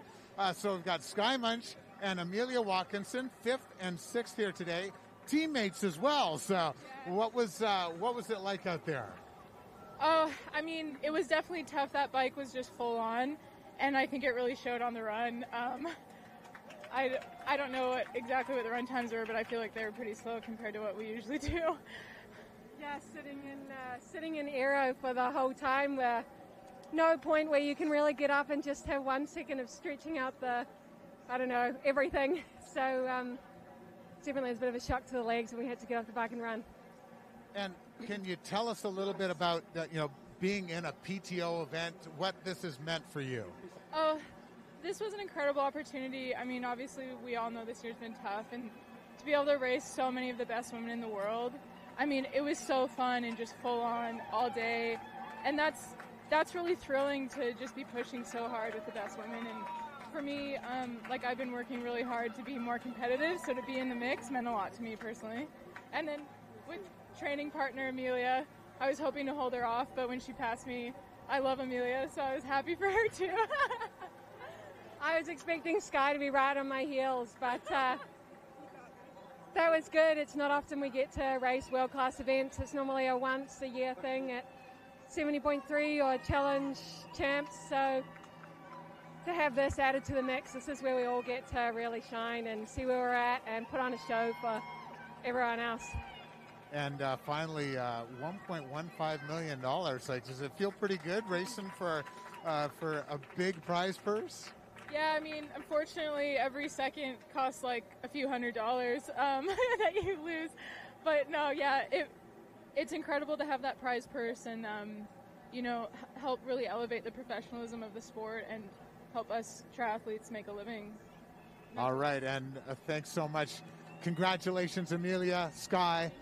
Back to you up in the booth, guys. Thanks, Kevin. 5th and 6th for those two women.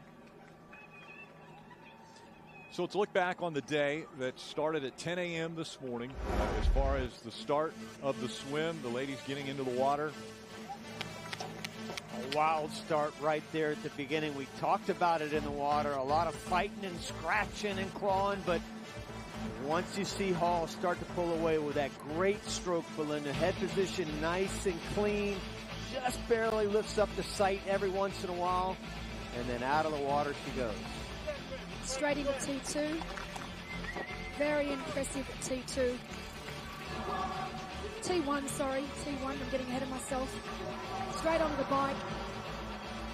Of course, Finlay taking the lead over Lucy Hall early on in the day and never really looking back. No. We did see Lisa Norden up there, and what a performance she was putting in, now knowing what happened to her during this event. But it was Lisa Norden, Paula Findlay first into T2.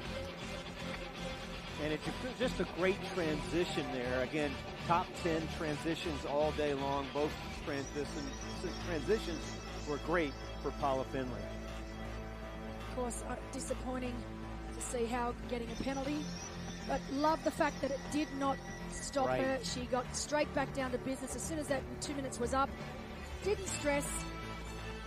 And of course, the disappointment of seeing our early leader into T2, Lisa Norden, having to stop and walk because of calf injury.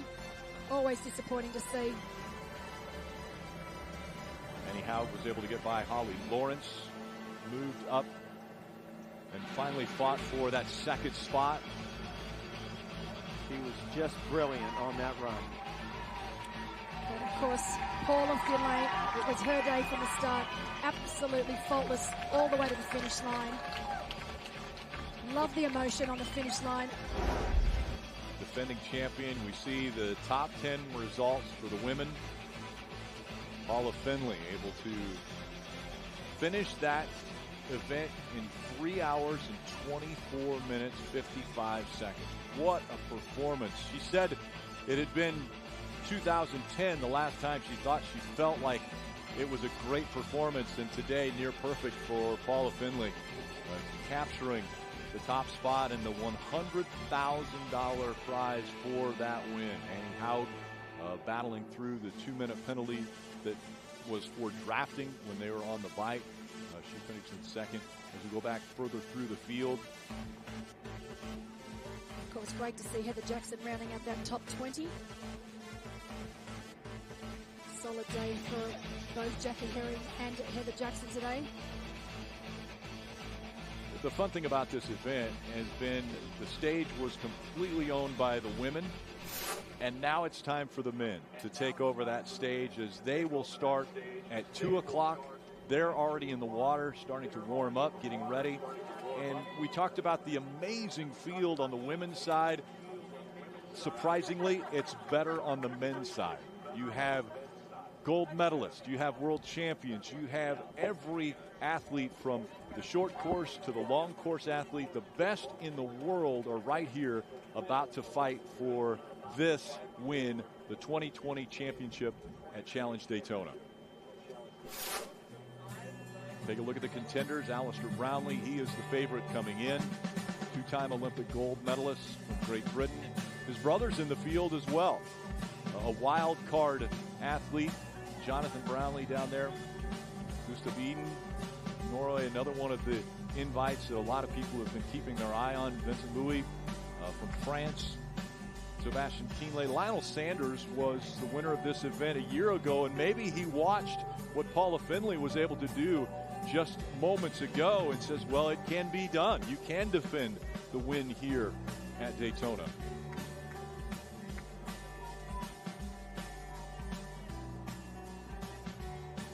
Just moments ago, Alicia Kay caught up with Sebastian Kienle.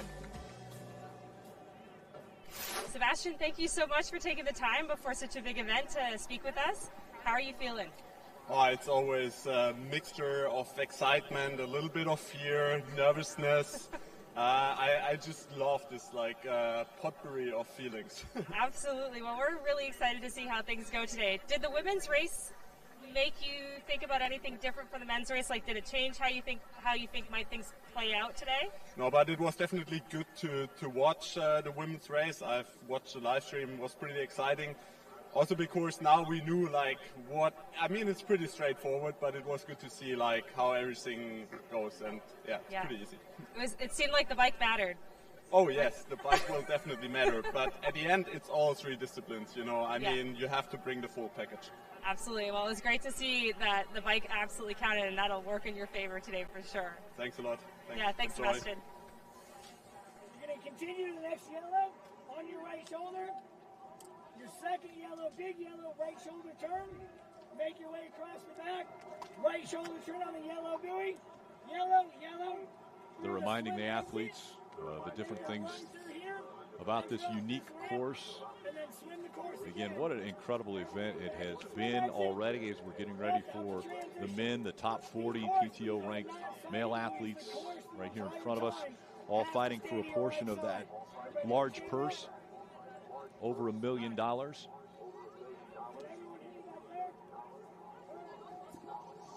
And Rowdy, let's take a look at what the women just finished and what the men will do. They'll start here in Lake Lloyd. Yeah, 1,000 meters long, but they only go halfway. A loop around those two buoys. They get out of the water, they sprint around 10 meters, and they dive in, and they'll do it all over again. And then you'll see them run around that little red carpet into the transition area, which is absolutely critical. And into those 20 laps around this iconic speedway, Rick. It is going to be fascinating to watch this bike. Very flat and a long way. Yeah, 80K, and they're going to stay in the same position for nearly 2 hours. So that's the one thing that we saw took its toll on some of the athletes. Then it's 4 laps. Yeah, 4 laps, 18K or 11.1 miles. 4 laps around the track and into the finish, and you just saw the women and how amazing that was on the finish with Paula Finley. We'll see something equally exciting with the men. And again, moments ago, Alicia caught up with another one of the world-class athletes here about to take the water. Rudy, thank you so much for taking the time to talk to us. How are you feeling before this inaugural event? Mostly just concentrated and just going for a quick swim warm-up, then we'll have the lineup, but yeah, just already kind of in the effort, getting ready for it, and yeah, just overall ready to go, ready for a very hard effort. How does it feel to be a favorite as someone who has both experience in short course and half distance racing? How does that feel? I wouldn't really call myself a favorite. I think we have some Olympic champions and world champions for that, but I definitely just hope to just give it all out there and definitely compete with some of these best guys in the world. So yeah, just I'll give my best. Great, best of luck to you. Rudy Von Berg getting ready to get into the water. And okay, so we have mentioned Alistair Brownlee, favorite coming in. He has set himself apart from the rest of the athletes to the point where a lot of the athletes even asked on media day, can anybody beat Alistair? And they're like, well, you know, we're not really sure. We don't know if anybody can actually beat Alistair Brownlee. And look, a reason I think that the athletes are talking like that is because Ali has proven to the world that not only is he amongst the best over the Olympic distance, he is also one of the best over the middle distance, and he's up there starting to do very, very well in the Ironman distance as well. He is amazing over every distance that we've got. And there are not many athletes on the planet that are able to do this, that are capable to do this. I mean, Javier Gomez is probably one of the others. But, yeah, he looks so relaxed this week. The thing I've liked most about Alistair Brownlee is obviously I'm in the same hotel as the athletes. And I've just been looking at a bit of the body language, watching them at breakfast. I feel like a stalker, of course. But, and it's amazing to see just how relaxed Ali is here. I mean, I was at dinner last night grabbing a quick dinner, wanting to go up to start studying my notes again, and Ali was down there with his brother and his mates playing cards, and they were very, very relaxed and under control. So I think Ali's in a really, really good headspace right now, and that's what's dangerous for the rest of these athletes today. To dive a little bit further into the personality of Alistair Brownlee, PTO has put together another unbreakable. Here's Alistair. Not being able to racing and not being able to compete and having that those goals kind of removed from my life was definitely something I had to think about quite a lot. The big impact has made me realise how much I love it and want to keep competing and racing to the best of my ability. I've had a few struggles this year, mostly in my training. I had actually quite a significant injury that I had to overcome. Yeah, so that was a bit of a challenge, not training with other people like my brother and my friends that I train with every day. That was tough. And no competitions for a long time. I've always looked forward and trained hard to the next goal, and obviously for a long time during the year they didn't exist at all. The PTO 2020 Championships, I think, is a massive deal, and it's the most important race in triathlon of any distance in 2020, and it's great to see in the men's field all the best athletes from pretty much all the different forms of the sport are coming together in one race.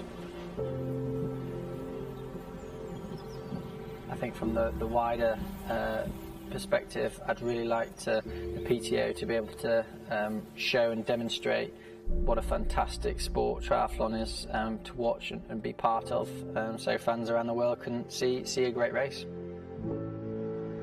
Going to be a lot of strong competitors. I want to try and beat them anyway.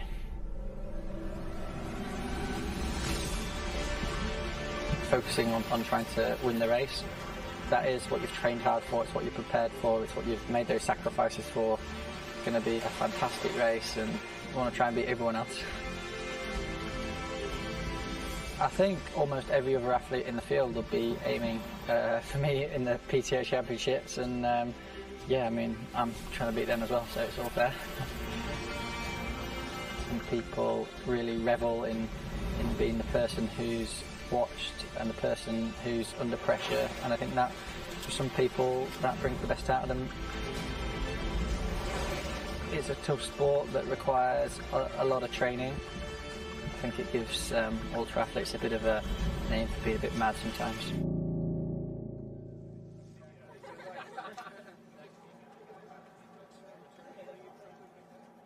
All right, guys, I am down at the swim start, and this is the exact opposite of what I'm used to. Normally the women are kind of nice and relaxed and everything. This morning they were all tense and looking very nervous, and the guys, it looks like old home week. Looks like we're getting ready to start a regular training event here. So not nearly the kind of intensity. Okay. Everyone's smiling, but I think that's everybody putting on a good show. This event, pressure-packed, no two ways around it. Certainly feels like a world championship with juice, so with all that extra cash on the line. That's T.O. right there, Tim O'Donnell. Out of the Naval Academy. His brother actually was the one who said, you need to be a part of the triathlon. Got him started and involved in it. As a matter of fact, one of the athlete leaders of the PTO on the board, and I know that everyone a part of PTO very proud of what has come about from this event. And Alicia caught up with Sam Long just moments ago. All right, Sam, thank you so much for taking the time to talk with us. Tell us about how you're feeling today before this huge event. Usually a good first soundbite. It's so amazing to be here for World Championships in 2020, the year that everything's gotten wiped off the calendar. I'm just thrilled to be here with all my idols, racing all my idols. It's going to be fast and furious. It's going to be hard. I'm just looking to leave it all out there. We'll see about the fastest bike. There's some other guys that could almost definitely take it. I'm just going to go hard from start to finish and see where that ends me up. And awesome. End the season on a good note. Awesome. Well, best of luck to you, Sam. Thank you for taking the time to talk to us. Great. Thank you, and thank you, PTO, for making this happen. Awesome. Cheers. Cheers. I like when Americans say cheers at the end of an Cheers. interview. Sam Long kind of enjoying that phrase. And Sam Long is definitely one of our big characters in the sport. Doesn't lack confidence, let me put it that way, but we love him. Creates quite a stir, but he's good fun. He's doing it all in fun of the sport, and he really, truly does love the sport. And it's been great to see. I first met Sam Long a couple of years ago when he came out to Noosa, where I live, to do some training. He was just starting as a pro then. And to see how far he's come in such a short amount of time has been quite amazing. And he's the big unit. That's what his nickname is, the big unit. And he's certainly a powerhouse on that bike. And he was telling everyone in the media, he said he doesn't care who wins the race today as long as it's not one of the fish. well, we're confident that is not going to happen. We saw Tim O'Donnell just moments ago prepping, and before he was in that laser focus, Alicia Kay caught up with him. Tim, thank you so much for taking the time to talk to us before this huge event. How exciting is it to have this much money on the line at a single-day event in 2020? It's amazing. I mean, this has been the culmination of years of work with the PTO, and to have it come together on a special day like this and in such a crazy year, I'm honored and excited to be part of it. Thank you so much for taking the time to talk to us, and best of luck today. Thanks. I love Tim Lotano. I love this guy. Waiting on their second child. They're excited about that. His wife Rennie back home watching this one. There we see again the contenders. And at the top of the list, Alistair Brownlee. But we know Rudy Von Berg. We know Javier Gomez. How about Vincent Louis? Definitely athletes that can contend here today. Yeah, the thing that excites me most about this race is I don't know how the likes of Vincent Louis. We know at the moment he is the greatest short distance athlete in the world. I mean, he's virtually unbeatable over Olympic distance and sprint distance, but we do not know how he is going to fare over this distance. I'm sure he's going to have a terrific race, but like we saw in the women's race, there's so many unknowns. We've been down in the aero bars for 80 kilometres, and these short course athletes just are not used to that sort of riding. So it'll be very interesting to see someone like Vincent Louis suffers the same fate as some of our females today. Honestly, my picks cannot go past Alistair Brownlee. He is just such a champion. Another Javier Gomez, again, amazing over an array of distances. And then, of course, our current 70.3 world champion, Gustav Iden. You mentioned Javier Gomez. Let's hear from him. Home to go with Alicia. All right, Javier. Here we are, PTO Championship at Challenge Daytona. How are you feeling? Oh, it's exciting. Exciting to have such a big race this year. It's 2020. I'm looking forward to it. It's going to be a tough course. You know, the best athletes in the world, most of them. So I'm expecting a really good race, and I hope to have a good one. Absolutely. Thank you so much for taking the time to talk to us. Cheers. Best of luck. Again, the disciplines, it will be a 2K swim here at Lake Lloyd. They will come out of the water. They will transition onto the bike, and then it will be 20 laps around Daytona. That is an 80K bike ride, about 50 miles that they'll be on the bike, and then they will drop the bike and head for the shoes and make 4 laps then around Daytona. 11.1 miles. It is 62 miles, 100 kilometers in front of these incredible athletes. Let's get the introductions for the top 10 athletes. We go to Kevin McKinnon. Thanks, Rick. Let's introduce you to the top 10 PTO-ranked athletes in today's race. From Great Britain, wearing bib number 1, Alistair Brownlee, PTO World Ranking number 2, and 2-time Olympic gold medalist. From Germany, wearing bib number 2, Sebastian Kienle, PTO World Ranking number 3 and the 2014 Ironman World Champion. From Canada, wearing bib number 3, Lionel Sanders, PTO World Ranking number 4, 2017 Long Distance World Champion and the Challenge Daytona defending champion. From the United States, wearing bib number 4, Ben Hoffman, PTO World Ranking number 6, 3-time Ironman Africa champion. From the United States, wearing bib number 5, Rudy Von Berg, PTO World Ranking number 7, bronze medalist at the 2019 70.3 Worlds. From Spain, wearing bib number 7, Javier Gomez, PTO World Ranking number 10, 10-time world champion. From the United States, wearing bib number 8, Timothy O'Donnell, PTO World Ranking number 11, 2009 long distance world champion. From Belgium, wearing bib number 9, Peter Humerijk, PTO World Ranking number 12, 2019 Challenge Family World Bonus champion. From Germany, wearing bib number 10, Andreas Reitz, PTO World Ranking number 13, defending Challenge Roth champion. From Austria, wearing bib number 11, Michael Weiss, PTO World Ranking number 14, a 7-time full-distance world champion. And the rest of the gentlemen can get in the water now. This is an in-the-water start, and so you see the athletes making their way over to the start line. There's actually a cord, a line that is in the water on either side of the paddleboard. So they'll jockey for positions. Again, a 2K swim, 80K bike, and 18K run. Totaling a little over 62 miles that these athletes will compete. Kevin? So the guys, very interesting in terms of the position. This morning we saw the women kind of spread out. All of our top 10 went right to the very left buoy. I think Alistair went that way, and everyone followed right behind them. So interesting setup here for this start.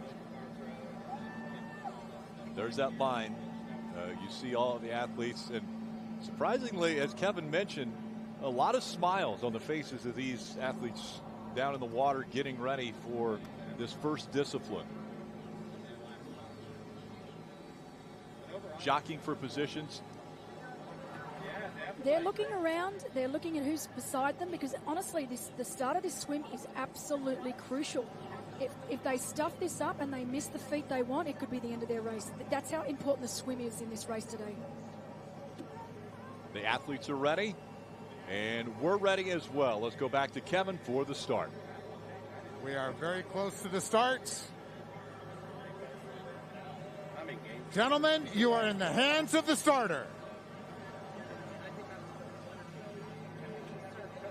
I do a lot of races.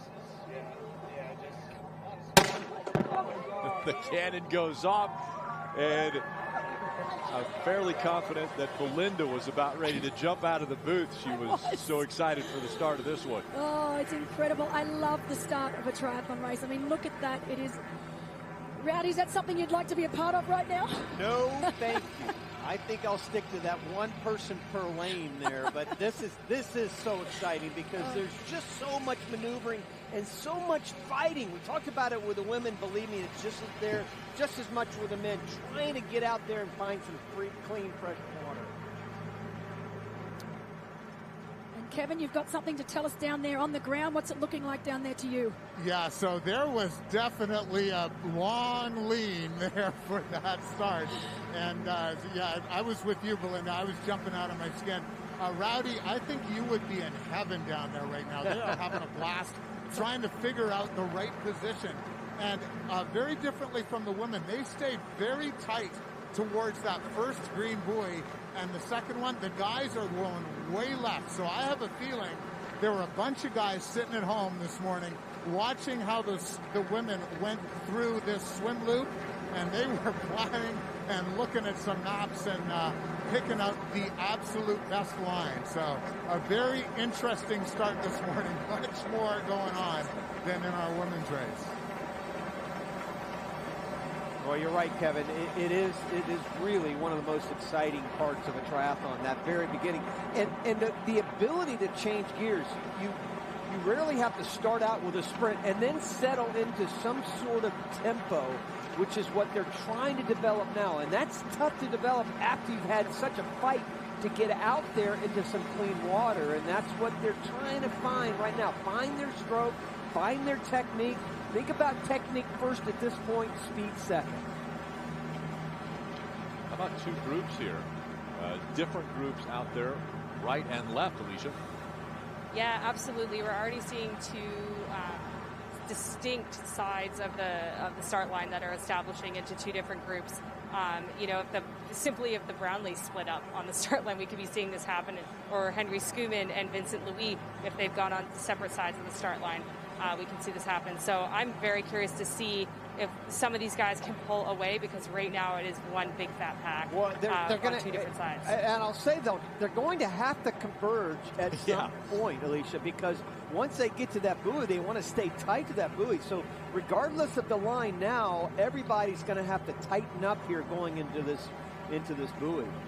And this is where I looked it up on Wikipedia, and triathlon was listed as a non-contact sport. But you guys said that's not true, especially right now. Oh, no. Definitely a contact sport during the swim. Non-contact for the bike and run. But let's talk about some of our super fishers, I like to call them. We've got Henry Schumann, like Alicia just mentioned. We've got Javier Gomez, Ali Brownlee, Johnny Brownlee, Vincent Louis of France. We've also got Ben Canute, another one of our long course specialists, Jesper Svensson, also an incredibly strong swimmer. So I can't wait till they complete this first of 2 laps to just get a visual on who is where, because honestly there are too many top swimmers to name them all. And Brownlee look like they're forging ahead right now as far as the 3 that are looking the strongest.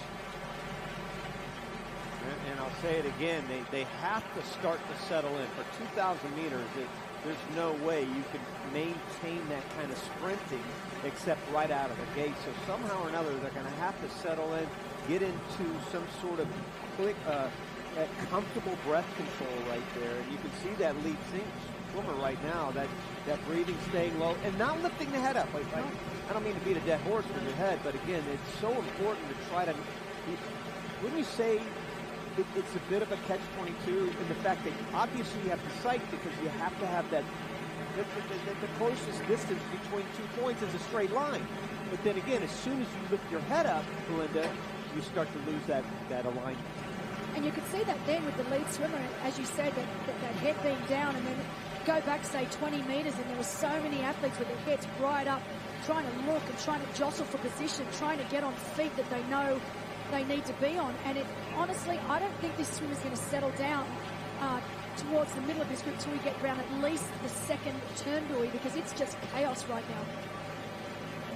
Swimming back to that second buoy, they'll take another right-hand turn and go back to where they started. They'll actually get out of the water, about a 10-meter turnaround, come out of the water and dive right back in and do a second lap. We actually call that getting out of the water, we call that an Aussie exit. I don't know why. I think it's because it is quite a common thing in triathlon in Australia. We do often make out the athletes get out of the water, and sometimes the run can be longer, sometimes shorter. But yeah, it's termed the Aussie exit. And the reason it makes it so tough is because a lot of these swimmers rely on getting into a rhythm and trying to hold that rhythm for the entire swim. By adding in that Aussie exit, you are stopping that happening. You break it. All the blood is in the upper body. It's in the arms.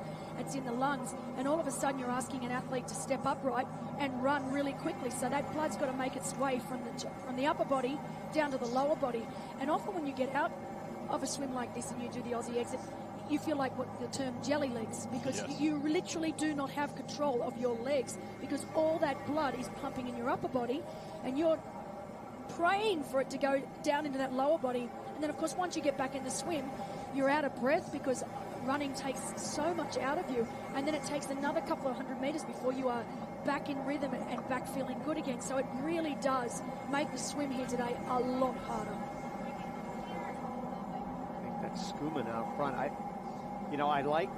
like the fact that when he does sight, he's not lifting his head up a lot. Watch right there. See, I love the fact that he doesn't have to do it real high, and then he gets it back to in line again. The head has to be in line with your spine. He's got a little bit of a quicker tempo than other swimmers. He's not real long on the stroke. He's still keeping it circular, which is great. Really getting his hips involved. You can see the hip rotation, about 20-25 degrees on either stroke. But he's doing a nice job. 29 years of age in South Africa. A little drafting here, that's legal in the water. And how do they do it? How do they get close enough to where they can get an assistance from the guy in front of them? Well, there's two thoughts here. When I used to like drafting, I used to like sitting right behind so that your fingers were just touching their toes. So to me, that was where I liked to sit, and that was the best draft I could get. But a lot of athletes actually like to sit up on the hip, so swimming right beside the hip, and that is also a really nice draft area. For the most part here, you can see that they are sitting on feet, but you will see quite a few of these men sitting up beside the hips of someone just slightly faster. And the big thing with drafting is you need to pick a swimmer that you know is faster than you. Otherwise, the drafting effect is worthless. So obviously someone like Henry Schumann, everyone knows that he's the fastest swimmer in the field. So the likes of Alistair Brownlee or Javier Gomez would want to be on his feet. Alicia. Just standing on the dock at the Costa Club, and Henry Schumann looked beautiful, as always, when he's swimming. but I did get eyes on both Brownlees that were right there, and I actually think on Schoeman's feet is one of the Brownlees. I couldn't tell which one. My intuition is that it was Alistair, and I didn't get eyes on Vincent, but I'm pretty sure I saw his stroke. So all those major ITU guys are all in that front group. It's just a matter of who else is left. And Kevin, what are you seeing? So this is exactly what Alistair Brownlee was hoping would happen here today. Henry Schoeman, always one of the fastest swimmers out of the water at World Triathlon Series events. And so Alistair loves to just sit on his feet. Alistair, a stronger cyclist, so if he can just use a little bit less energy in this swim, then he's going to be in just even better shape going into the bike ride. So this is panning out exactly the way that Alistair Brownlee was hoping for. And yeah, I wouldn't be surprised. I'm trying to recognize that stroke. I think you're right, Alicia. I do think it's Alistair on Henry Schoeman's feet. And I would say Alistair is in that perfect position. You're right, because he's right on the feet. And as Belinda said, if you can get right on the toes, man, and really that kind of bugs the swimmer out in front of you, does. right? Every once in a while you're flicking the toes, and that swimmer ahead just knows it, and it drives you crazy. But again, if he could kind of be at this point and just stay there, he's literally just kind of, he can just put his arms right out in front and just ride the surf right now, because Schoeman is just, he is so beautiful to watch as a swimmer. This is from somebody that really just knows swimming. I don't profess to know the other two, but boy, watching him, that is a pure swimmer. He just has, he's got that great chin in, great posture, line balance. Those three things are so good. The ribs in, the hips nice and high. If you watch Schoeman, boy, that's just a pure swimmer right there. And Rowdy, can you just explain to our viewers out there the difference? I mean, some of these swimmers have got a 2-beat kick, some have got a 3-beat, some have got the 6-beat. Can you just quickly explain the difference when we talk about 6-beat kick as compared to, say, 2-beat kick? Yeah, Belinda, most of these athletes here, especially over 2,000 meters, have to keep that 2-beat kick, meaning you're kicking with each leg to every arm stroke you take. So 2 beats to every arm cycle.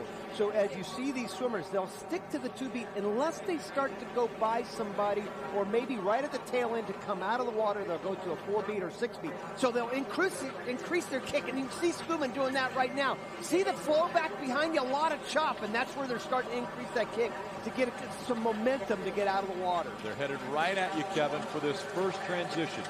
They sure are, and it's Henry Schoeman with, looks like Alistair. No, that's not Alistair right behind him. So Alistair, a few spots back. He's in 4th or 5th place right here. But here's the big surprise for me, how big this first pack is. Ben Canute in there as well. Javier Gomez in this mix. So this is a fantastic swim for Javier Gomez. I'm not sure he quite has the firepower on the bike to stay with these leaders, but if he can stay close throughout the swim and the bike here today, he's someone we haven't been talking about a lot, and he very much could be a factor. Kevin, that was Andrea Salzberg on his feet, on Schoeman's feet. So Andrea Salzberg from Switzerland. He is probably one of the most underrated athletes on this start line today, and he is definitely capable of winning. Yep, sure can. Salzburg is up there with the Brownlees, with Schoeman. Training partner of Nicholas Spirig. That was pretty incredible. That's pretty incredible. What a transition again. This is ending lap 1 and coming back into the water for lap 2. So take a look at these guys getting back in the water. That's just a great dive in. Right, some of them just bit it, though, as they came in. Yeah. There's no dive. Some of them just like thrashing into the water. But the more you can be clean on the entry, it's like a dive. You know, you're going to get more momentum out of it. You're going to get a little bit of dolphin kick underneath. And that's what Schoeman did to be able to kind of extend the lead a little bit. He'd love to get out a little bit more just to give a little separation, not to give that draft behind. Kevin, what about last year's champion, Lionel Sanders? So Lionel Sanders is desperately trying to get onto the feet at the tail end of the third pack. So Lionel Sanders struggling a bit to stay in this mix here, and it is critical. Rowdy, you talked about being able to change speeds. Lionel's been working on his swimming for years and years and years, and one of the things they really have been trying to work on is that acceleration, because this is a critical move. If he can get into that group, then it's going to make his life a lot easier through this day. The other thing I wanted to talk about drafting a guy I'm guessing you would have swum against way back when, Rowdy. I competed against Mac Martin. He used to draft so close. His feet his head used to be banging on your feet. It drove you nuts. He would enter, his arms would enter on either side of your legs. So, oh my, don't you want to just reach back and smack him? What? You wish you could, but then he'd just swim by you. I know. Alicia, I'm sure you have some great drafting stories. I sure do, and there's definitely a nice way to do it and an annoying way to do it. And triathletes tend to be on the latter. So, but there's no style points and there's no points for not tapping the feet. So we have looks like about 5 guys are dropping off that front group. So the front group looks like it's going to be down to about 10 guys by the time they exit. Schoeman almost looks to be inviting someone else to take the lead. He's kind of looking back a little bit, swimming a slightly longer line, just sort of moving off to the side, almost kind of saying, all right, someone else pull through. You're so right, Alicia. I mean, his stroke cadence, his tempo is really slowed down a lot, but he's still way out in front, isn't he? Yeah, he absolutely is out in front, and he's turning the screws, but I agree. It just looks like he's relaxing a little bit and just sort of inviting someone to come through and contribute to the work. Well, he's the one that's setting the pace right now. Everyone chasing after Henry Schoeman up front. And pointing out Ben Canute back there in 6th, really strong cyclist. A good position for him right now to be maybe a part of this lead group or that first pack that's getting ready to come out of the water after this turn or this lap around Lake Boyd. But also interesting to see Vincent Louis in that front group for sure, but towards the latter end of that front group. I would have thought he would position himself further up, just because there's less chance of things going wrong further up the group. There's also, the water's a lot cleaner up the front. The further down the front pack that you go, the dirtier the water gets. And it just doesn't feel good to swim through. It's like swimming through a current, whereas, you know, these men up front, the water's a lot cleaner. The closer you can get to that lead swimmer, the nicer it is, the better that draft is. Johnny Brownlee and Alistair Brownlee right now 34th, as opposed to, can't exactly tell where they are on the water, but right there in the top 4 right now, Kevin. So Henry Schoeman, you guys were talking about him wanting them to come around, and that's just a big game that's going on. Like those, he and the 2 Brownlees, they went top 3 in Rio. I watched them at the World Championships later that year in 2016, and it was always Henry kind of, come on guys, help me out. And they just sit in behind, and then what gets hilarious is out on the bike in draft legal racing, it's the Brownlee saying, come on guys, come on, help us out. So Henry just can't get a break here today. And I think the Brownlees, Kevin, are really in pretty good position, because if you're going to draft, you might as well have some really big boys ahead of you doing it and leading the way. With Schoeman and Salvesberg right there in front. So the 2 Brownlee brothers, most likely, we're not for sure, but if you see on the screen, 3rd and 4th, I think they're in great position as long as they can keep it close, because Belinda said earlier with the women, you start to fall too far behind, a body length or more, and then you're just fighting for a shot. In the temperature of the water, about 67 degrees. That's why we're seeing wetsuits on these athletes. Kevin? They, Henry Schoeman wanting these guys to go around. And now it's probably a battle between the Brownlee brothers, because you're talking about big guns in front of you. Henry Schoeman is a tiny person. Salvesberg is considerably larger. So the Brownlees are probably fighting over who gets to be on whose feet at this point. But right now the Brownlees are totally enjoying this swim if you can, and having just a fantastic time. As I said, Rowdy, you would be having a riot in the midst of this whole thing. But I can tell you, I definitely would not be Skuman. If I could, I'd be like right now, Ali Brownlee or Pearson in 4th or 5th, because they're in pretty good spot. And they're just riding that wave of all those guys in front of them. I think it's a good little draft position.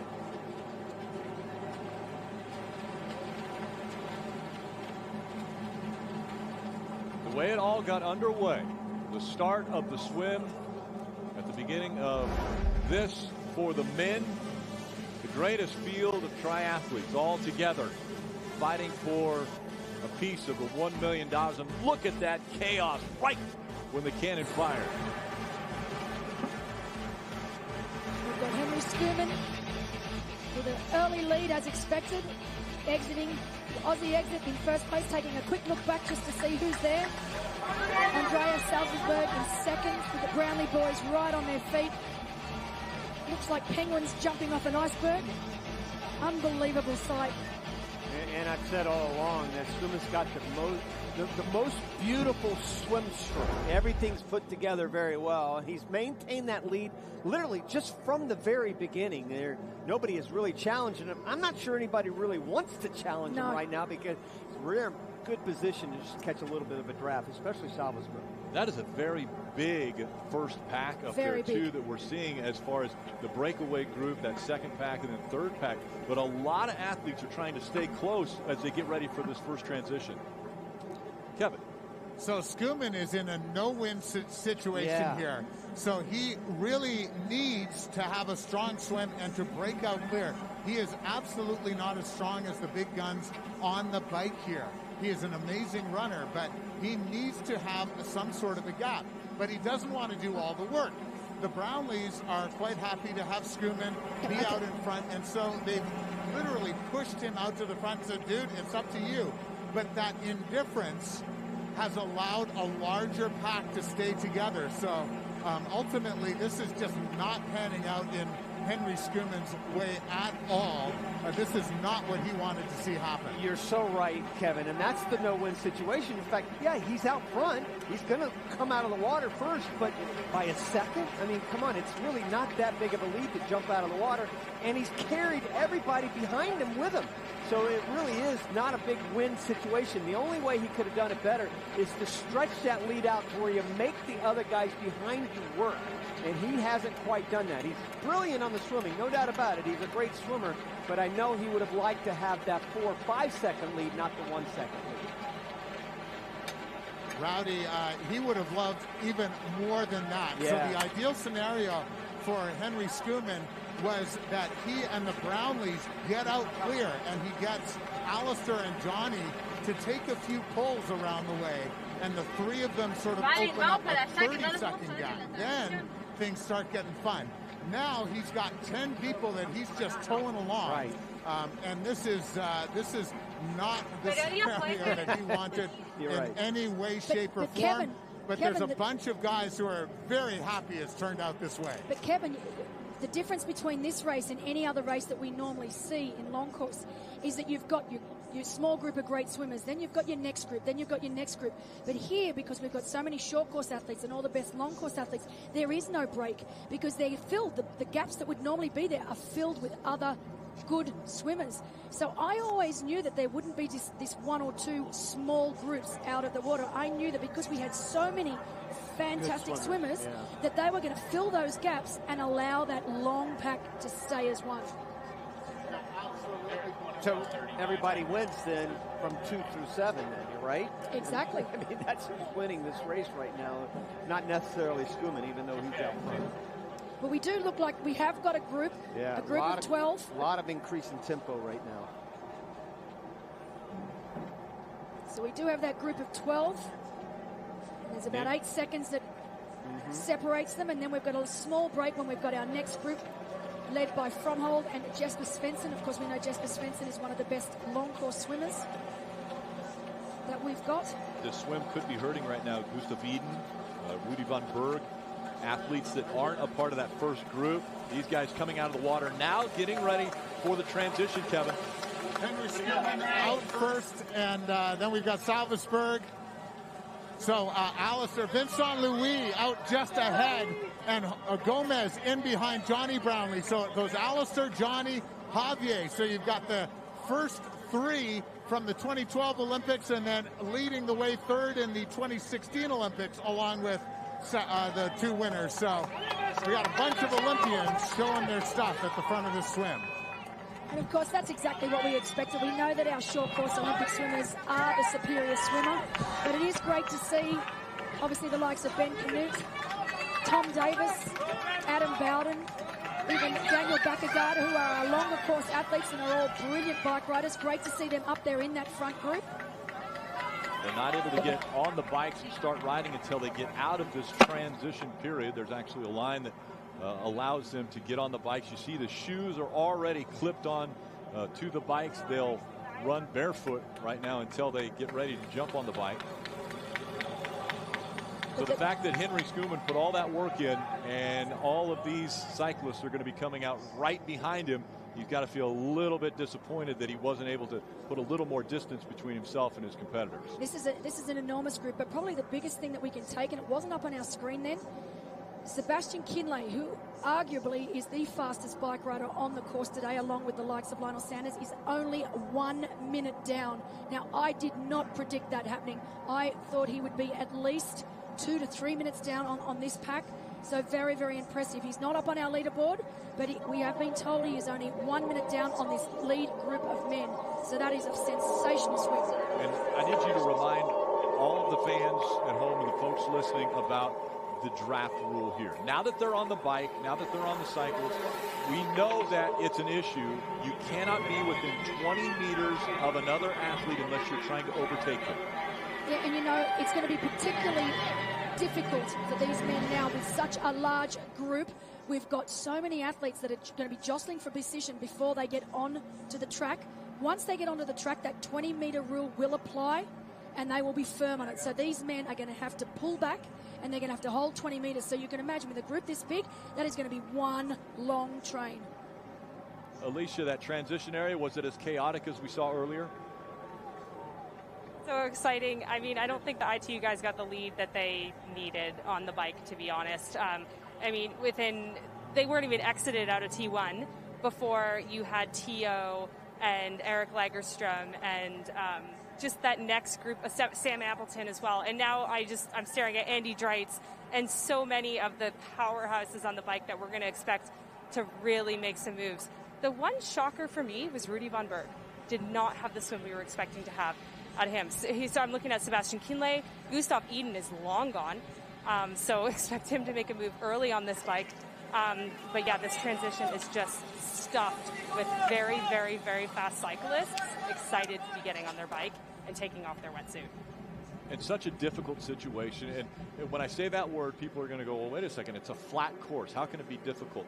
But the reason that it's so difficult is because you get into one position, and for really the next hour and 45 minutes, you don't ever get out of that position, right, Belinda? But first, let's go to Kevin. All right, so Lionel Sanders just out of the water, and this does not bode well. Earlier, Belinda was talking about how great a swim Sebastian Kienle had.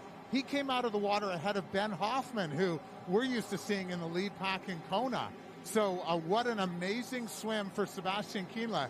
At a press conference this week, he was ready to hand this race over to Alistair Brownlee. I think maybe he's not quite ready to do that yet.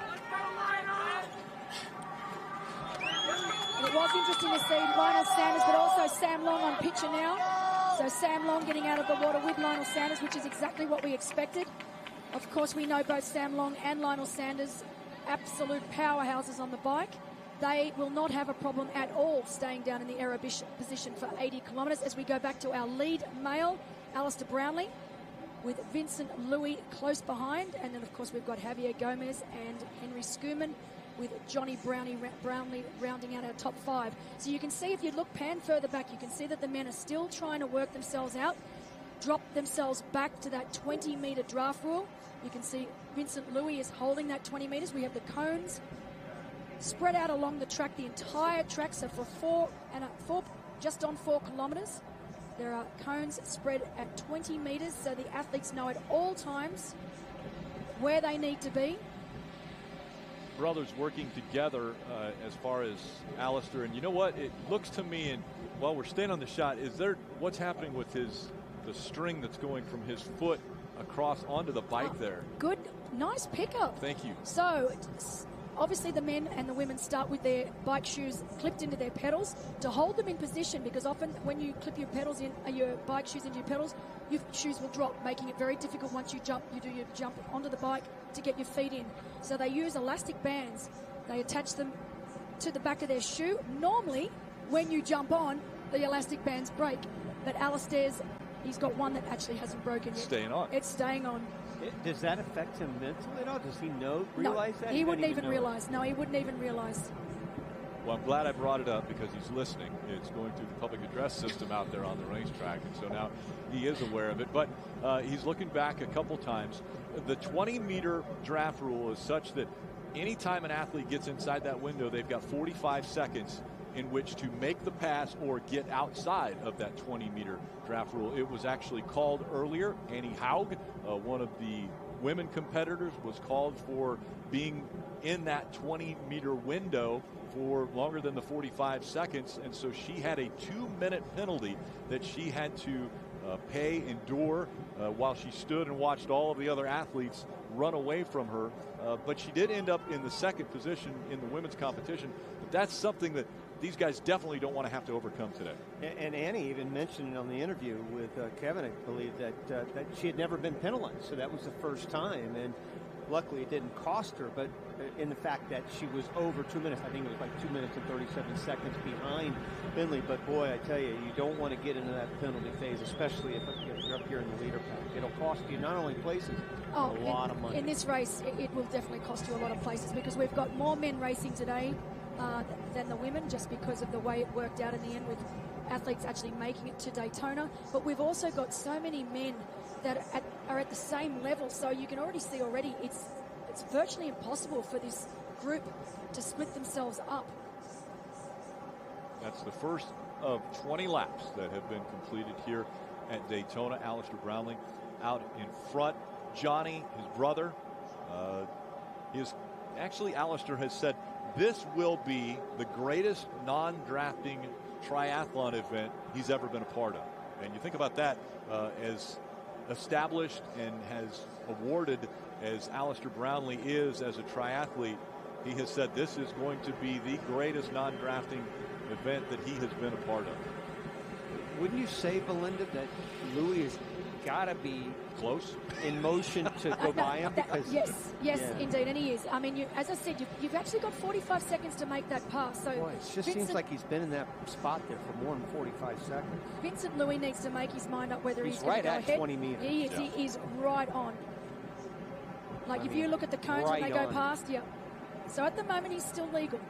But if he pushes ahead and drops that gap, then he's going to be in dangerous territory. And that's something that I think these men are going to have to really concentrate on. It's all right now. They're fresh. They know what they're doing.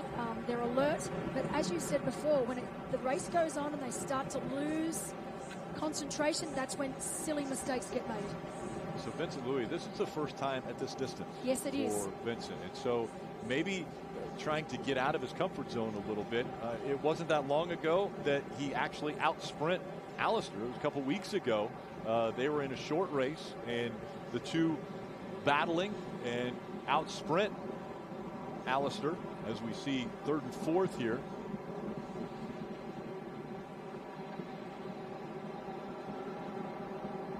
Vincent Louis is from Vesoul, France. Talked about him at the very beginning of the broadcast this morning. Two-time Olympian, world champion 2019, 2020. And Belinda, I think it was you that told me that he had a real chance at gold in Tokyo set for this summer. And obviously, heartbreakingly for him and so many other amazing athletes along the way, did not have that happen. So this would be a real big boost to him. Absolutely. They even just finished top 5 to head into Tokyo. Oh, this is sad. This is Jesper Svensson. Really disappointing to see Jesper out so early. Very, very strong. He was second. challenge, Roth. Is this something mechanical, or? It looks like it could be. I mean, he's off his bike. That's a fairly sure sign that there's something gone wrong with his bike. But that's gut wrenching to see someone out of the race that early on. Got to come this far and have so much still in front of them, especially so early on. Yeah. There's still the gap between 1 and 2. And you're right. Boy, it I tell definitely you, looks like it's closer than 20 meters really here. It does. I mean, I watched Haug today, and I knew she was tight, and I didn't see where the penalty took place, but it sure looked like she was a lot further away. And again, Belinda, you know more than I do. Just eyeballing it, there are the buoys right there. Looking at it, 20 meters apart. Yeah, he's definitely so pushing. He's pushing the envelope. He's in that gray area that I wouldn't even fall back another 2 meters. But the officials will come down and let him know. Oh, they will. Okay, so they're going to let him know. Say, hey, dude, you got to back off a little bit, or we're going to penalize you first. That's right.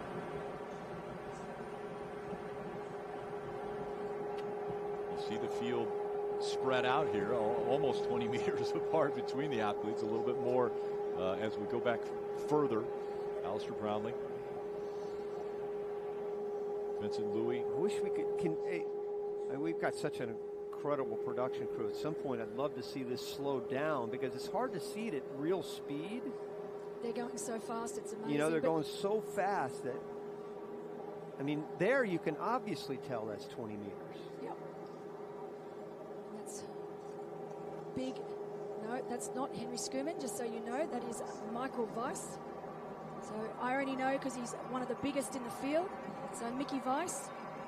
He is a big from field. Austria. He is he's an ex-pro cyclist, very, very good cyclist. And now we go back. Now that's on Henry Schumann now. Completely different athlete. Henry Schumann is about my height, maybe even shorter. Probably weighs about 52 kilos. Came out of the water, race leader, and then after the T1, that transition now has been passed by Brownlee and Louis. He's in good position, though. You got to figure that tough swim being out in the lead, and now he's only 5 seconds back. Look, in cycling terms, Schumann's not renowned for being one of the Uber bikers. You certainly wouldn't say he's an Uber biker. He is, for sure, a super fish and an Uber runner, but he's cycling. And I honestly believe that this 80-kilometre bike is going to really hurt Henry today. I still think he can get off and have a superb run, but you'll see him continue to drop back through the field. Right. We have got so many amazing cyclists coming up behind him that it won't be long before he's a fair way back. And particularly with the 20-metre rule being enforced, he'll continue to move further and further back. Nice. As we see Johnny Brownlee, so Alistair Brownlee's younger brother. I have a Brownlee story. In the hotel yesterday morning, I was leaving my room, and there was 2 guys just laying on the floor in the hallway. And I thought, this seems awfully strange. And as I'm walking by, I noticed that it's Alistair and Johnny, and they're both working on a wardrobe, a piece of one of the uniforms. And I was like, what's going on here? The 2 guys were working together to try to fix a wardrobe malfunction that had happened, but they were doing it right there in the hallway, in the hotel, working together, brothers. I know that Alistair wants to see younger brother Johnny have the same successes that he was able to have. And so they were helping each other out there, but brotherly love between the 2 Brits. You know, they're very, very close, and we've seen some amazing scenes between Johnny and Ali when they've raced. They also have a third brother, which a lot of people don't even realize. I think most in the triathlon world think it's just Ali and Johnny, but they actually do have another brother. But yeah, the camaraderie between the 2 boys is it's a sight to behold, and they truly are best of friends. And it was really cool watching. I was having an early dinner last night, and they were all down there playing cards. So, you know, just chilling out night before a big race, and it's just a really nice thing to see, and they truly are best buddies. We have just been given an update along with Jesper Svensson. We know we saw Jesper Svensson with a mechanical, we believe. We have also been told that unfortunately Tim Don of Great Britain is also out. He arrived with a bit of a back problem, so unfortunately Tim Don and Jesper Svensson both out of the race already. Now you're probably looking at Michael Weiss and thinking, wow, is he leading? But Michael Weiss is actually a lap down. So our actual real leader is right behind, and that is Alistair Brownlee. So and he also can't just ride 20 meters behind. Even though this is a lap-down bike, absolutely. He cannot draft no, off he of can't. him. No, he can't. And, you know, obviously Michael Weiss is going past Alistair now. Alistair is our leader on course right now with Mickey Weiss a lap down. But Mickey Weiss is one of our strongest riders on the field, so I don't think that Alistair will.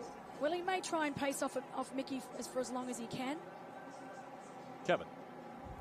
So I'm riding along next to Alistair Brownlee right now, and yes, Mickey Weiss a lap behind, and yeah, I was going to just touch base with you guys about how this is going to really mess up the pack. You've got one of the strongest riders in the field, but he really shouldn't be where he's at right now. He made the pass, but you could tell how hard it was for Mickey Weiss to get by this group and just be able to stay in front. And that's going to be the big challenge for the men today. We saw it earlier today with Annie Houd. That penalty she got was when she was trying to get around a group of athletes, and it's really hard to get by in that time frame. And so Mickey Weiss, as strong a cyclist as he is, he went by Alistair Brownlee, but now he's really struggling to stay in front of Alistair Brownlee. So this is going to make for a very interesting bike ride. And so right now the guys are really pushing that limit. Vincent Louis is going to have to be very careful. This is not one of the races that he's used to, and he is definitely pushing the limit right now. So we're going to have some fun trying to keep up with this one in the lead pack. Kevin, has anybody said anything to Louis, or even for that matter right now, Brownlee, as close as they are, as you can see him pass those buoys?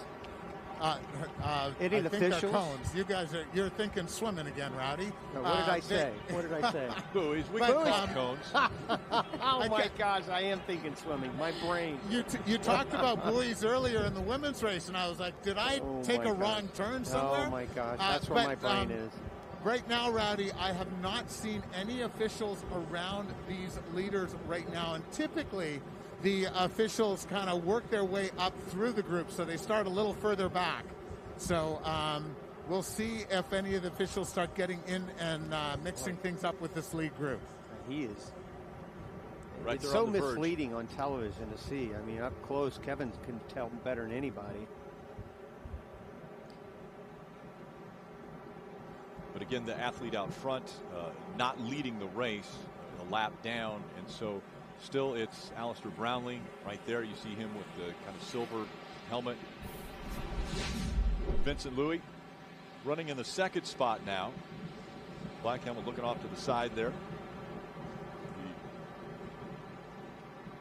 The white top, darker black legs of his suit. Vincent Louis, 31 years old. Third out of the water. Currently running second now behind Alistair Brownlee. And what does his strategy have to be with Alistair just in front of him? Is this a situation where Louis just has to stay in eye contact because he knows that just a couple weeks ago he out-sprint Alistair Brownlee? So is he trying to stay within this distance right now, or does he have to be in front of him before they get to that second transition? Well, look, I'm sure Vincent Louis would love to have a little gap on Alistair Brownlee. We know Alistair Brownlee can run 18 kilometres very, very quickly. He's done longer distances many, many times. He's won many half-distance races. Vincent Louis, we don't know. We don't know what he's like running past 10 kilometres because that's about as long as he goes in triathlon. So it's an unknown to all of us, including Louis, how he is going to run off an 80k bike. And 18 kilometres is still 18 kilometres. It's almost double the distance of what he's used to racing. So it's going to be very, very interesting to see if this comes down to a running race. Very, very interesting to see how these two men race against each other. I'm sure Vincent will try and hold on to Alistair as long as he can, but Alistair is definitely the more experienced of the two over this distance. Kevin. So, Belinda, I would argue that the perfect race day for Vincent Louis is to stay in this position and stay right on Alistair's shoulder for the entire run and go for the sprint and the shoot. That would be a wonderful day for Vincent Louis. I'm not sure Alistair's going to be too happy about that happen. So right now, Ben Canute has now made his move, and this is fascinating to see how this pack is working through things. You have no idea how hard these guys are having to push to get in front. And so a few minutes ago, we saw Vincent Louis actually have to stop pedaling because he was starting to catch up to Alistair Brownlee and get into that 20 or get close to that 20-meter zone. So he just stopped pedaling completely. Alistair's doing the same thing, and he's kind of looking around, trying to figure out how this pack thing is going to work, and also if anyone wants to go with Ben Canute. So Ben Canute is throwing it down right now, as he did at the World 70.3 Championships in Chattanooga in 2016. He blasted off the front end of the bike, and he's looking to do the same thing right now. So Alistair Brownlee has a little bit of a choice to make. Does he go with Ben Canute, or does he just sit in here and know that he's the stronger runner and just sort of bide his time? We saw him get up out of the saddle and pump for a little while, but that wasn't to, I guess, any advantage to him. He didn't gain any spots. It was just to stay in the position he was in. But Ben Canute is now out front. Look back on what Alistair did. So this is the move that we saw out of Ben Canute, taking the lead away from Alistair Brownlee. And as soon as he goes by Alistair, as you see Ben looking back, Alistair looked like he may have wanted to go with him, got up out of the saddle, tried pumping for a little while, but then didn't gain any ground. Right here,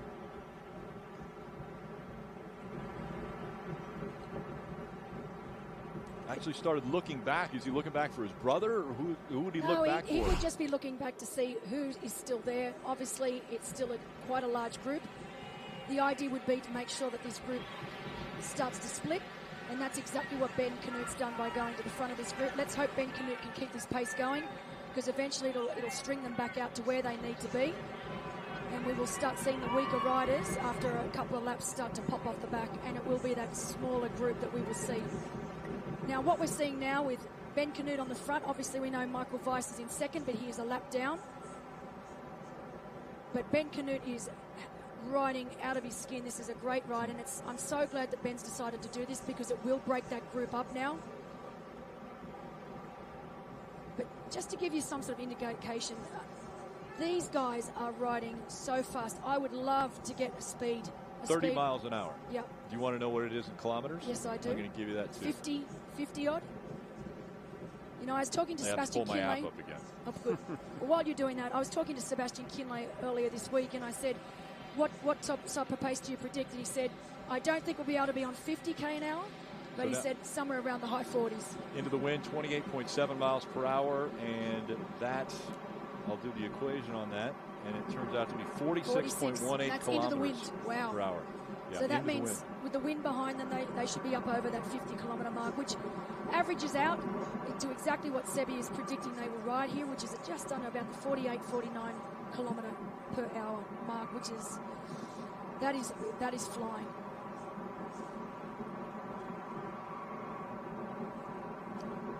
Almost looks like he has a flat front tire. I'm really hoping that's just the TV and the camera angle. The back doesn't look that way, but the front does.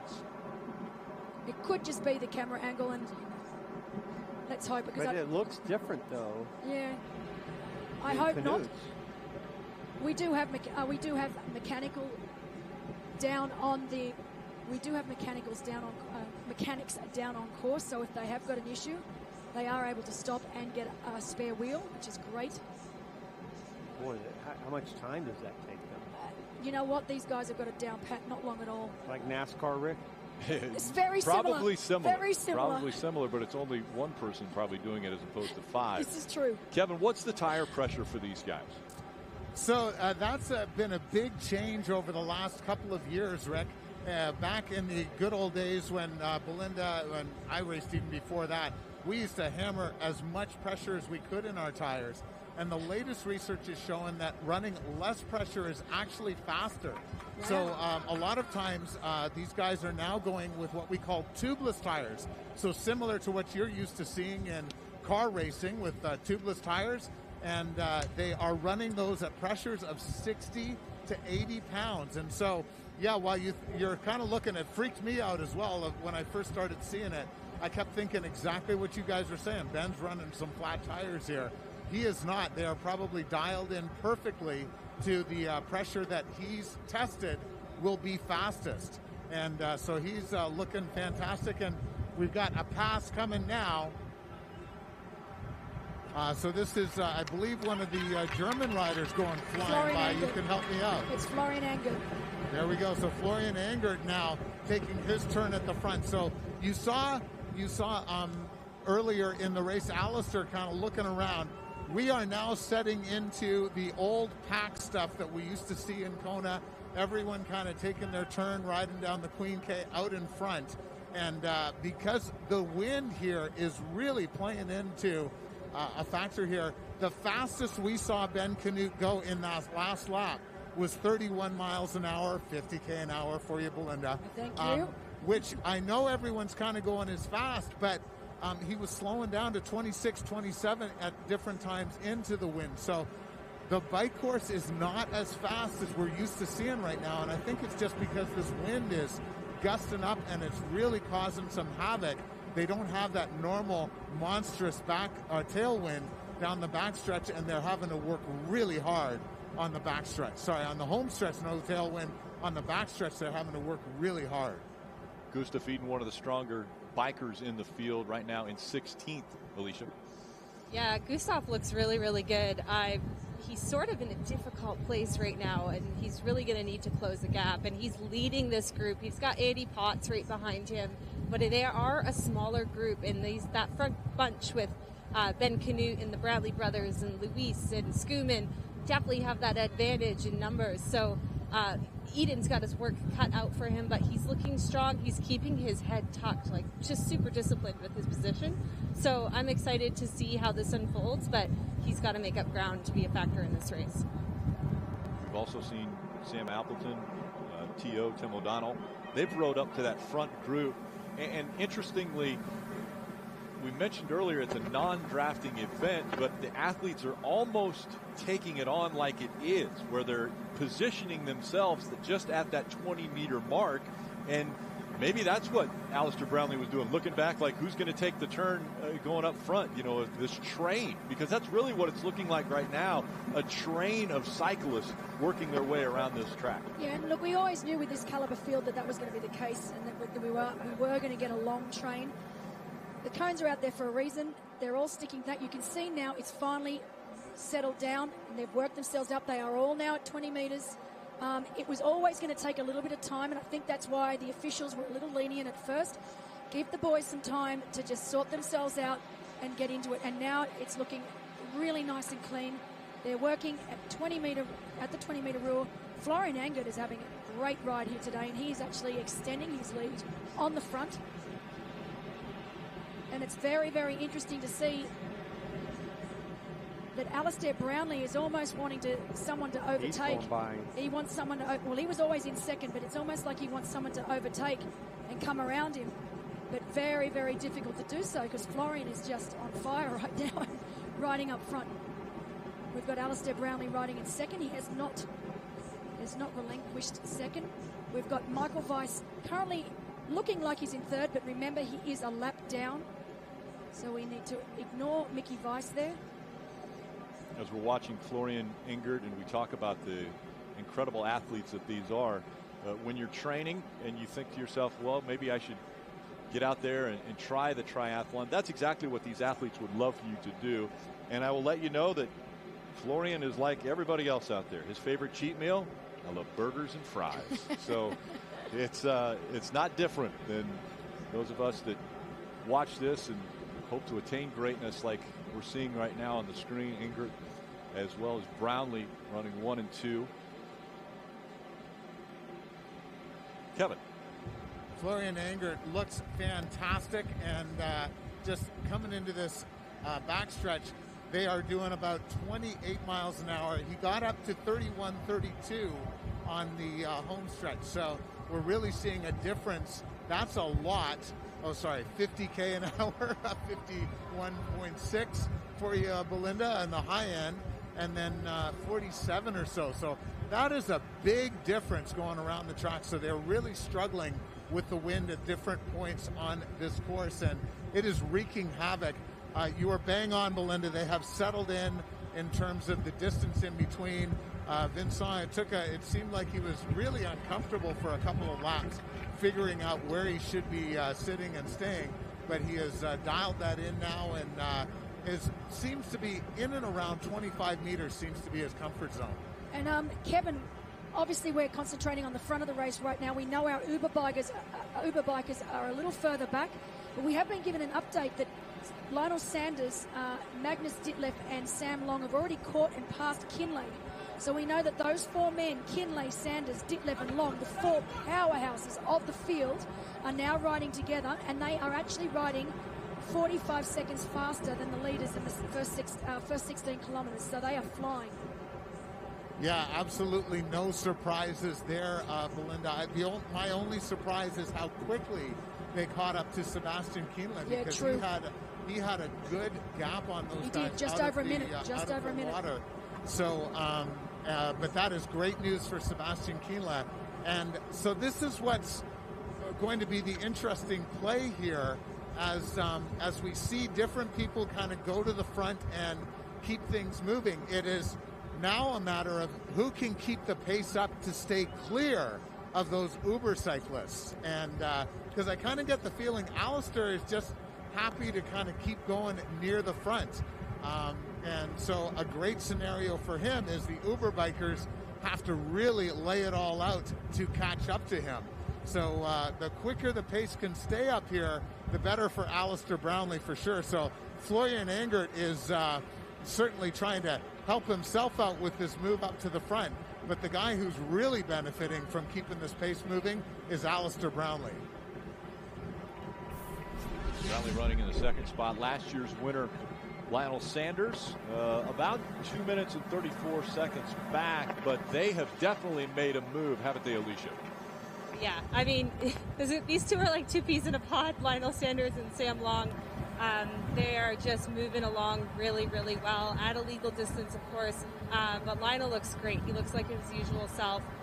So I'm excited to see how the rest of this unfolds. But they've got ground to make up, and they do have a few good cyclists ahead of them that are also moving well in the form of Andy Dreitz and even Peter Hembrick as well. So the work is not done. These guys need to ride hard, and they need to ride aggressively until this gap is closed, because this is their opportunity, because they're certainly not going to outrun the Brownlees. And Alicia, we've been given a gap of about 132, so we're looking at Lionel now, and the gap looks to be about 132 up to our leaders.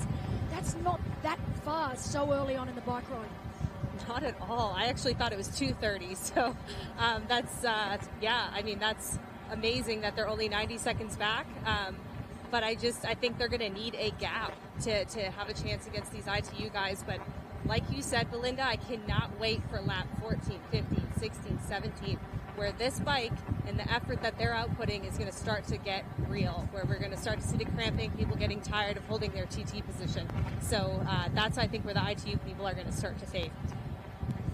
Kevin, are you looking at Alistair's front tire now that we thought might be a little bit low?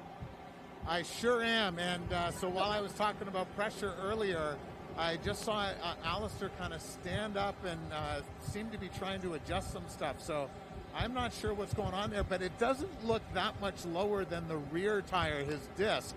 And I'm not sure if maybe he stood up just because David Plessis went by him. So just as I was about to say, oh, something's going on with Alistair, he got himself totally righted and looks fantastic as he just sits along in second place here. So you got me on what might be happening. I thought I had a big scoop for you, but looks like things are righting for Alistair Brownlee. What I like, Kevin, about Brownlee in this situation, even if it is a little low, he still looks so composed, and that's the mark of a two-time Olympic gold medalist right there. No panic in his face whatsoever. He knows exactly what he's doing. And let me come back to talk about. He looks very, very comfortable. And you're right also, Kevin. In fact, I think he loves the position he's in right now. Just hanging in there, right there behind Anger. And he's in no hurry to go by him. He knows exactly where Appleton is, right behind him in third place. Skuman and Knut, boy, he's in good position. Sam Long, talked to him before they got into the water. He came out of the water 63rd and has continued to move forward. Lionel Sanders decided to take a little drink, and Sam Long said, well, I'll take advantage of maybe the lost focus there for a second. And we know Sam Long, powerhouse on the bike. He knows if he's got any chance of finishing in the pointy end of this field that he has to make his move on the bike. He really does. Kevin. So guys, I'm finding this fascinating here.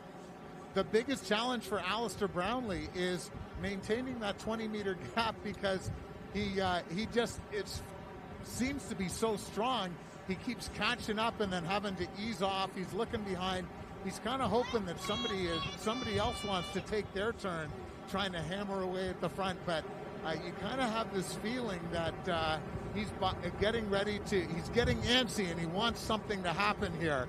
And maybe, I don't know how he could get some messaging that the guys are coming behind, but he's really struggling to maintain that 20 meters. The other thing that's just crazy is as they go past the athletes, as they're passing these guys that they're lapping, the officials are right on them and timing how long they move through. And so as he came down the last home stretch, Alistair had to really accelerate. You could see everyone was kind of counting down, 41, 42, and he just stood up and accelerated to make sure he made that pass in time. So you want composure. This guy has got it all together. And again, the drafting rule, there is not drafting available. You have to stay outside of a 20-meter window. That's what the cones are separated apart on the track, 20 meters. You have to complete a pass. If you're going to go after an athlete and get within that 20 meters, you have to complete the pass within 45 seconds. And so that's why we heard Kevin talking about them counting the officials right there, very close to watch to make sure these athletes don't violate that 20-meter rule. This is still a very, very big group. Over 12 athletes. Looks like Von Berg is finally starting to recover from a poor swim. He's now 54 seconds down on this lead group. Florian Engert still out front, yeah, though. he's Germans. I mean, I don't know a German athlete that can't ride a bike. They are incredible bike riders. It doesn't matter what distance, they've always been for that's where we pen the term Uber biker. So absolutely brilliant. And I think, again, for the average fan, the angle looks so misleading because it certainly looks like that 20 meters is more like 15 to 17 meters. But you can see, again, the cones, as Kevin corrected me, the cones right there really are the indicator. Belinda, let's look a little closer at Alistair's front tire here. Is that lower? Is the air pressure there lower? It does look a little. He may even have a slow leak, but it does. It definitely looks lower than his back. But it may just be a slow leak. But it doesn't seem to be hurting him at the moment. I mean, he's normally when the tire pressure gets below what's optimal, he would start to slow down. And I can't see any signs of that happening so far. I think you're right, Belinda. I think it's the angle too. You certainly can't tell from that angle anyway that the tire is low. It doesn't seem to be affecting him. He's able to stay right there with Engert. No.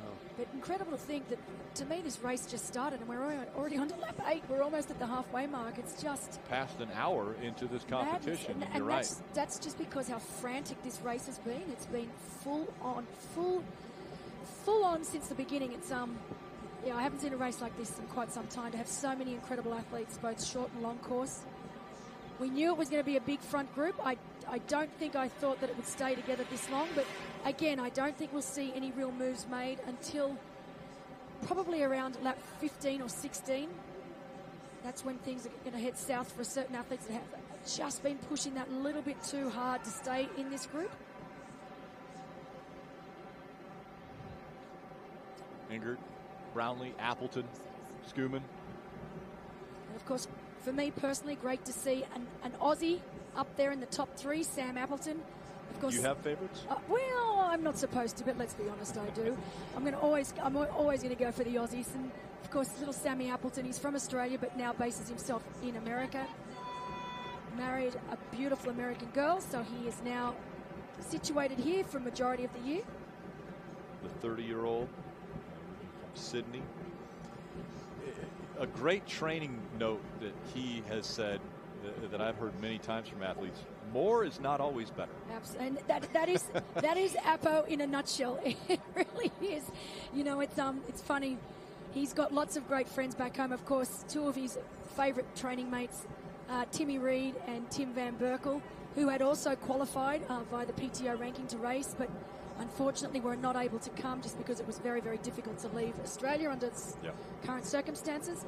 So I know that they will be watching and cheering on Appo. Very, very close friends. And they're both, all 3 are very, really cool guys. TT pointers showing us there. Appleton at 30.1 miles per hour. That is going. Again, expecting this ride to take a little over an hour and 40 minutes to complete the 80 kilometers. Lionel Sanders, earlier this year, in a time trial, a Canadian time trial, went out and broke the Canadian record for a 1-hour ride as far as distance. At the velodrome he was at, he went 205 laps. That was 51.30 kilometers. 31.878 miles is what he was able to accomplish. Think about that. Averaging over 31 miles an hour for an hour's time. Incredible. Lionel Sanders said, you know what I'll do?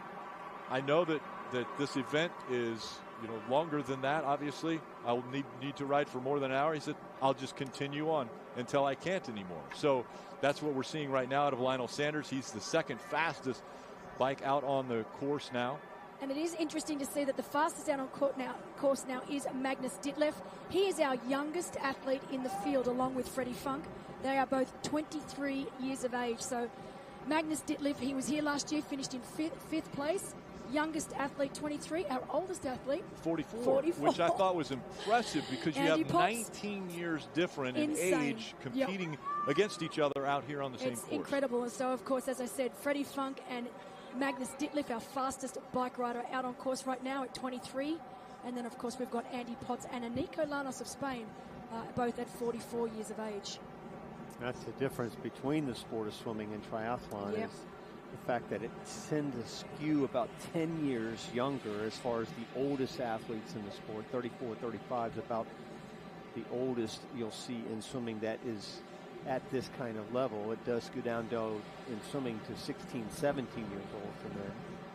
And Belinda, 23-year-old, is a little bit young as far as being at this pro level. We see a lot of athletes anywhere from 27 to 32, kind of right in that sweet spot of age there.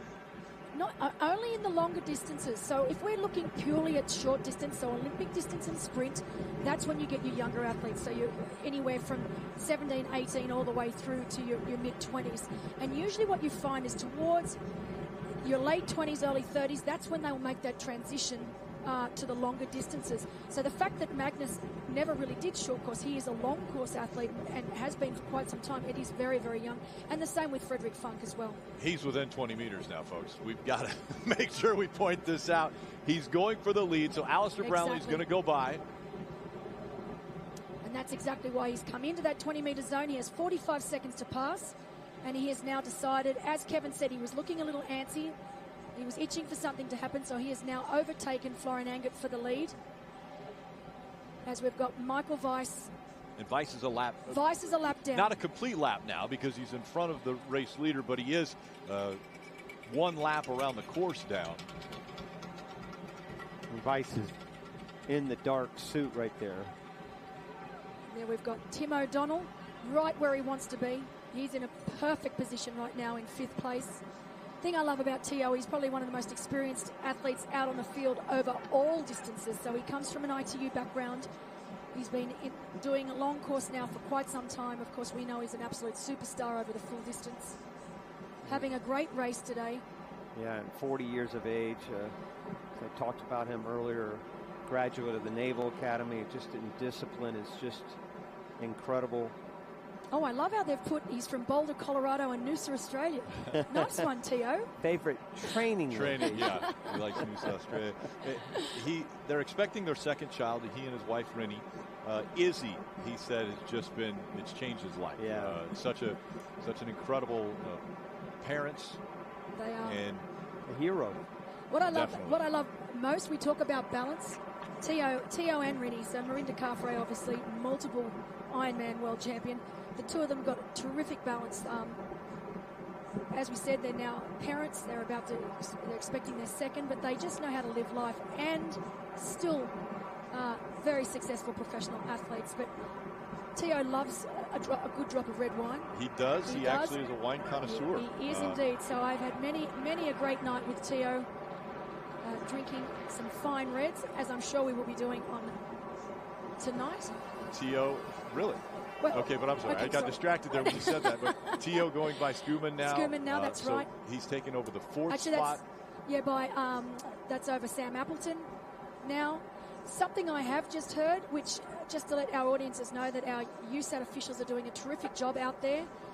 We have been informed that both Jonathan Brownlee and Vincent Louis have both been given penalties, so they both will have to stop sometime at the end of this bike or during the run and serve their 2-minute penalties. So that's Vincent Louis and Jonathan Brownlee.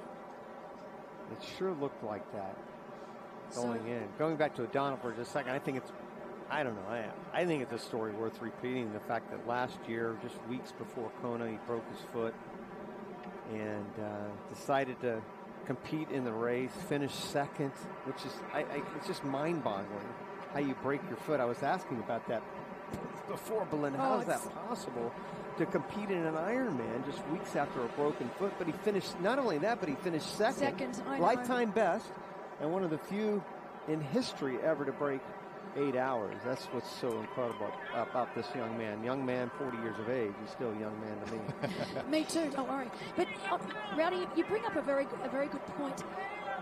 And it takes me back to a female, Leander Cave, who spent majority of the year injured with a terrible injury that knocked her back. Everyone thought her season was done. She came out later that year, and not only did she win the 70.3 World Champs, she then went on to win the Ironman World Champs. So sometimes, because these guys are training day in, day out, no break, often a little too much, sometimes an injury can actually be a blessing because it forces them to rest. It forces them to take time out, and it gives their body a chance to heal. So not just the injury, but their entire body. And they often come back so much better, not just physically, but mentally, and so much hungrier. And this is what we saw with T.O. And as long as they can mentally deal with the injury, often they come back bigger and better than they were. That's a great point. I love that point because it happens again in the sport of swimming. I'm assuming it because of triathlon, because he breaks his foot. Maybe he's working on a sport like swimming. Exactly. Where you don't really need those legs. You don't need your foot, so you can work on different aspects. And even biking, I would think on a bike you might be able to kind of get through it. The one that he probably would need the rest would be the running, and that's one of the reasons why he came back. That's a good point. We go from American O'Donnell to Matt McElroy. And Kevin, you're riding along with him. McElroy looking fantastic for an ITU athlete who is relatively new to the sport. He just looks like he's in a great aero position. I think the big challenge for Matt today in a course like this is turning into a power fest. And Matt, not necessarily one of the power riders. He would be much happier on a hillier course that emphasize the run more, and this is all about straight power on the bike, but his position is fantastic, very narrow. You can see how close his elbows are, and his hands are right on top of each other at the top of the handlebars. So Matt McElroy looks just great, but Peter Hemerich went by him just a little while ago, and now one of the other looks like one of the other Germans are now flying by as well. So Matt is just going to struggle with the power end of things today, but certainly a great aero position as he's riding along.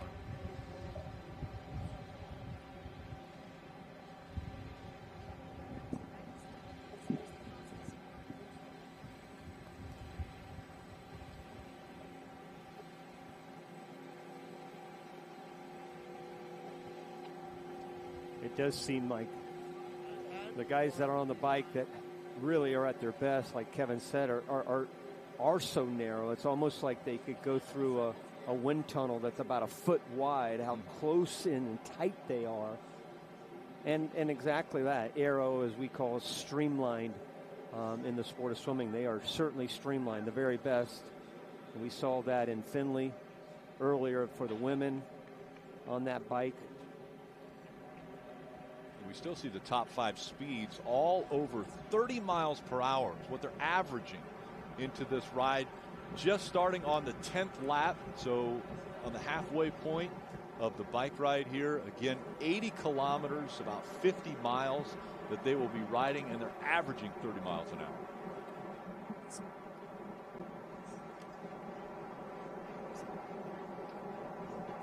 Brownlee up front. O'Donnell has taken over that second spot. Ingrid Appleton, Skuman, Ben Canute back in 6th. There's Vincent Louis. And again, being told Vincent Louis will have to incur a penalty, that 2-minute penalty. That's once he comes through the transition area. And Belinda, you said he can serve that at any time. So he could take off running if he wanted.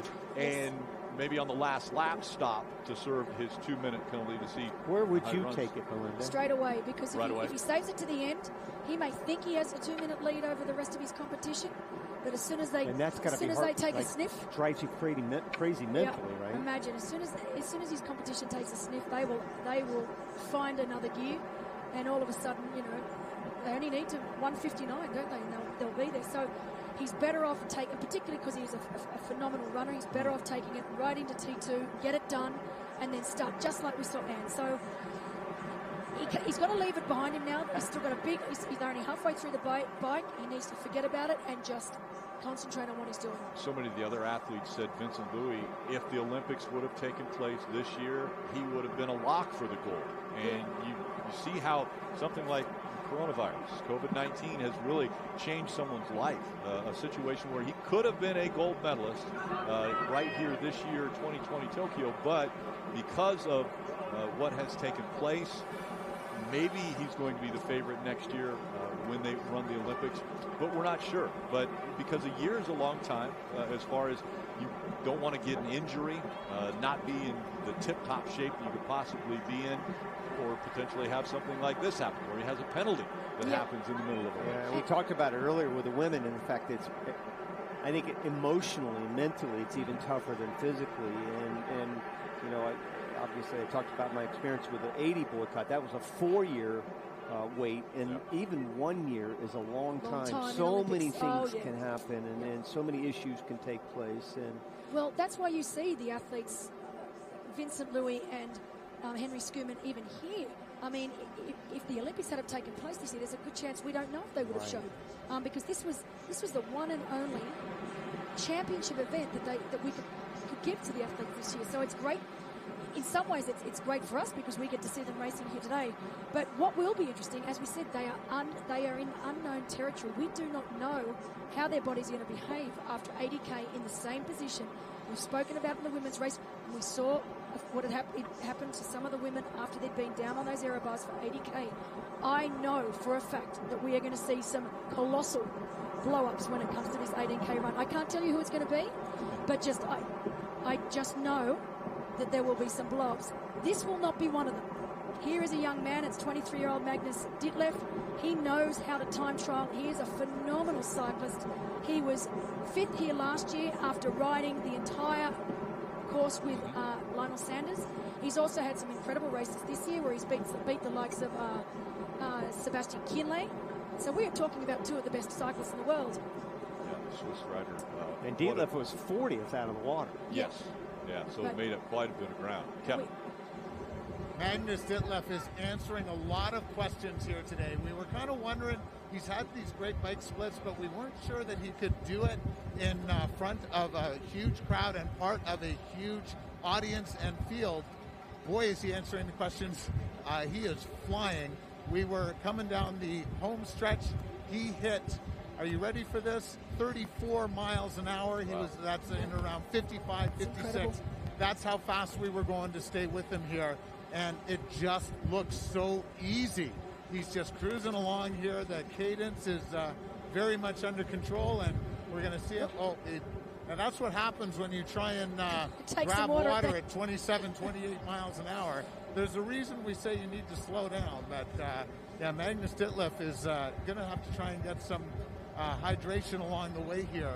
But he just looks fantastic, really smooth pedal stroke. And, that's the reason why this guy is going so quick. Great aero position.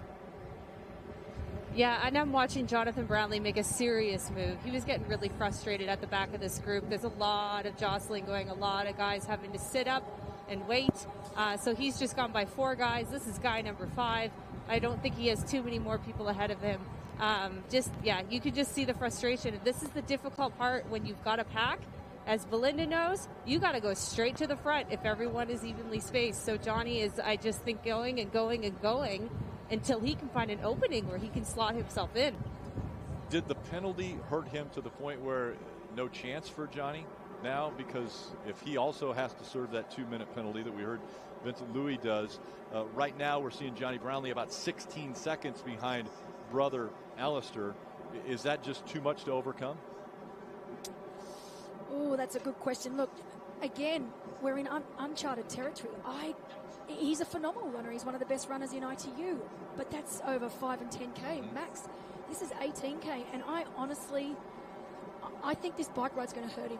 So especially what I'm seeing from Johnny now, and this is no disrespect to Johnny as an athlete. He's a phenomenal short course athlete, but I think being down in this aero position and pushing such big wattage for 80 kilometers, I don't think we're going to see him running as well as we normally would see over the shorter distances.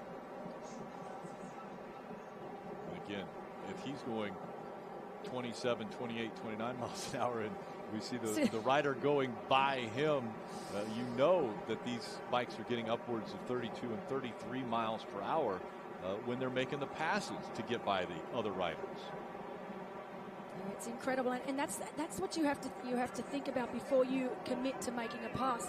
Am I going to be able to do this? Am I going to be able to commit and get to the front? As we see that penalty box, we can see 57 and 58. We know that is posted. Vincent Louis and also Jonathan Brownlee. So we do know that they are going to have to take a 2-minute penalty. So now they know. Well, yeah.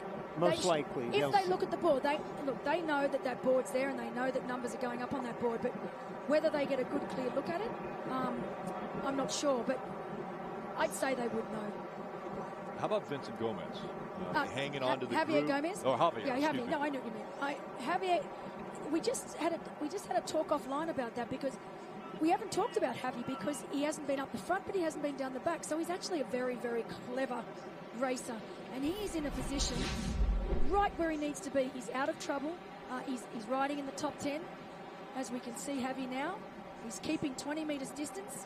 And Javier's one of the most experienced males in the field over both distances now, so the shorter and the longer. So he's doing exactly what he needs to do. He's not wasting any energy, sitting exactly where he needs to be, out of trouble. You say he's not wasting any energy. Well, he is still. He's still using a lot of energy. 29 miles per hour we're seeing right there. Some energy is being spent.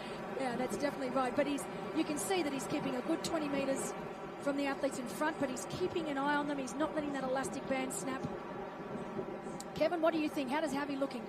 So Javier looks fantastic. So Belinda, back when Javier won one of his 70.3 World Championships over Jan Frodeno, Jan said that the big difference was we didn't get enough of a gap on Javier Gomez. And that is exactly what's going on now. Magnus Ditlev, though, has just gone by this group in front of me. So Javier is going to have to stay within sight of Magnus Ditlev as he starts moving through this this front pack because that could be the game changer. So the key to beating Javier Gomez over a race of this distance is having enough time on the run. And so Javier Gomez in a fantastic position right now. Rudy von Berg also is kind of sticking right there with Ditlev. They've both caught up to this big front pack, which is working out very well for them. Obviously, Alistair Brownlee now trying to, I guess, continue to pace this group, and yet there's not drafting, but you see the bikes definitely within the 20 meters, but they're trying to make passes right now. Exactly, they're passing. And that's what happens when you get so many incredible bike riders on one race course. But interesting to see, once Ditlev makes the front of this group, I think chaos is going to reign, because Ditlev is obviously riding a lot faster and taking Rudy von Berg with him. And it will be interesting to see, once Ditlev gets to the front, there will be riders that will be able to go with him, and there will be others that just will not be able to sustain the pace that they're riding. I mean, we know Ditlev is a phenomenal rider at 23 years young. Incredible to think how strong he is. Honestly, this young man has a huge future, and that's why the PTO gave him a wild card into this race, because they could see the potential of this young man. And what I love is that the PTO is all about nurturing potential in these young athletes and making sure that we don't lose them and that they stay in the sport and become the professional athletes we know they can be. Ditlev's made up 2 minutes already insane. In the bike ride, because he came out of the water 40th. Yep, you think about that, making up from 40th now, breaking into this lead pack. Ditlev currently in the 10th position. And you know, for such a young guy, 23, you would think that he wouldn't have any sort of race strategy. His strategy would be just to get on his bike and go as hard as he can. But obviously, you know, he's caught this group. He's not going to go straight past. He's going to give himself a little bit of a breather, regroup, reassess, and then decide, all right, now it's time to go. And that's what I love about this young man. He's just so, for someone that's so young, he's got such a mature mind. It's great to watch, and he's a lovely young man, and I love seeing someone that you know has got so much potential is actually rising to the moment, particularly in a race of this caliber. Mature above his years right Way now, above. especially as a triathlete. And we're seeing bikes side by side, but the 45-second clock, does it reset once they get by the athlete that was just in front of them, and then they have 45 seconds to get to the next one? That's right. And on the other hand, as soon as an athlete's wheel is in front of the athlete they're passing, that athlete that's just been passed is obligated to start dropping back as quickly as possible, so that they are then 20 meters back. And you know what? It's working quite well now. Like, I'm looking at it, and they're doing the right thing. We've got Alistair Brownlee leading. We've got Florian Angert on the back, 20 meters back. And you would think, because it's working so well, it's really a credit to these pros in knowing exactly where they're at on the course. Because, yes, we've had 2 penalties, but boy, you could end up having a lot more, and we haven't. No, we haven't. And they have sorted themselves out now. I'm just waiting for that moment when Magnus Ditlev does decide that it's time to move on.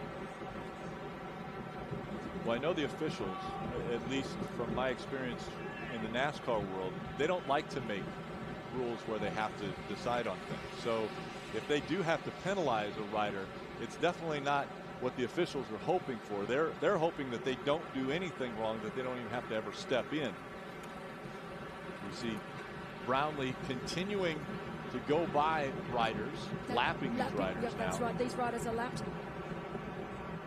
But we do know that Lionel Sanders, who was 3:30 down out of the swim, is currently now 1:24 down on our leader, Alistair Brownlee. So that's another over 2 minutes. That's an incredible move. As we go.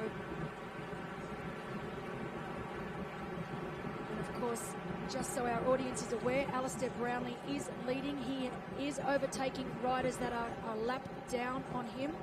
So obviously the athlete he just passed is a lap down.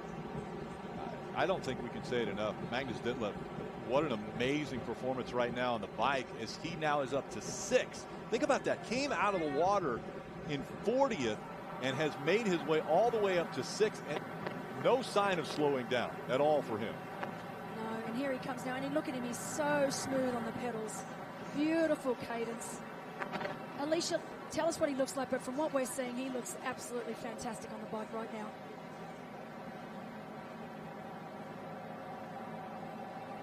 Hey, I'm speechless.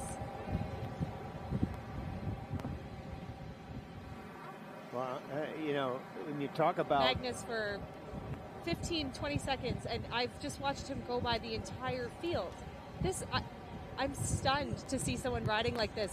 And the face, I mean, look how excited Alice is. I mean, that's a happy man. He's been waiting for this moment for about 10 laps, hasn't he, Alicia? Oh, you bet he has. I mean, watching someone race aggressively like this just gets me excited. Like, I love seeing this type of racing. He's putting it out there. I love it. And I think this is just too. so awesome. You know who he actually reminds me of? Because he's not being erratic at all. He's just sticking to his wattage. He reminds me of Cam Worth. I remember watching Cam Worth in Roth one year, and he would just ride past each rider. He didn't do anything silly. He didn't try and go past them, surge past them at some crazy speed. He just kept to himself and just rode past each and every one of those athletes. And this is what I'm seeing now with the young Magnus Ditlev. It's poetry in motion.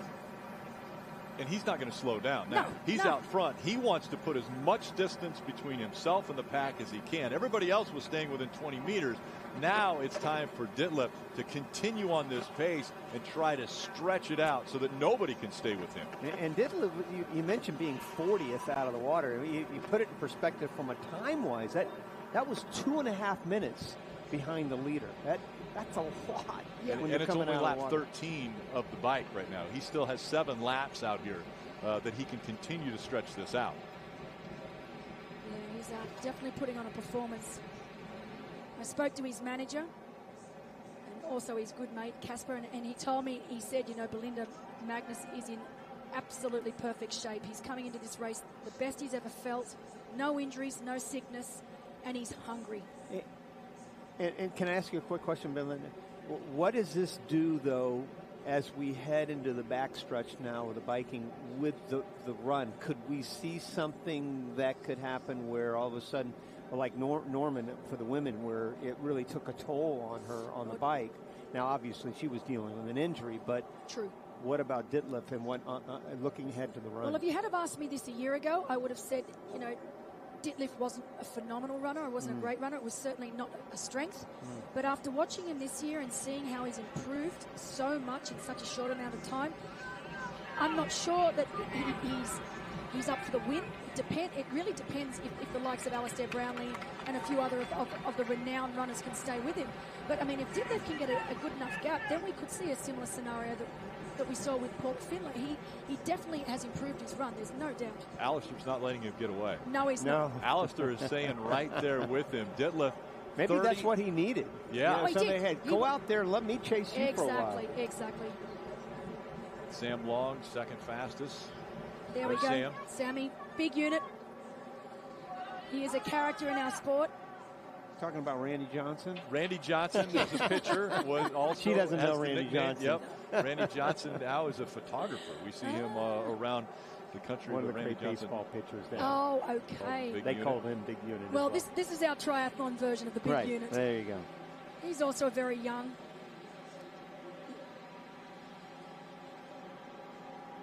You know, we saw Magnus Ditlev try to get a bottle of water and not able to get on it. Alicia, is that going to be an issue for him that he wasn't able to hydrate when he wanted to? I cannot see hydration anywhere on him. Nowhere. He doesn't have any cages. He doesn't have an aero bottle. He has an aero cage with no bottle in it. He's not wearing a Camelback, nothing. So I don't know whether he's just lightening his load and just grabbing drinks from the aid stations, but interesting strategy. It's definitely cool, but there's no way you can ride 80K hard without any fluids. How difficult, though, that Alicia, to be able to be driving at that speed, riding at that speed, 30 miles an hour plus sometimes, and to grab a bottle of water. It's super difficult. It didn't work, right? So yeah, it doesn't normally work. You have to have a really experienced a volunteer handing you those bottles. Can you run with a bike at all, or can you? You should. That's a great volunteer who's willing to do that. But I do not think this is a strategy. I think this is potentially something he's dealing with and he's going to need to address because he can't ride this whole way. And I'm just looking closely at his bike here, looking for hydration somewhere. No, I don't see it either. He's going for a bottle right now. He's going for a bottle right now. So he tried earlier. He tried to grab earlier. He's getting gel. Oh, he's getting water. There you go. He got water. He got caught water. it that time. Yeah. Nice work. Yeah. Oh, and he's oh my God, that guy could win a chugging competition. He just pounded that entire bottle. We saw it. It was that was impressive. I think he was thirsty. But So I'm going to go ahead Alicia, and say he's dropped a bottle. Definitely interesting that he doesn't seem like he's got any sort of electrolyte, that he's just relying solely on water, which, I mean, you know as well as I do, 80K, you need more than just water in this race. And he hasn't pulled away. Remember, No. it was Detlef who looked so phenomenal getting all the way through the field until he got up front, and now he has set the pace. Everyone else has fallen in behind, and they're trying to run the same pace that Magnus Detlef is running. So Alistair Brownlee staying a second behind. Appleton, Angert, Tim O'Donnell right there in fifth. Great to see Schumann still up there in the mix. I honestly thought that by lap, at least halfway to lap 14, that he would be popped off the back. But so great to see Schumann still there. Of course, Von Berg rode up with Magnus Detlef. Canute, Tom Davis. Tom Davis also a terrific bike rider. And Johnny Brownlee just managing to stay on the back there. You see the ref right there, Belinda. Yes. How many refs are out there on the course to be able to, because this line is so, this train is what, 12 long What right that now. ref, that's a roaming ref. We actually have stationary refs on the side, but that roaming ref will just go up and down, so they'll go all the way to the front of the pack, and then they'll work their way back down, and they will continue to do that over and over until the end of the bike ride. But just remember, we've got static refs on course as well. Kevin, we saw on that lift as far as the fastest bikers, Lionel Sanders. You've got more on him? Yeah, I'm on Lionel right now, and he is just behind the big unit. These two have been having a duel all year long. They've been hammering on different KOMs, Strava KOMs. They went back and forth on the Mount Lemmon KOM. Lionel was up front for quite a while and then slowed down to grab some hydration. I heard you talking about that, about Detlef and his hydration, and Lionel just slowed right down to make sure he got that. The big unit decided, okay, I'll go up in front for a while. As he went by, he looked over at me and went, yo, yo, yo. So he is in great spirits. The big unit, a happy camper out here, always having fun. And Lionel Sanders looks just, normal Lionel stuff. Just the same sort of, he's got not a perfect streamlined position, shall we say. That back is kind of bowed, and cyclists can't quite figure out how he manages to go so fast.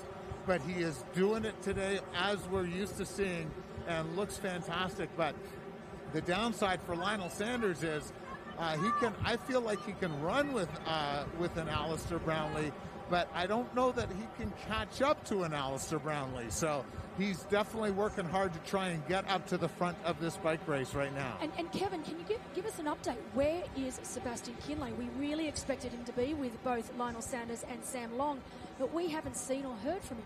Yeah, hey, thanks so much, Belinda. I meant to try and update you guys on that earlier. I was shocked to see that Sebastian just seemed to drop right back out of this. So it is not the Sebastian Kienle we're used to seeing. He's normally 30th. Mr. Consistency, and that is just not happening here today. He is well back. So by the time we caught up to them, he was a straightaway behind Sam Long and Lionel Sanders. And so big shock on that front. That's the big shocker in the men's race so far. Yeah, Sebi, we knew coming in, had a good attitude when they were talking to him during the press conference. He was looking at Alistair Brownlee, that was sitting out in the audience there and joking and saying, well, we know he's the best. And, Yeah. but we also thought that Sebi was going to be a part of or be in contention for this one. Alicia. Yeah, I'm sitting here with Rudy Von Berg, who just made a few very decisive moves, is now very well established in this front group event. So, yeah, he's just really moved through the field after having a bit of a shocker of a swim for him. He's an excellent swimmer, so he's getting himself where he needs to be to have a chance at that podium today on the run. And Alicia, I just want to ask you, because obviously this lead group has still got the likes of Schumann, Johnny Brownlee, Vincent Louis. Do you think that we are going to get a situation coming into T2 and out onto that run where we are going to see some colossal blow-ups? Yeah, I do. I think I'm really curious to see what's going to happen with these ITU guys as we get a little bit later into the spike. I know we're getting there, but I think we're going to start to see how this time trial position is going to affect these short course men. So I'm curious to see if we start to see that soon, but it is really cool temperatures. This is ideal racing conditions, so I think we could see some very fast 18Ks. And Alicia, what is the temp right out there? I mean, where we are, it's a balmy 26 degrees Celsius, but you know. I'm cold on the bike right now. 67 degrees I don't outside. really know what Rudy von Berg's doing here. He's not the most sportsman-like move on Cody Beals there. Yeah, just sort of caught up just past his wheel and slowed up. It's a bit of strategy, but not well liked amongst the competitors. So you do see a little gamesmanship happening out here. Yeah, Alicia, it's 67 degrees right now, but that cloud cover keeps it nice and cool, definitely, right there on that track. And the breeze has picked up just a bit. I'm looking at some of the flags around the track here. You're seeing that the wind has picked up a bit from obviously this morning when the women were out on the course. The men having to deal with it a little bit more here. But, of course, drafting, you can't do it. They're trying to stay with just outside of that 20-meter envelope. They can't be within 20 meters unless they're in the attempt of a pass. We're seeing a few bikes back there side by side. It does look like it's now a group of 8. It looks like we've lost 2 from our group of 10. So you can see that there's 2 that elastic, we like to talk about that elastic band's just starting to break. And I knew that this would be the case as soon as Magnus got to the front, and he only has to pick it up by a tiny amount. Because you've got to understand, most of these men riding behind Alistair are already on the rivet. They're already at as hard as they can go, and then you just need one rider to come through and just pick it up ever so slightly. And after a couple of laps, you're going to start seeing the elastic band break a little bit more. 15 laps. Almost complete as they're getting ready to start their 16th lap here of the 20. Again, 80 kilometers for the bike ride after the 2-kilometer swim earlier.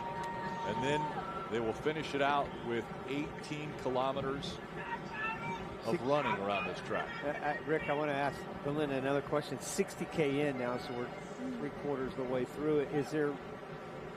Is there somebody out there that looks like, boy, they're just sitting pretty right now? I just love the way they're set up for the run. Is it Brownlee the obvious choice, or is there somebody else that you look at and say, wow, this is who I really like going to Actually, run? I'm so glad you said that. Obviously Brownlee is a favourite, there's no doubt, but Sam Appleton looks really good. And actually, it's funny, he was given advice. Matt Dixon, his coach, gave him this advice before he started. Ride to the front as much as possible, control the controllable, and be proactive in the race. And he's been doing exactly that. Belinda, we need to get to Kevin. Has he left the course, Kevin? Guys, I was just about to try and get my camera on Kinla, and he slowed right down and pulled off the course. So he was about to get lapped, and he just called it a day. So not sure what is going on with Sebastian Kienle, but that is just a really sad day for us here, because he's such a popular character in our sport, and normally so consistent. The only time I've ever seen something with Sebastian is when he's been injured. So a tough day for Sebastian Kienle. We'll have to find out what's happening there. Yeah, no, Kevin, I did have a talk to Sebastian a few days ago, and he is coming in with a little bit of an injury. He's got a calf injury. He thought he would at least get through the bike ride, and that would only affect him, maybe affect him during the run. He was hoping it wouldn't, but obviously it is affecting him today. Maybe being in that extreme position all day long. Yeah, but he definitely had a little bit of a calf niggle that he wasn't happy about. But going back to favourites, yeah, definitely Ali Brownlee. I would then say Sam Appleton and Rudy von Berg. They would be my 3 right now that are standout. for the 18K run. And the only reason that Ditlev is not going to be on that list is because not normally an 18K guy that can run that far or keep up the pace that we know Alistair's going to try to put out there. Yeah, he's just not a renowned runner as yet. I mean, give him another year or two, and I could be saying something completely different to you. But I think right now on paper, Alistair Brownlee, Sam Appleton, and Rudy Von Berg. I mean, we know Rudy Von Berg is a terrific athlete and can run. I'll be interested because he did, as Alicia said, he did have an off swim for himself, and he's had to put out some extra effort to actually catch this group. So let's hope that hasn't taken anything out of him or taken anything away from his run, and he's able to give us his normal run. I think what Alicia talked about, him being dehydrated like that, and then you talking about the electrolytes, that's really taken effect on him because he just doesn't look the same as he did 10K ago. I mean, he looks, his face is starting to grimace a little bit, and he just chugged that water going by. Again, for the second time in the last, 10 or 15 minutes. Yeah, it will be interesting. I mean, he is young, and it's funny, these young... They can bounce back. They can bounce. Yeah. You got it. It's not like us old folk that take weeks. And he really can. He bounces back so quickly. And as you can see, this is young Sam Appleton now doing exactly what his coach told him to do. And he said to be proactive, to keep controlling what he can control, and to get to the front whenever he could, and that's exactly what Sam Appleton is doing right now.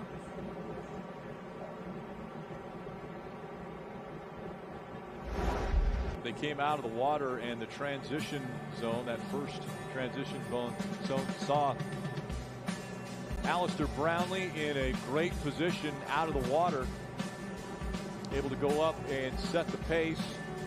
And it was Ben Canute that took his turn up front. Again, all of the cyclists trying to stay at least 20 meters apart as Engert then forged ahead. Alistair back out front. The penalties that have already been shown to the athletes for Johnny Brownlee and Vincent Louis, they will have to serve a 2-minute penalty at the end of this bike ride before the run concludes. See Alistair grabbing a drink. The young Magnus Ditlev came out of the water way back behind everyone else and has worked his way up to the front, grabbed himself a drink of water.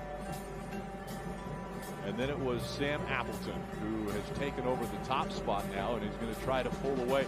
We mentioned it was going to be about lap 15, lap 16 when they would try to separate themselves and see if they could put a little bit of a gap, because the run coming up next, as we're on lap 17 here in Daytona, and Appleton has about a 1-second lead. Rudy Von Berg riding up here as well. Ditlev trying to hang on to that group. Alistair Brownlee up there, also Engert and Tim O'Donnell in the top 6. And that's amazing, because honestly, that group has now split. It was a group of 10, it was down to a group of 8. We are now down to a group of 6 riders on lap 17 with only a few laps left to ride. We knew this would happen at the latter stages of the bike, but this is great news for the runners in the field. So obviously our strongest runners right here now would be Brownlee, Appleton, Von Berg. Actually, Florian Engert is also a terrific runner, and Tim O'Donnell, probably the oldest of this lot, but still a very, very strong runner. I mean, you don't get second in Kona unless you're a good runner. You mentioned Tim O'Donnell. Riding right alongside of him is Alicia.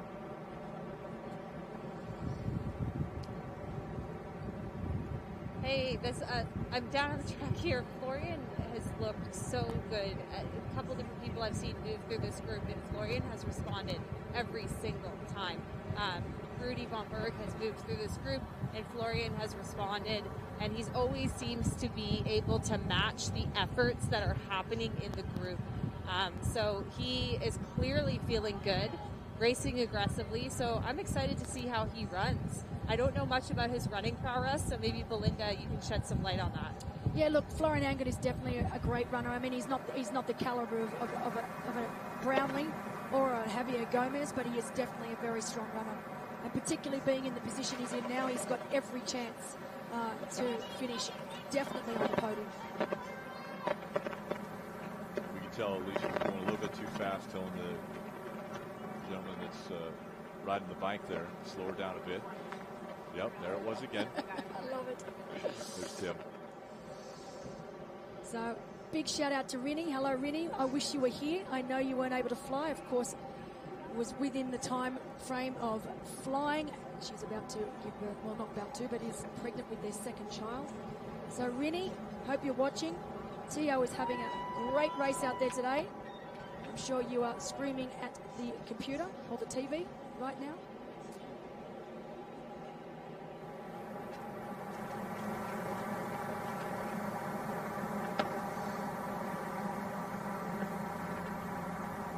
For all our Australian fans back home, I'm sure you are very, very happy to be seeing Sam Appleton leading this race here today on lap 17 of the 20-lap course, 80 kilometres in total. Not long now before they start getting themselves prepped to get off the bike into T2 and out on the 18-kilometre, 4 laps today, 4-lap run.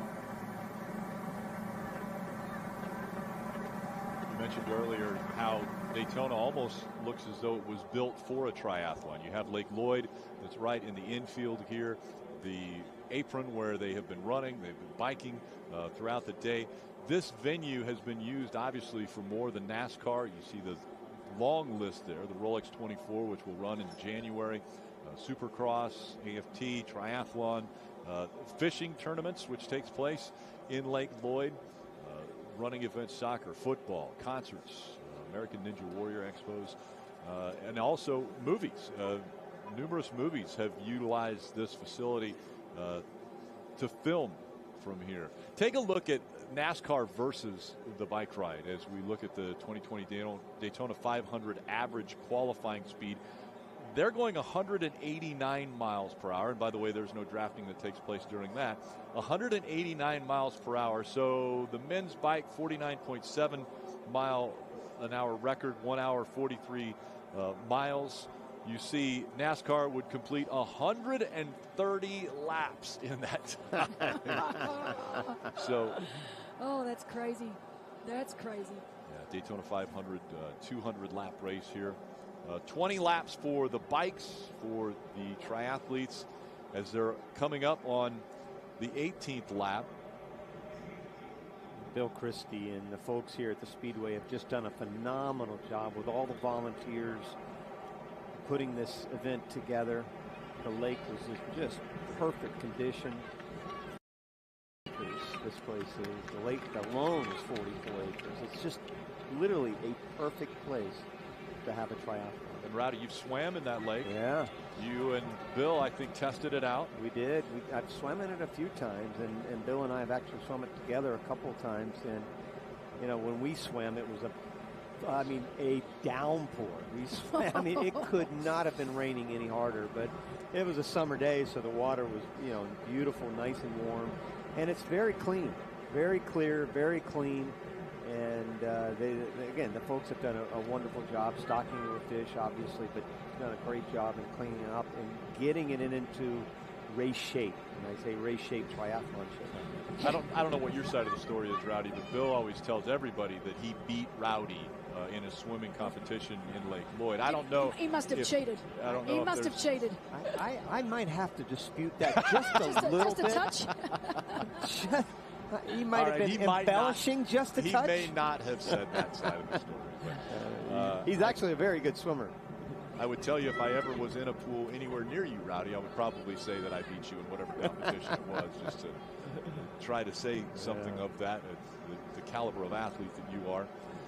The caliber of athletes that we've been watching all day and that we're watching here in this men's triathlon, Sam Appleton up front. Again. These are the best in the world. Yeah. Rudy Von Berg, United States, running right now in the second position. Of course, Magnus Ditlev back there in third, Allison Brownlee in fourth, Ingert in fifth. And of course, Rudy comes from a family of triathletes. His father also, Rudy, so Rudolph Sr. raced as a pro in the 80s, back in the 80s. Still races now as an age group athlete, still loves the sport, so it is a real family affair. We talked about triathlon being a family affair and how it involves everyone, and particularly this weekend where we have so many incredible events run over 3 or 4 days. And we've seen so many families down here where You've got mum, or the kids are racing on one day, mum racing on another day, and dad racing the next day. And, you know, I think that's the best thing about our sport is that it's become not just triathlon, but a festival.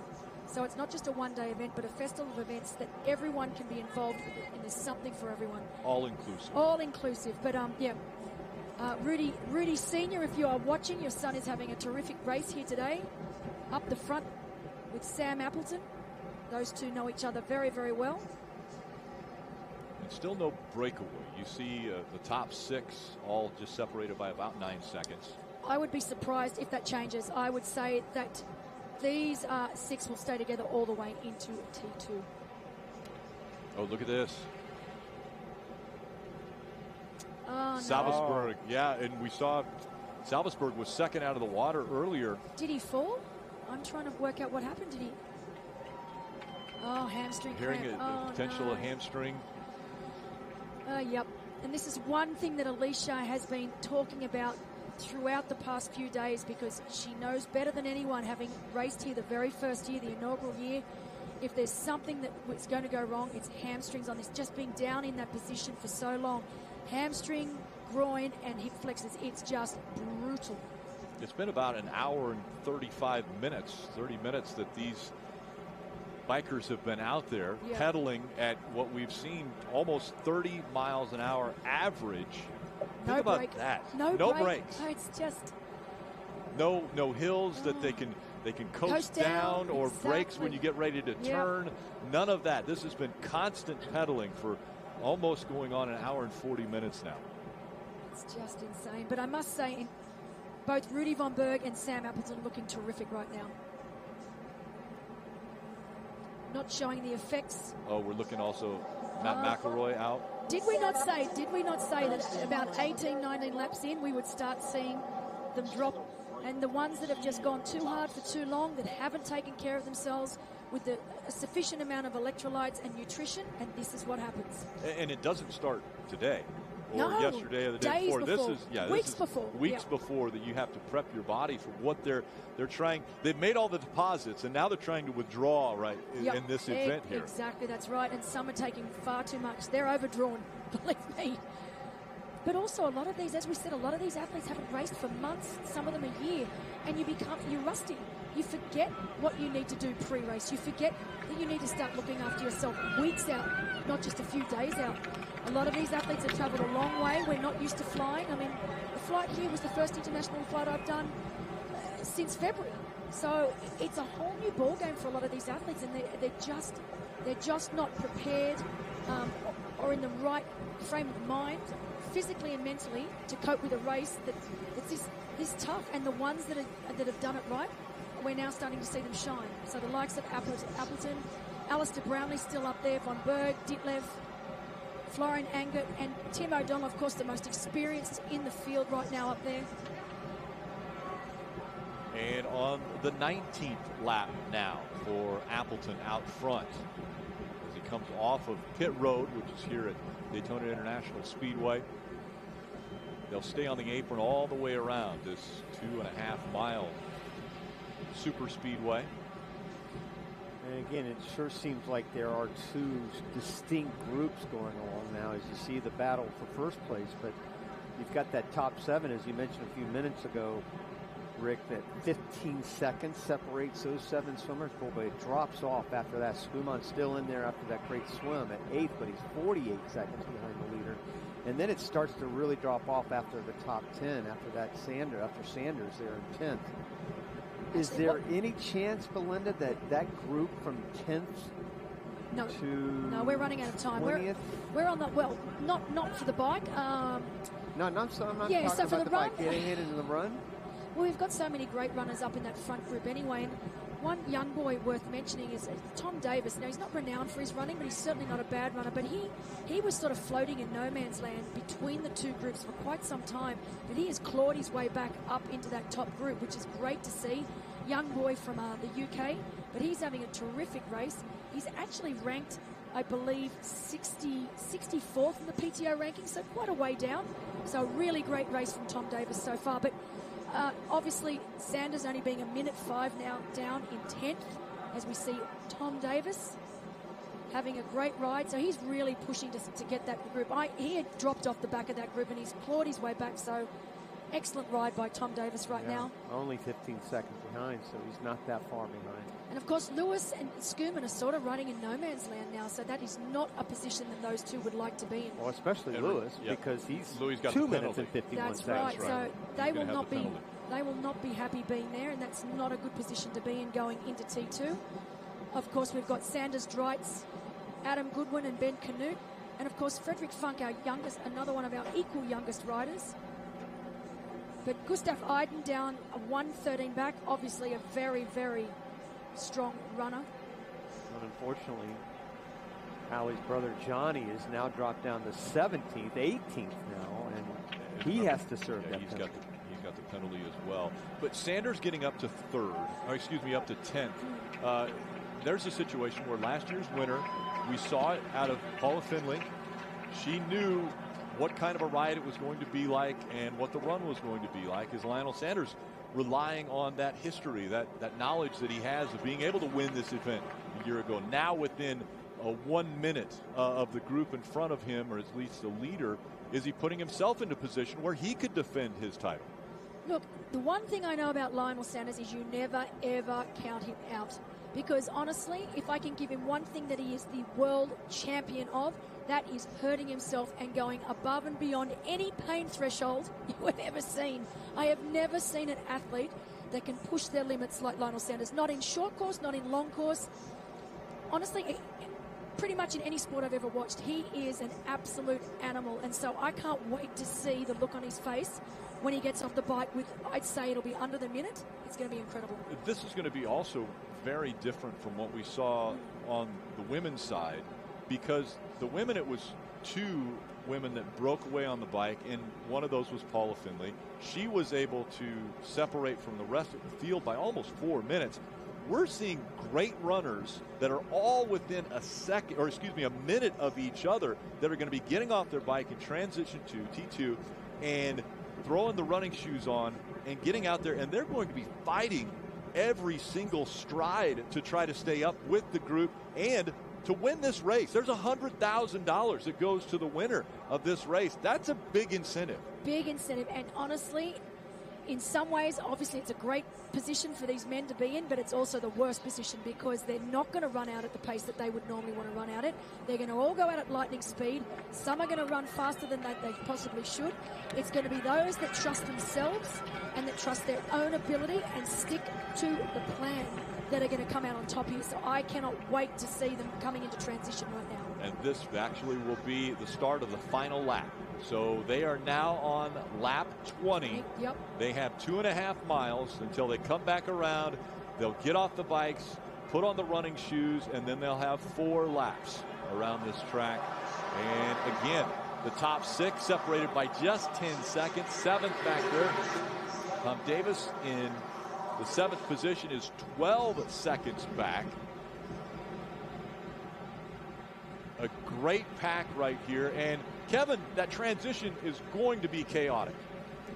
It is going to be chaotic, and what's going to make this even more of a challenge for these guys is they can't really make a whole lot of changes in this last lap. So normally in a race, you'd be trying to jockey for a good position and everything, but the way this is sorting out with everybody just getting in that line, there's a very good chance they're going to just stay exactly the way they are.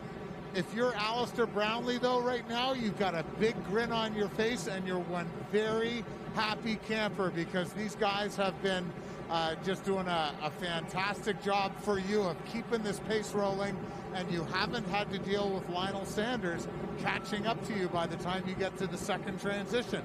Lionel just went flying by. He's 40 seconds back. I believe the big unit is still riding along with him, but as tough an athlete as Lionel Sanders is, trying to make up 40 seconds on the likes of Alistair Brownlee is a challenge. Definitely. But I reckon he'll die trying. He won't. He's going to give it everything, and that's going to be very, very exciting to see just how many of those men in front of them that he's able to pluck off. But I agree with you. I mean, Alistair's in the box seat right now. Literally, I mean, just a couple seconds ago, as Kevin was talking, those top 7 bikers were all exactly 2 seconds apart, so it is going to be very chaotic, as you said, Rick, when we go into that T2. And Rowdy, think about, some of the best runners that are inside the top 15. You've got Rudy Vonberg, you've got Alistair Brownlee, Louis, obviously he's got the penalty, a 2-minute penalty he's going to have to incur. Henry Schoeman, Lionel Sanders, Gustav Eden, they're all up here in striking distance and all very established and good runners that could be fighting for this win here at Challenge Daytona. Yeah, no question about it. And I don't think we're going to have a situation where, and Belinda, you would know more than I would, obviously, but where you'll have a situation like Haug was potentially, without the penalty, going to be able to run down Finley. And right now, you just don't have it doesn't look like you have a Finley in here that can just say, see you later, I'm going to win this thing by 3 minutes. Well, obviously the likes of Gustav Eden, who's only 112 down now, and I don't see that blowing out too much more in this last lap. He is definitely within striking distance, and that is not, he only needs something to go slightly wrong with Brownlee up front, and he will run him down. I just think that I can't make a decision yet till I see how they look off the bike, because Von Berg, Appleton, Brownlee, Angert, O'Donnell are all great runners. Obviously Brownlee the standout. Von Berg is also a great runner in his own right. But if we can keep it at that 110 to 115 mark off the bike with some of the really good runners behind, we're going to have a great race on our hand, because it's going to come down to the line. They're getting ready to start pulling the feet out of the shoes as they're making the way. This is turns 3 and 4 of Daytona International Speedway. When they come off of turn 4, they'll be turning back in. They'll be going to the transition 2 area where they'll drop their bikes, take the helmets off, put on the bib, put on the race shoes, and be heading out onto the track once again. Rudy Von Berg up front right now. Appleton, Ditlip, Brownlee, Anger, O'Donnell, Davis, all right there in striking distance. 11 seconds separating this group. Looking at the distance ahead, again, I hate to look ahead and put you on the spot, Melinda, but okay, so we've got, it's an 11-mile run, or 18K, right? Yes. So you've got the middle distance at a 21K, the Olympic distance at 10K, obviously the full distance a little bit crazier at 42, but yeah, just a bit crazy. Of these top 7 anyway, does anybody fit that 11 mile just perfectly? Definitely Ali Brownlee. He's incredible. He's an incredible runner, and by far the best runner in this field. Kevin, what do you think? What are you showing us down in T2? All right, they are just coming into T2 right now, and we're going to see, I believe, Rudy Von Berg leading the way, the young man who came 3rd last year at the 70.3 Worlds, half-distance World Championships. It looks like Sam Appleton coming in right behind him.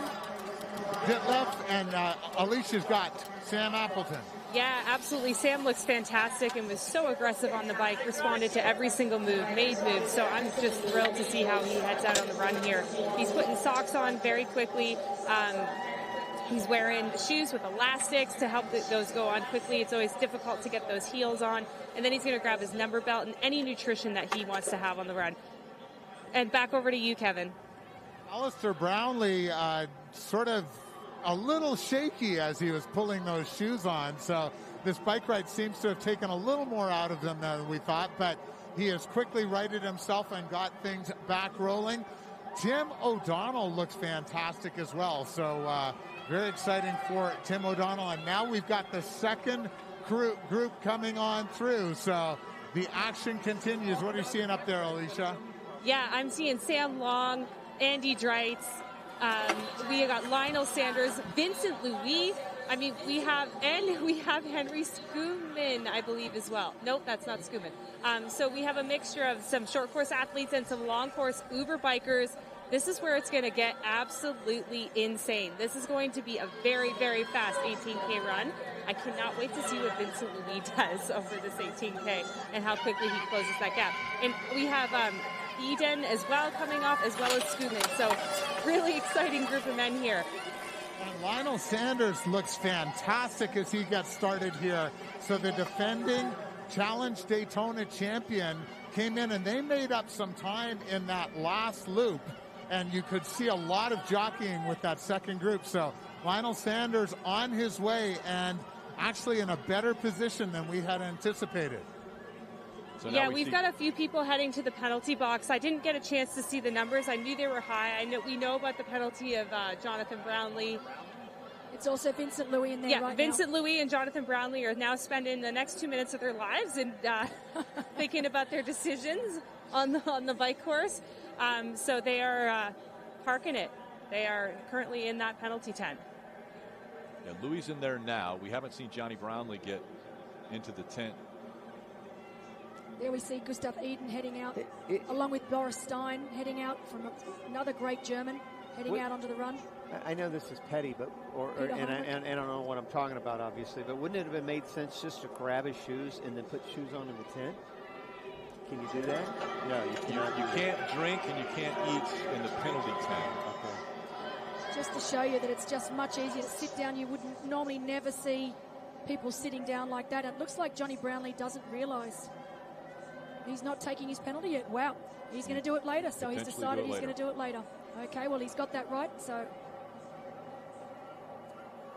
So he can do it on any one of the laps now before he gets to the finish line. Kevin. So I don't know if you remember, Belinda, but Johnny Brownlee had a penalty in 2012 at the Olympics. Yep. He took it at the finishing chute. So he waited until the very end of the race to take that penalty. So he might be looking at doing that again. That doesn't make a whole lot of sense to me. I would want to do that early so I knew exactly what I was trying to catch up through the race. No, I agree. Unless he doesn't want to get too far away from his brother. Now we've got Matty Hansen, also a phenomenal runner, heading out onto the run. Boy, it must seem like a lifetime. There you go, yeah. Vincent Louis taking off after serving the 2-minute penalty. Of course, Vincent Louis has that very unique running style. His knees are out. It's not the traditional looking running style, but I can tell you right now, guys, he can run. Incredible runner. Rudy Vonberg was the first out of T2. Sam Appleton was right there as well. Alicia. Javier Gomez just running by me. He doesn't quite look himself. He looks tired and just not his usual world champion self. And maybe his legs will start to feel a little bit better. He looks like he's wondering if he has a penalty. Nope, he just ran right through the penalty tent, so he's good to go. But yeah, just definitely looks like a tired Javier. So it should be an interesting 18K for sure. And Alicia, I think all of us can attest to those kinds of feelings, of those kinds of days where you just have a little bit of confusion. You just are not yourself mentally. Maybe it's physically or a combination of the two, but one way or the other, it's a tough feeling to have, especially when you go into the third leg. But also what you can see all shapes and sizes here, by the way, of athletes, as we have Rudy Vonberg and Appleton here. Vonberg over 6 feet tall. So, good point, Rick. Vonberg over 6 feet tall, Sam Appleton a lot shorter. So where Sammy is sitting right now, very, very clever. Because we know that they're going to be running into the wind at certain points, and then they're going to have the wind behind them. So it's really great to have someone taller than you to run behind so he gets protected from that wind.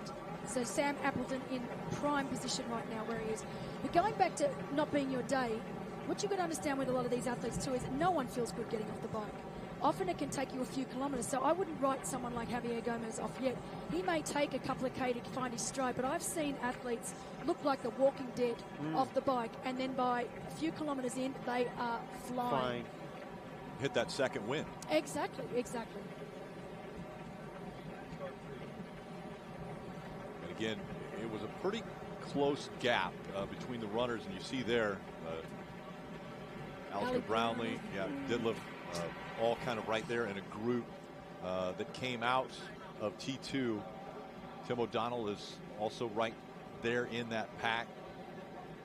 Davis, Engert, all separated by just 16 seconds, which really, over this distance, not much at all. Alistair looks as though he's ready to take over this race.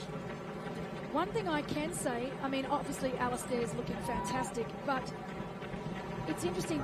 The boys don't actually look like they're running that quickly. Now, I know it's very easy for me to be sitting here in the commentary booth and to say that, but I'm used to the likes of Alistair Brownlee, Sam Appleton, Rudy Von Berg holding a really high pace. And I think we're going to see it's just going to take a little bit of time for these men to find their running legs, particularly the likes of Sam Appleton and Rudy Von Berg, who have not had a lot of race practice. Ali's a little different. He's been lucky enough to do a few races this year, and as you can see, he's already starting to hit his stride. But you can already see the difference. Sam Appleton has had to really up the pace to stay with Ali, whereas Rudy is starting to fall back. The other thing is the massive size of this venue. It can also play a little bit with your view. As you see them making their way around this track. It's 2.5 miles to go all the way around it. Rowdy, we talked about the size of this place. It's just massive, and so they're running looks around. Like they're running slowly, but they're where actually there's not. an inside wall, but that inside wall is about 60 yards away from them. Well, I think they're sitting on 5:45 per mile pace, so they are not going slowly. Yeah, we see 5:33 there for Brownlee. So not taking slowly. it easy at all. And this facility is obviously intimidating. Exactly. Just from an average person sitting up here in the commentary booth, can you imagine what it must be like on the track getting off the bike after 80K? I must say I am super impressed with Magnus Ditlev so far. He's run up to Rudy Von Berg and is now running in front. He's overtaken him now and he's actually picking it up. It's great to see him up there. So, Alicia, you down there? What's it looking like down there? I thought they were running slowly, but obviously I don't know what I'm talking about. The timing says otherwise. Yeah, I mean, this run course is so tough because you can see forever. Yeah. You never feel like you're safe. And funnily enough, following along with Paula Findlay earlier in the women's race, she kept looking back. She swore that she could see people, and that's exactly what this run course does to you. You never feel safe. Yep. It feels like you can, they're just there, but really they're a few minutes ahead of you. So this is a very mentally difficult run course, and it's not over till it's over, and we've got a very exciting men's foot race going on. But I see what your point is, though, Belinda, because when you look at the men and you compare it to the women, at least from, again, the average fan watching from the naked eye, it just looked like the women looked so much more aggressive. You look at a Haug, for example, she looked like she was sprinting, for crying out loud. Even Findlay, for that matter, it just looked like the cadence and the tempo looked so different from the men. But obviously, as you said, at 5.5 minutes a mile, it's stride going very fast. Stride length also plays into that. These guys are covering a little bit more ground with every step. Right. They are. Alistair continuing to look down at the watch, making sure the pace that he is running is what he wants to run. Maybe try to pull some of these athletes that are a little bit closer to him, pull them at a pace that maybe they're not comfortable with. Johnny Brownlee has left the penalty area, or didn't go to the penalty area, so he has decided to wait on that. He's actually putting out the best pace of any of the runners right now at 5 minutes 19 seconds per mile. Two brothers really going at it right now on the run. Kevin.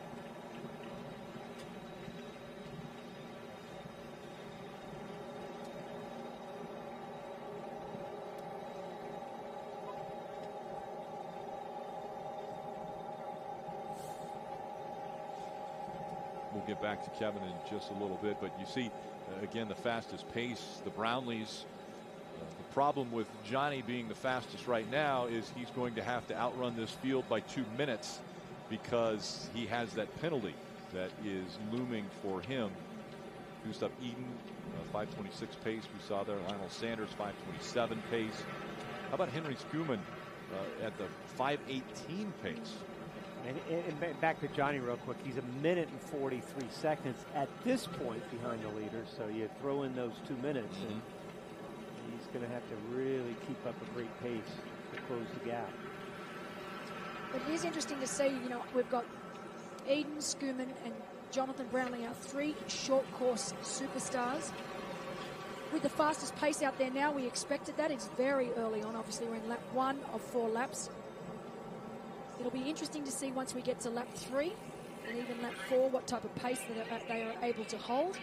I think Alistair Brownlee is taking it out at a sensible pace, one that he knows he can hold for 18 kilometres. And it'll just be very, very interesting to see if our short boys, short course guys, are able to do the same. Right now, with Appleton running in the second position. Oh, we've got a cramp. Yep, that's Ditlev. Yep. Oh, no. That bike, Magnus Ditlev. Oh, no, come on. Oh. The legs cramping up. Oh. And remember, he had a hard time getting water on the bike. Yeah. Kevin. So Magnus Ditlev looks like he is cramping big time. And, yeah, we watched him a few times trying to go by and get water out on that bike course. And he was just going so fast that I'm wondering if that is starting to come back to haunt him a little bit. And it looks like he's going to grab some gels and some nutrition now and hopefully be able to stretch his way out. He's still in a great position, so if he can regroup, he can still have a fantastic day, but things are certainly turning into a struggle for the young man. And I just think that comes down to experience, too. I mean, that's a tough lesson to learn, but you'll never make that. He'll never make that mistake ever again. It's a tough place to make the mistake. Mm-hmm. You wish you could do it at a smaller race. event, smaller race, but again, you never want to be in a situation where you're on the bike for an hour and 45 minutes and make that mistake of not having those electrolytes. Yep. Much more important than water. Absolutely, and that's often the problem. They drink a lot of water, and look at this. Look at the runners he's got coming now. We've got Big Sam Long, absolutely flying. We've got Maddie Hansen. So two very strong runners. Scan back a little further, you can see Lionel Sanders. Gustav Eden there, sorry, not Matt Hansen, I'm going blind. Gustav Eden and Sam Long. Expect to see Gustav Eden just continue to overtake. I mean, he certainly looks the best right now. That's a incredible. Great shot of those guys, and each one of them looks like they just have a little bit of a problem one way or the other. You know, obviously Ditlev right there in front of you, but boy, I tell you, Eden looking so good. And of course, he's our current 70.3 world champion, so he's not going to get tired. Not unexpected to see him running through the field like this, but great to see Magnus Ditlev back running again. Gustav Eden looking very strong here, Kevin. He sure is. Gustav Eden, last year when he won his half-distance world championship, Gustav Eden ran past Alistair Brownlee about halfway through the run, and he is really making up time quickly. I'm not sure, I can't see the splits, if he is the fastest person out on this course yet, or at this point, but he certainly looks like it. He can see the line of guys ahead of him, and he is just moving through this field very quickly and smoothly. Well, he was 22nd, Kevin, out of the swim, and then he was 15th after the bike, and now he's moved up to 8th in the run. So he is slowly but surely moved up on this field. Yeah, his pace definitely a grueling one right now at 5 minutes 21 seconds per mile. But he does have that gap that he's got to make up. He's got to catch a great runner in Alistair Brownlee, who's out in front of the field. Second lap already underway for Alistair. Gustav Eden right now 30 seconds a mile quicker than Alistair Brownlee. So a great first lap. So can Gustav Eden keep up that pace? We look back on Appleton. Appleton's still looking very, very comfortable. Very, very comfortable out there on the run. Very efficient runner. Kevin. So Sam Long is enjoying quite the crowd support here, and he is flying. I thought Gustav Eden was going quick. Sam Long is about to go past Henry Skuman. This is getting really interesting. I did not think that we would see this much movement this early in the run. And Sam Long, the big mover right now, but Henry Skuman sort of saying, okay, yeah, you've had your fun in front of the crowd. Now it's time for me to get back moving ahead. But Gustav Eden definitely has the guys in his sight, but he's bringing along Henry Skuman and Sam Long. So if the folks up front aren't or don't stay on top of their pacing, they're going to have some trouble. That's what's so amazing about that, Kevin, is Sam Long was, we talk about Ditlev being 40th, he was 50th out of the water. He was 3.5 minutes behind first place in Skuman. And so look at the room he has starting to make up now in ninth. Unbelievable. Honestly, I think we need to get back to the front of the race. This is incredible. I mean, you've got and if you look, pan back there, that is Alistair Brownlee. Yeah, he was on the wall. On the he wall. was stretching right there. That's why he's fallen back so far. We were looking at our scoring monitor, and Alistair Brownlee right now stretching. Oof. Kevin. Oof.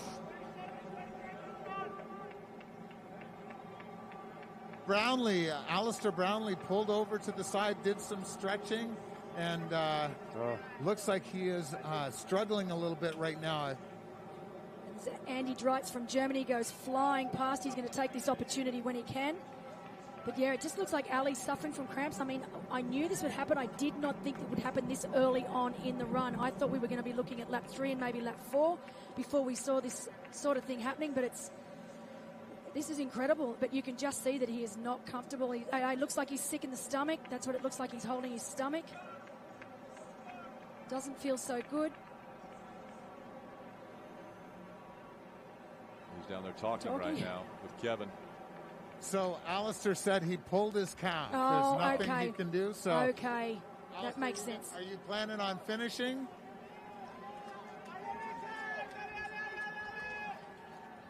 Okay. Hey, good luck. Hang in there, buddy. So he's going to try a few more K, and if it doesn't get any better, he's going to stop. Wow. So Alistair Brownlee running along right now with a pulled calf muscle and just trying to figure out the lay of the land and what he's going to try and do. As you know, true champion, as we're used to seeing, he's not ready to quit. Two-time Olympic gold medalist, and coming in here a heavy favorite to win this event. He's never won it before, and then an injury has slowed him down to the point now where he has fallen way back. Yeah, he's in 15th now, a minute and a half behind the leaders, and there he goes to stop. Yeah, it didn't look like he was going to continue. This is incredible as we go to Sam Appleton leading, but the Davis, big move at Tom Davis. He is having the absolute race of his life. He's ranked 64th in the PTO rankings, but this is unbelievable. He will be over the moon. I was lucky enough to be in China last year when Tom lined up for his very first full-distance race at Challenge Anhua. He led off the bike there, so we knew he was a great swim biker. He fell back to third, which was still amazing for his first ever go at the distance. But wow, and now he is leading. So we have Tom Davis out in front, leading this race. I don't think, if you had have asked him this yesterday, he would have said, no way would I be leading this race. This far into it, especially. Yeah. Wow. And with everything that's happened, you see Alistair Brownlee, who has fallen out. Now you have Thomas Davis, who's running up here with Appleton. These are two athletes that are actually going to be a part of the Collins Cup, which will take place next summer.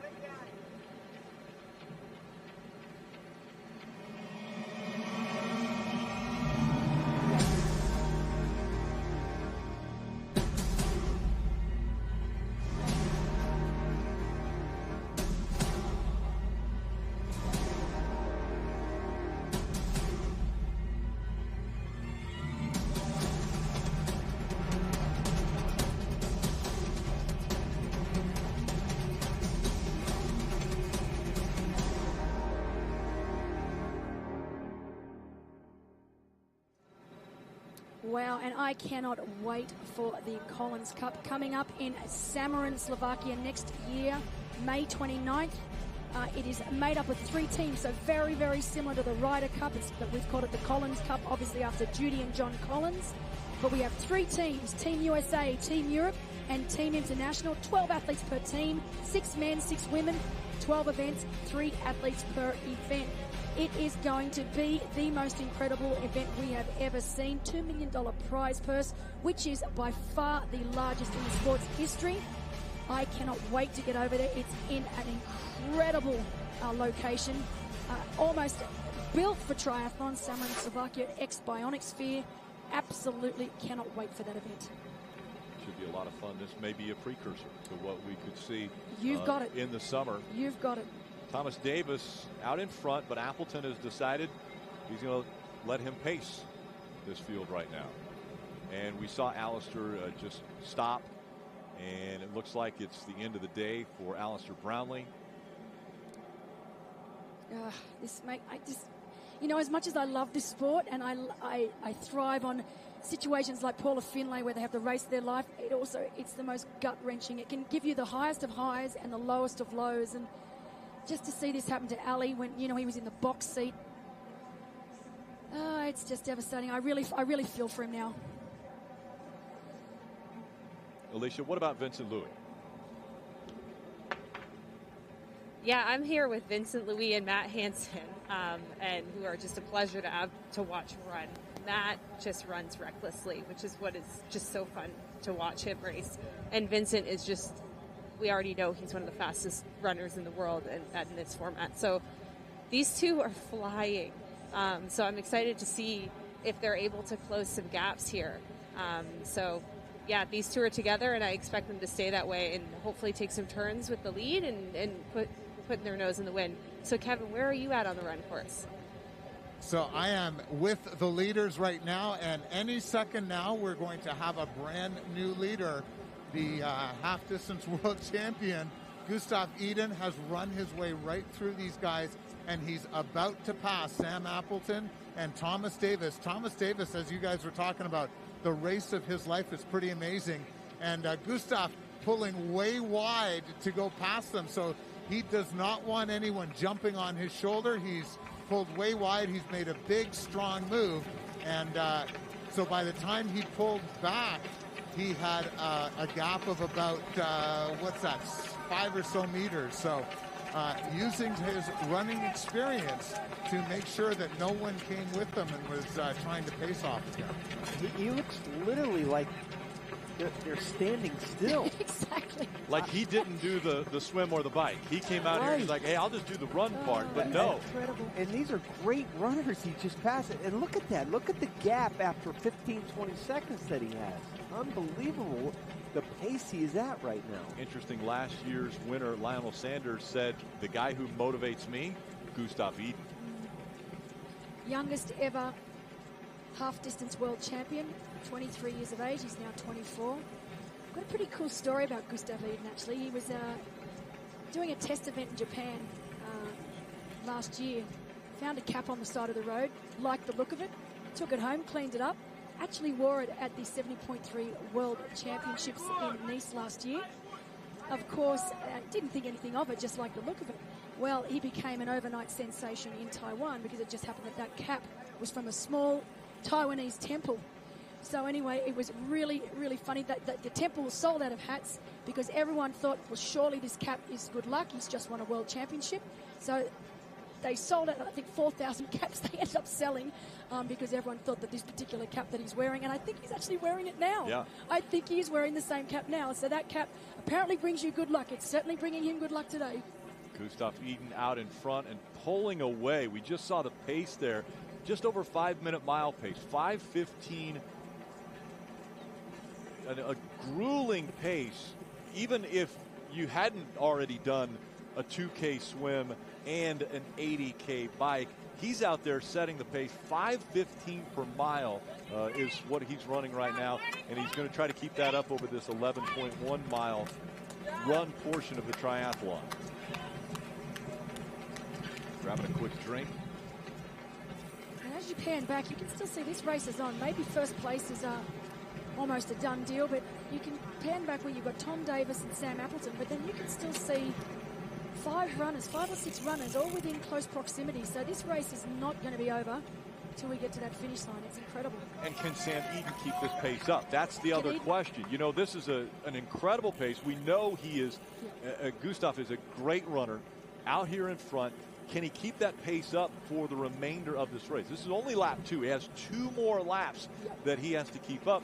And we've seen what some athletes have done. When they cramp up, when something happens, they got a calf problem, hamstring problem. Has Gustav Iden, has he put enough in the tank? He's right now trying to get a lot of it out as he's about halfway through this run. I'm not a betting woman, but I would almost bet my next 3 bottles of wine that he is going to hold on for the win. He is an incredible athlete. He's the current 70.3 world champion, so we know he can run long distance. And he just looks so comfortable. And I don't think he's doing anything out of the ordinary for him. I think he's just running the pace that he's used to running and that he's comfortable with. Well, and a little perspective, it was literally 2 minutes ago when he went by Appleton and Davis, and now he's 7 seconds, maybe even more. It says 7 seconds on the board. Sure looks like a lot more than that ahead of these guys after a couple of minutes of going by him. The pace that he's running right now, he could finish the 11.1 miles in under an hour. 58 minutes, 25 seconds, the pace that he has put on. Kevin. Belinda, I don't drink wine, so I'm not going to take that bet. Sorry about that. But boy, was I ever tempted, because here's the guy right now. I don't know if you can see Henry Skuman. We can. He is having a fantastic run right now, and if he's not holding the same pace as Gustav Iden, it's in and around the ballpark. The young man is the Olympic bronze medalist from 2016. We know he can run with the best of them, and he looks fantastic. I was concerned how he would fare on this bike course, but he has fared just fine and looking fantastic now. He has his sights on Sam Appleton and Thomas Davis, so you know that he's on his way up to second place. It's just a matter of how long. That's the way it looks right now. And then will he be able to start making a move on Gustav Iden? 22 seconds back is not a lot when you still have 5 miles in front of you. So that gap can be closed down. Gustav Iden looks extremely strong, though, but we don't want to take anything away from Henry Skuman as well. Also putting together a great performance here. Oh, look, definitely. And obviously Iden and Skuman are the better runners. We were a little unsure about Skuman over the distance. As you said, it's early days yet, and this is a distance he is not used to. But one I'd like to mention is Big Sam Long, big unit. So you've got the smallest man in the field, and right behind you've got one of the largest men in the field, Big Sam Long, and he's having a terrific race here today. This is incredible. He is very, very gutsy athlete.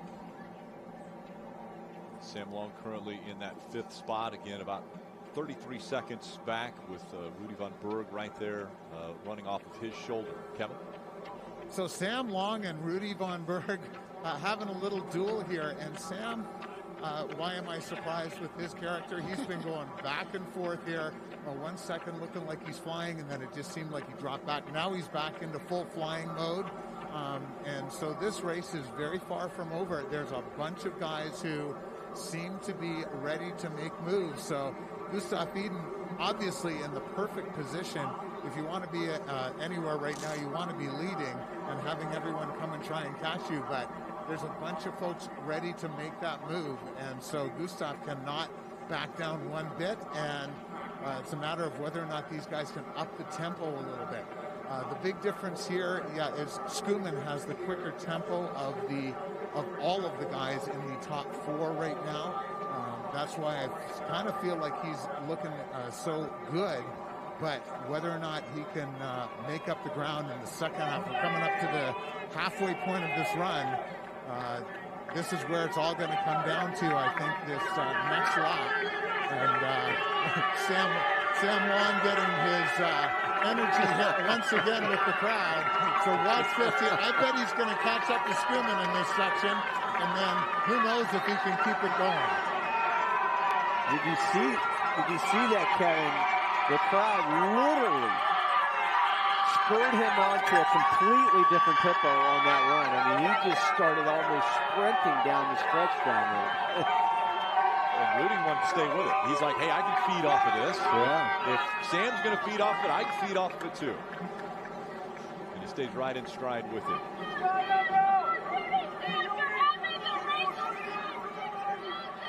And Rudy didn't fall back. I mean, Sam looked like he used a little bit of energy there to try to surge in front, but Rudy was right there, stride for stride. And once again, he's back stride for stride with Sam.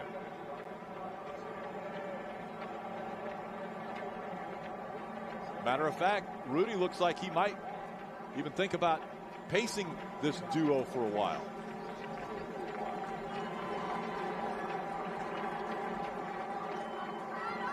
great racing between these two, that's for sure.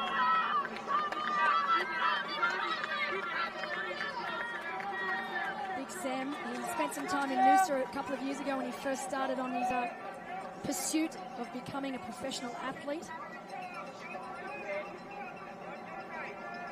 Kevin, back down on ground. Where are you right now? You need me to get it checked? I'm right by you guys. Hang on. Okay. All right. Hey, guys. Here I am. Sorry about that. Not sure what's happening here. But so Sam Long and Rudy Von Berg having quite the interesting duel. As you were saying, I thought that Rudy had pushed a little too hard trying to stay with Sam Long in that adrenaline hit there. And then he moved up to go right past him, and now Sam has gone by again. But both of them are about to pass and move into third and fourth. Skuman now in second place. So we're seeing lots of movement here, and Skuman continues to move on.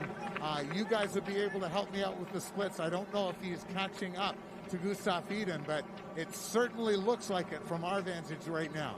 Wow, this is incredible. Both Sam Long and Rudy Von Berg have now caught and are mid-passing Tom Davis and Sam Appleton. And they are now chasing, obviously, Gustav Iden, who is still in the lead. We have Henry Skuman running him down. It'd be great to see what that split is, but look at this. This is incredible running from these young men. It'll be interesting to see if Henry Skuman is actually running faster right now than Gustav Iden, or if they're running fairly similar pace. Either way, it's going to be a very, very exciting last lap of this run. Alicia. Yeah, I'm down here originally with Tim O'Donnell, now moved on to Andy Dreitz. There is a lot of movement happening in the race right now. I also think it's of note that Lionel is just not quite having the run we're expecting. Not Tom Davison, I think he's number 29, is just moving through the field, just ran right clear past Tim O'Donnell, right clear past Andy Dreitz, right clear past Lionel Sanders. He looks like he's 15 years old. So there's some young guns in this race, and it's really fun watching them move through. And I expect him to not only catch this next group, but to maybe move past Sam Long and Rudy Von Berg. So that's how fast this Alicia, that's Bradley Weiss, and he looks young, but he's actually not so young. Well, number 29 is Bradley Weiss. Okay, so. Then I've gotten his number wrong. It's Dave's son or David's son. I just saw the back of his bib. He's in a green and black kit. All right, let's have a look if we can find out who that is for you. But he is flying, and I actually think he may run his butt up to the podium. He's looking that good. Oh, Brownlee's taking the penalty. Right, so he's finally coming off the run. He's taking his 2-minute penalty. Again, 2 minutes. There was drafting that took place while he was out on the bike.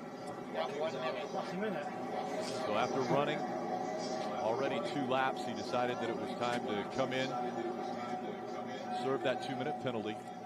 Longest 2 minutes of your life. These athletes making the turn, getting back out onto the track on this 3rd lap. That's third of 4. That's a great view. Henry Skuman followed by Rudy Von Berg, Sammy Long, and back to Sam Appleton, Tom Davis. So right now we're showing the gap between Skuman and Eden at 40 seconds. We saw Eden, and the pace that he was putting up there was astounding. And Henry Skuman looked as though he had enough energy that he was going to try to reel in Gustav Eden. And you see the pace that's being set right now. Eden still at 5:21 pace out in front of this field. Skuman 5:28 pace, so about 7 seconds slower a mile is what we're seeing out of Henry Skuman. Sam Long right there, 5:33. That's 6'4" behemoth of an athlete that's following after Henry Skuman. And isn't it incredible to see the difference in the physiques of these athletes? They're all as amazing as each other, but you've got, as we said, Henry Skuman, who probably weighs about 55 kilos wringing wet, and then you've got big Sam Long, then you've got Rudy Von Berg, who's quite tall, and then you go back to 2 smaller athletes with Sam Appleton and Tom Davis. It's incredible to see just the difference in the physiques of these athletes, but you've got to give it to both Rudy Von Berg and Sam Long. They are not giving up. They are going for it. Yeah, Rudy just passed Sam Long, and so we'll see if Rudy is going to be able to keep the same pace as Henry Skuman. If he decides that it's time for him to try to stretch out those long legs, see if he can reel in Gustav Eden, who's out front.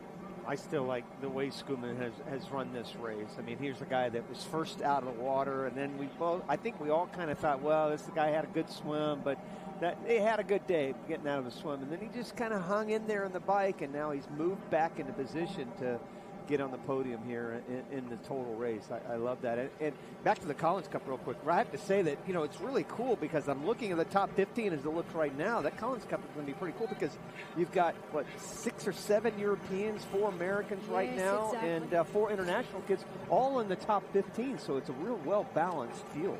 Here is the distance right now between Gustav Iden and Henry Skuman. So they can see each other. That's the one thing about this course, this facility, is first and second, they might be separated by 40 seconds, but he's in view. It's not around a corner. It's not like Finley. Yes. Earlier. Yeah, when you couldn't see who was in second place when she was on the course. We had to pan out. Remember that? Yeah. Like we had to go up into space to kind of see the distance between. That's a massive advantage to have a lead that big.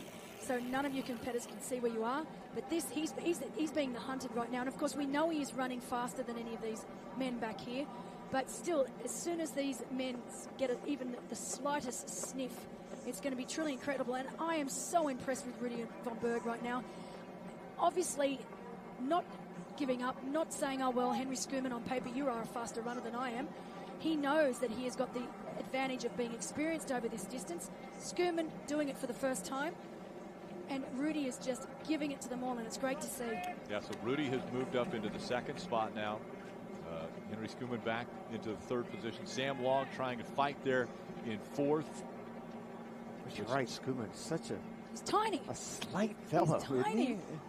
Especially compared to von Berg. And guys, this has been an incredible event. If you're enjoying this, we've got Challenge Miami that's coming up in March. That event taking place from Friday, March 12th to Sunday, March 14th. That's in southern Florida, down at Homestead Miami Speedway in Homestead, Florida. Again, the kickoff to the 2021 season will be underway here shortly. And, of course, the Collins Cup in summer. Challenge North America. We've also talked a lot about Bill Christie doing Challenge Daytona here. Trying to take advantage of the racetracks at Homestead Miami Speedway, the site of that race, Challenge Miami. Gustav Iden still out front. Von Berg now has moved into that second position. And remember, you go from $100,000 to win to $70,000 for second. So this is a great battle right here for that second spot and the big dollars that are out there for these athletes. Yeah, it's a difference of what, 20,000, right? 50,000 down to 50 for third, yes. It's a lot of money between second and third. Eden, look at this. A 5:18 pace. I'm going to buy one of those hats. I think I'm going to too. Man. You might have to wait, though, because they're all sold out. Yeah. Looking back on his competition. And I think regardless, well, obviously physically you can't do anything about that, but at least emotionally and mentally, and to take that quick look back and to know that you're almost a minute ahead of your competitors. Hey, you're over the hump. You're finishing the last half of this race. It's got to be a great feeling, right? Feeling.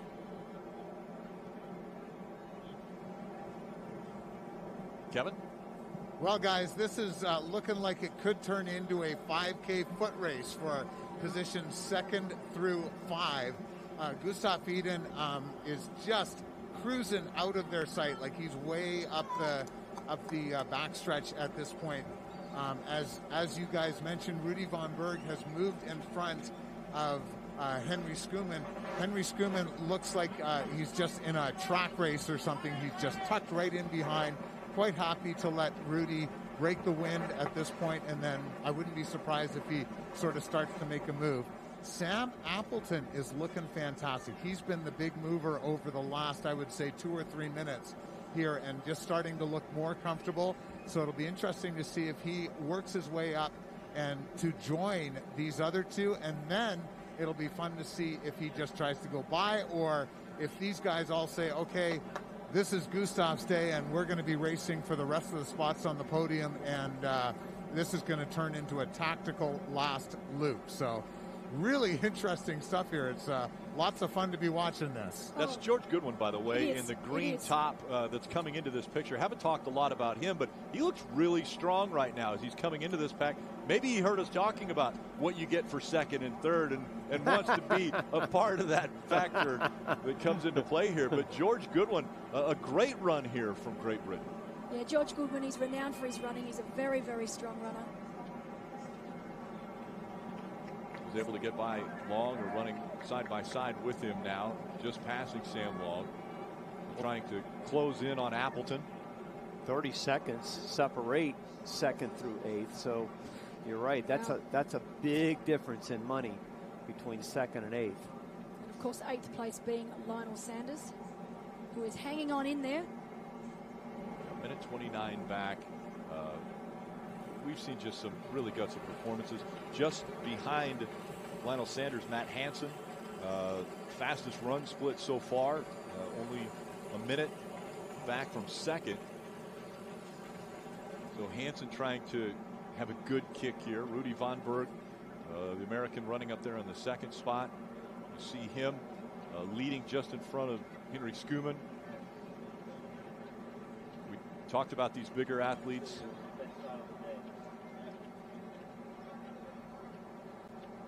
You know what, Rick?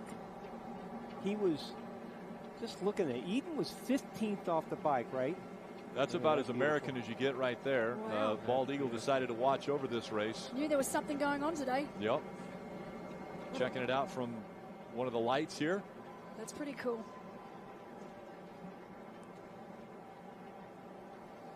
That's what he's seeing. Yeah, we look down on this facility. He's a little bit lower than that right now. Just a touch. But he can go as high as he wants. wants. You know, get back to Eden for just a second. I mean, he was 15th off the bike, Rick. He was at 141 and some change. I can't remember, Belinda, you might remember better. I don't know when he took over, but now he's a minute ahead. When he went into the bike, he was over 3 minutes behind first. Yeah.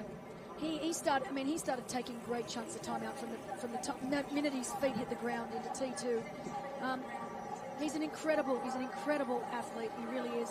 But you know what I like what's happening right behind Gustav Eden, because there are so many quality runners behind, including the likes of George Goodwin, who we haven't really spoken about much, but he is a renowned runner. You're down there, Kevin, with them. I sure am, Belinda. And George Goodwin is about to move his way into second place, and all of the other guys have been losing ground on Gustav Eden, but you guys will have the splits, but I hazard a guess that George Goodwin might be the only person running at a similar pace, and whether or not that's enough to even dent the lead at a minute between the two, I do not know. I don't know that he can make up this gap in the last lap, but right now he's certainly putting himself in a great spot to go for a second here. And personally, Kevin, I like to see that, because here's a guy that, I don't know, he certainly flew under the radar with me because of the Brownlees. You know, I mean, that's all we talked about. Yeah, that's true. Really, I mean, in the beginning, who were we talking about? Alistair and Johnny Brownlee, and they're both from Great Britain. There weren't a lot of us talking about Goodwin, who's now moved into second place. And as you said, Kevin, just having just an outstanding run. And of course, he's only 24 years of age, so he is a young, up-and-coming British athlete. Here's a guy who he says he's not really a fan of sports people being heroes.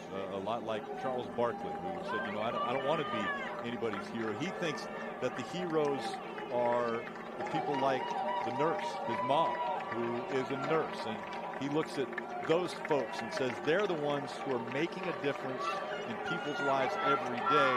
And he says, you know what, my mom has always been my hero. So I like him already.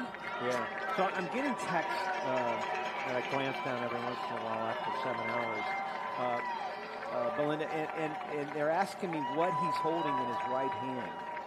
You see what he's holding? He's holding some kind of goo in his right hand, just kind of nutrition. Yeah, that would be nutrition. So either a gel, so that he can just sip on it. I mean, when you're running, you don't want to take too many calories in or too much nutrition in at once, because that ends up in stomach cramps. So he's just got that there, and he'd probably be just taking a little bit at a time just to keep his levels up. And I mean, it's showing it's working because he's running a beautifully paced race here today.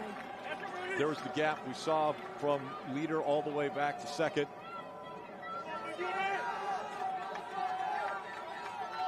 How did we get to this point? From transition 2, T2, Rudy Von Berg off the bike quick. Then Vincent Louis had to serve his 2-minute penalty. Johnny Brownlee also decided to serve his a little bit later in the run. Alistair Brownlee, we knew he was going to be the force, and it was only a matter of time before he got up front, passing Rudy for the lead. But then, falling off the pace, something looked to be wrong with Alistair Brownlee. And sure enough, he stops, was stretching, and then we were told it was a calf injury. Alistair Brownlee out of the competition. Thomas Davis was able to take the lead from Appleton. Those two looked like they were going to work together until Gustav Iden said, it's time for me to take over this race. And he did just that. Once he went by these two, he took off. George Goodwin has moved into second, a smile on his face on this final lap here in Challenge Daytona. Just getting by Rudy Von Berg. There's race leader Gustav Iden, about ready to head back out onto the track and finish up the 2.5 miles. Oh, gosh, what a feeling, right? So nice and quiet. You're out there just on a stroll. That's what it looks like. He's just does, right? He's totally in control right now. Oh, what a feeling that must be. He's got 1 minute 12 seconds over our second place George Goodwin. That is a perfect position for him to be in right now. Yeah, and he's still going at 5:24. I know. A very strong runner. Obviously, the 80-kilometer bike, that 50-mile bike that he put in, didn't take too much out of his legs. No, he didn't really make his move on the bike. He went from 22nd in the swim to 15th on the bike. But what I love seeing is that these young athletes are really making their mark. They're leaving a mark. I mean, George Goodwin's ranked 40th in the PTO rankings. So, and to be honest, Gustav Iden doesn't even have a ranking yet because he hasn't done enough long course racing to get one. Wow. So pretty incredible to see these two young men stamping their authority at the PTO 2020 Championships here in Daytona. Incredible racing from both these young men. Gustav Iden, we expected it. We know he's great over this distance. Well, George Goodwin, we know he's a great racer, but this will be the best race he's ever had. We were wondering, will the short course guys have an advantage over the long course guys? Will the long course guys, because they're stretching out that bike, because they're stretching out that run, will it be an advantage for the long course guys? Well, we thought that Alistair Brownlee was in a perfect position because he was kind of the best of both worlds. Gustav Iden came in and thought, you know, I really hope these short course guys have an advantage here or a possibility. Well, he's showing us right now that he can pull away and he can hang on. That endurance that he has. It's not a 10K race. This is an 18K run, and he's been able to, as you mentioned, he's holding on to a 5-minute, 24-second pace out there. We see also Matt Hansen, 5:21 pace right now for his run. Sanders deciding to go with him. They've both overtaken Henry Schumann. Lionel Sanders from last year's winner. Matt Hansen, though, is in the long course world, he's one of the best marathon runners we've got. He's an incredible runner. Doesn't have your traditional running technique, but he knows how to give it to himself, and he is having a great run here today. Lionel just deciding to tuck in behind tiny little Henry Schumann. Not sure that's going to be an advantage for Lionel at all. You can almost hear. I can hear Matt right now. Exactly, and this is typical Matt Hansen style. He just gives it to himself, but unbelievable. These men are not giving up until they are across that finish line. They are giving every last ounce of energy to this race. Everything they can put into it. Wow. Goes by Rudy. taking that position. Lionel Sanders out of the water. We thought he might be out of it. Exactly. When He was came, a long way back. Came out of Yep, the water. long way back. From the swim. Had a great bike. That's where his strength is that we've seen. Now putting on a great performance here in the run. Yeah, 50th out of the water. I mean, come on. There's George Goodwin in the green. Look at the difference second. Look at the difference in running styles here between George Goodwin and Matt Hansen. Both incredible runners in their own right, but completely different run form. Well, Matt is striding it out right now. Matt is actually pumping every single stride. You see his arms working so hard. He's also a big heel striker, whereas George Goodwin is a 4-foot runner. George Goodwin, traditional running style right there. Beautiful relaxed shoulders, whereas you can see Matt Hansen is just here he rocking comes, all over the place. Oh, absolutely. He is one fighter when it You're comes right, to the Rick. run. He is going at it, isn't he? We'll see if he has anything in the tank, because right now he is trying to put everything into it. I was wondering if George Goodwin was getting into a little bit of a comfort zone there, but potentially he's going to start hearing Matt behind him. He will. And he's going to have to know that he's either got to pick that pace up, or if he doesn't have anything left in the tank. Look at the pace. Matt Hansen now a 5:19 pace that he's running. Fastest out on course. That's incredible. Using the whole body, trying to get those legs to respond. As you can see back there, it looks like Lionel Sanders has finally been able to overtake Rudy von Berg. There's the gap. Race Wow. leader, Gustav Iden. George Goodwin back there. A minute and 12 seconds behind, though. Yeah, we know Matt Hansen is just behind Goodwin.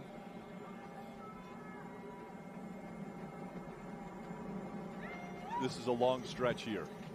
When the athletes go down the back stretch at Daytona, when you're on foot, it can take forever. When you're going at 200 miles an hour, it's a blink of an eye. Different story. Yeah.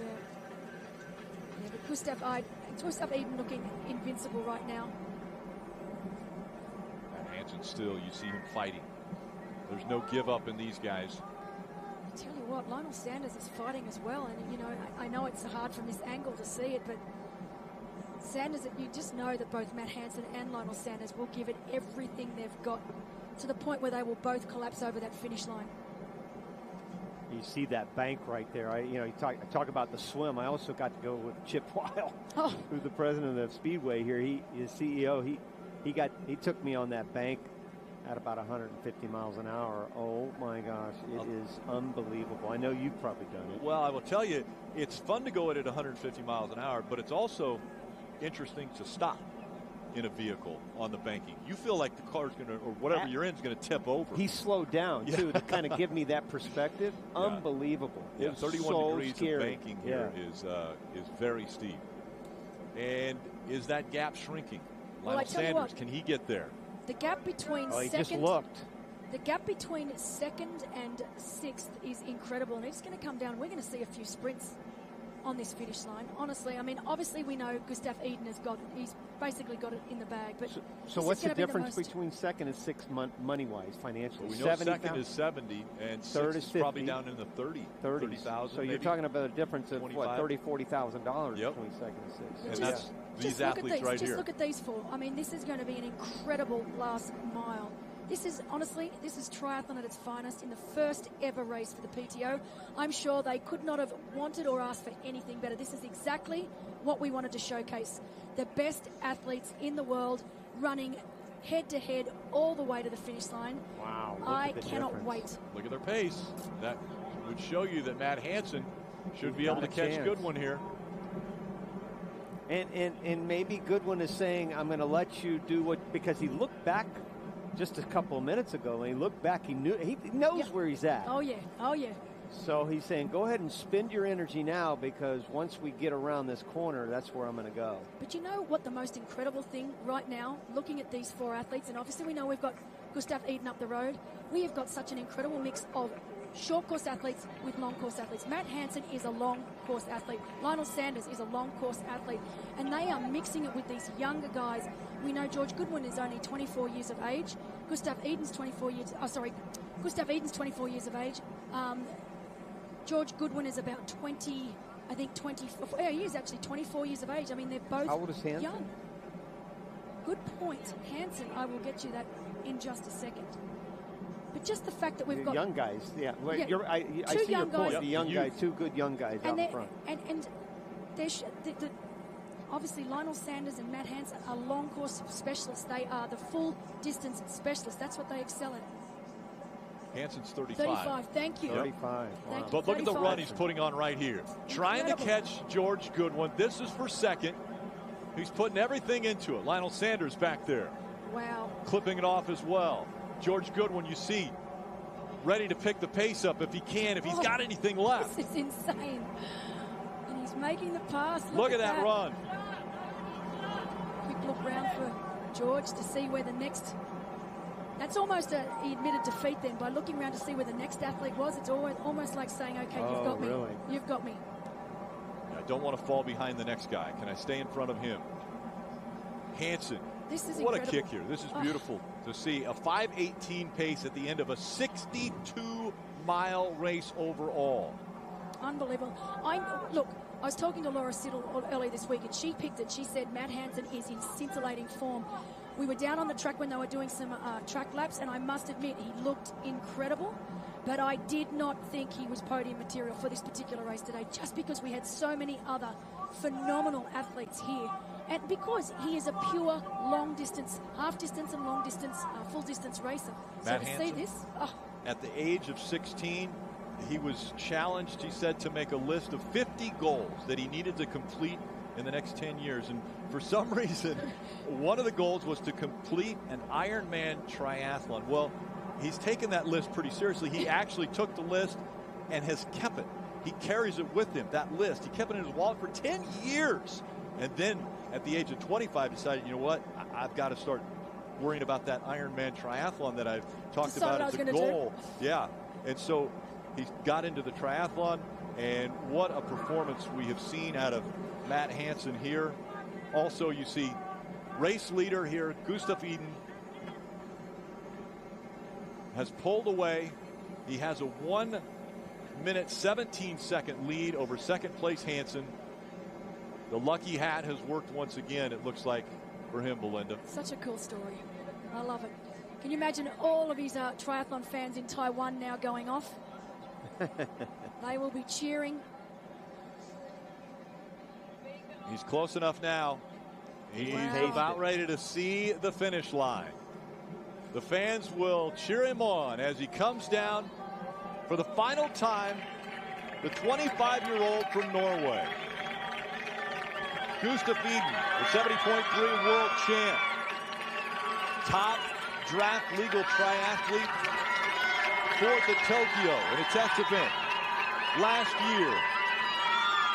And now he can add to his impressive resume, Challenge Daytona, the 2020 championship with PTO. Gustav Eden with a smile on his face. Gustav Eden has done it. He's won Challenge Daytona.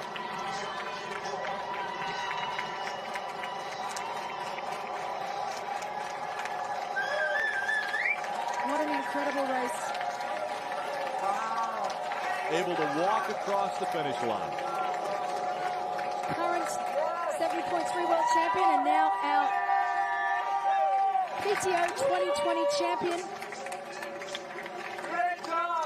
What an incredible race from young Gustav Eden today. 3 hours and 5 minutes. Let's take this honor and giving you this. Almost what we Bill Christie giving him the Thank you, my friend. giving him the medal. Thanks. Look at this. What a performance we've seen out of Matt Hansen.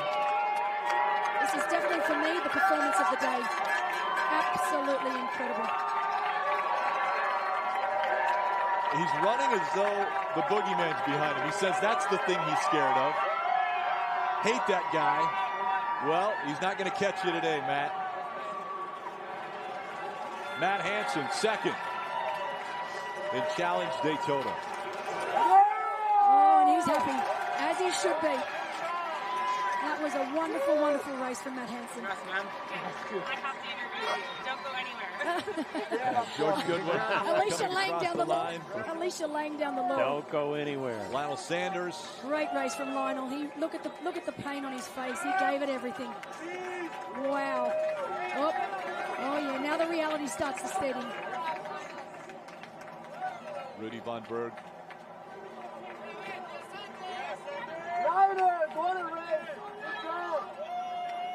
Kicking it all the way to the end.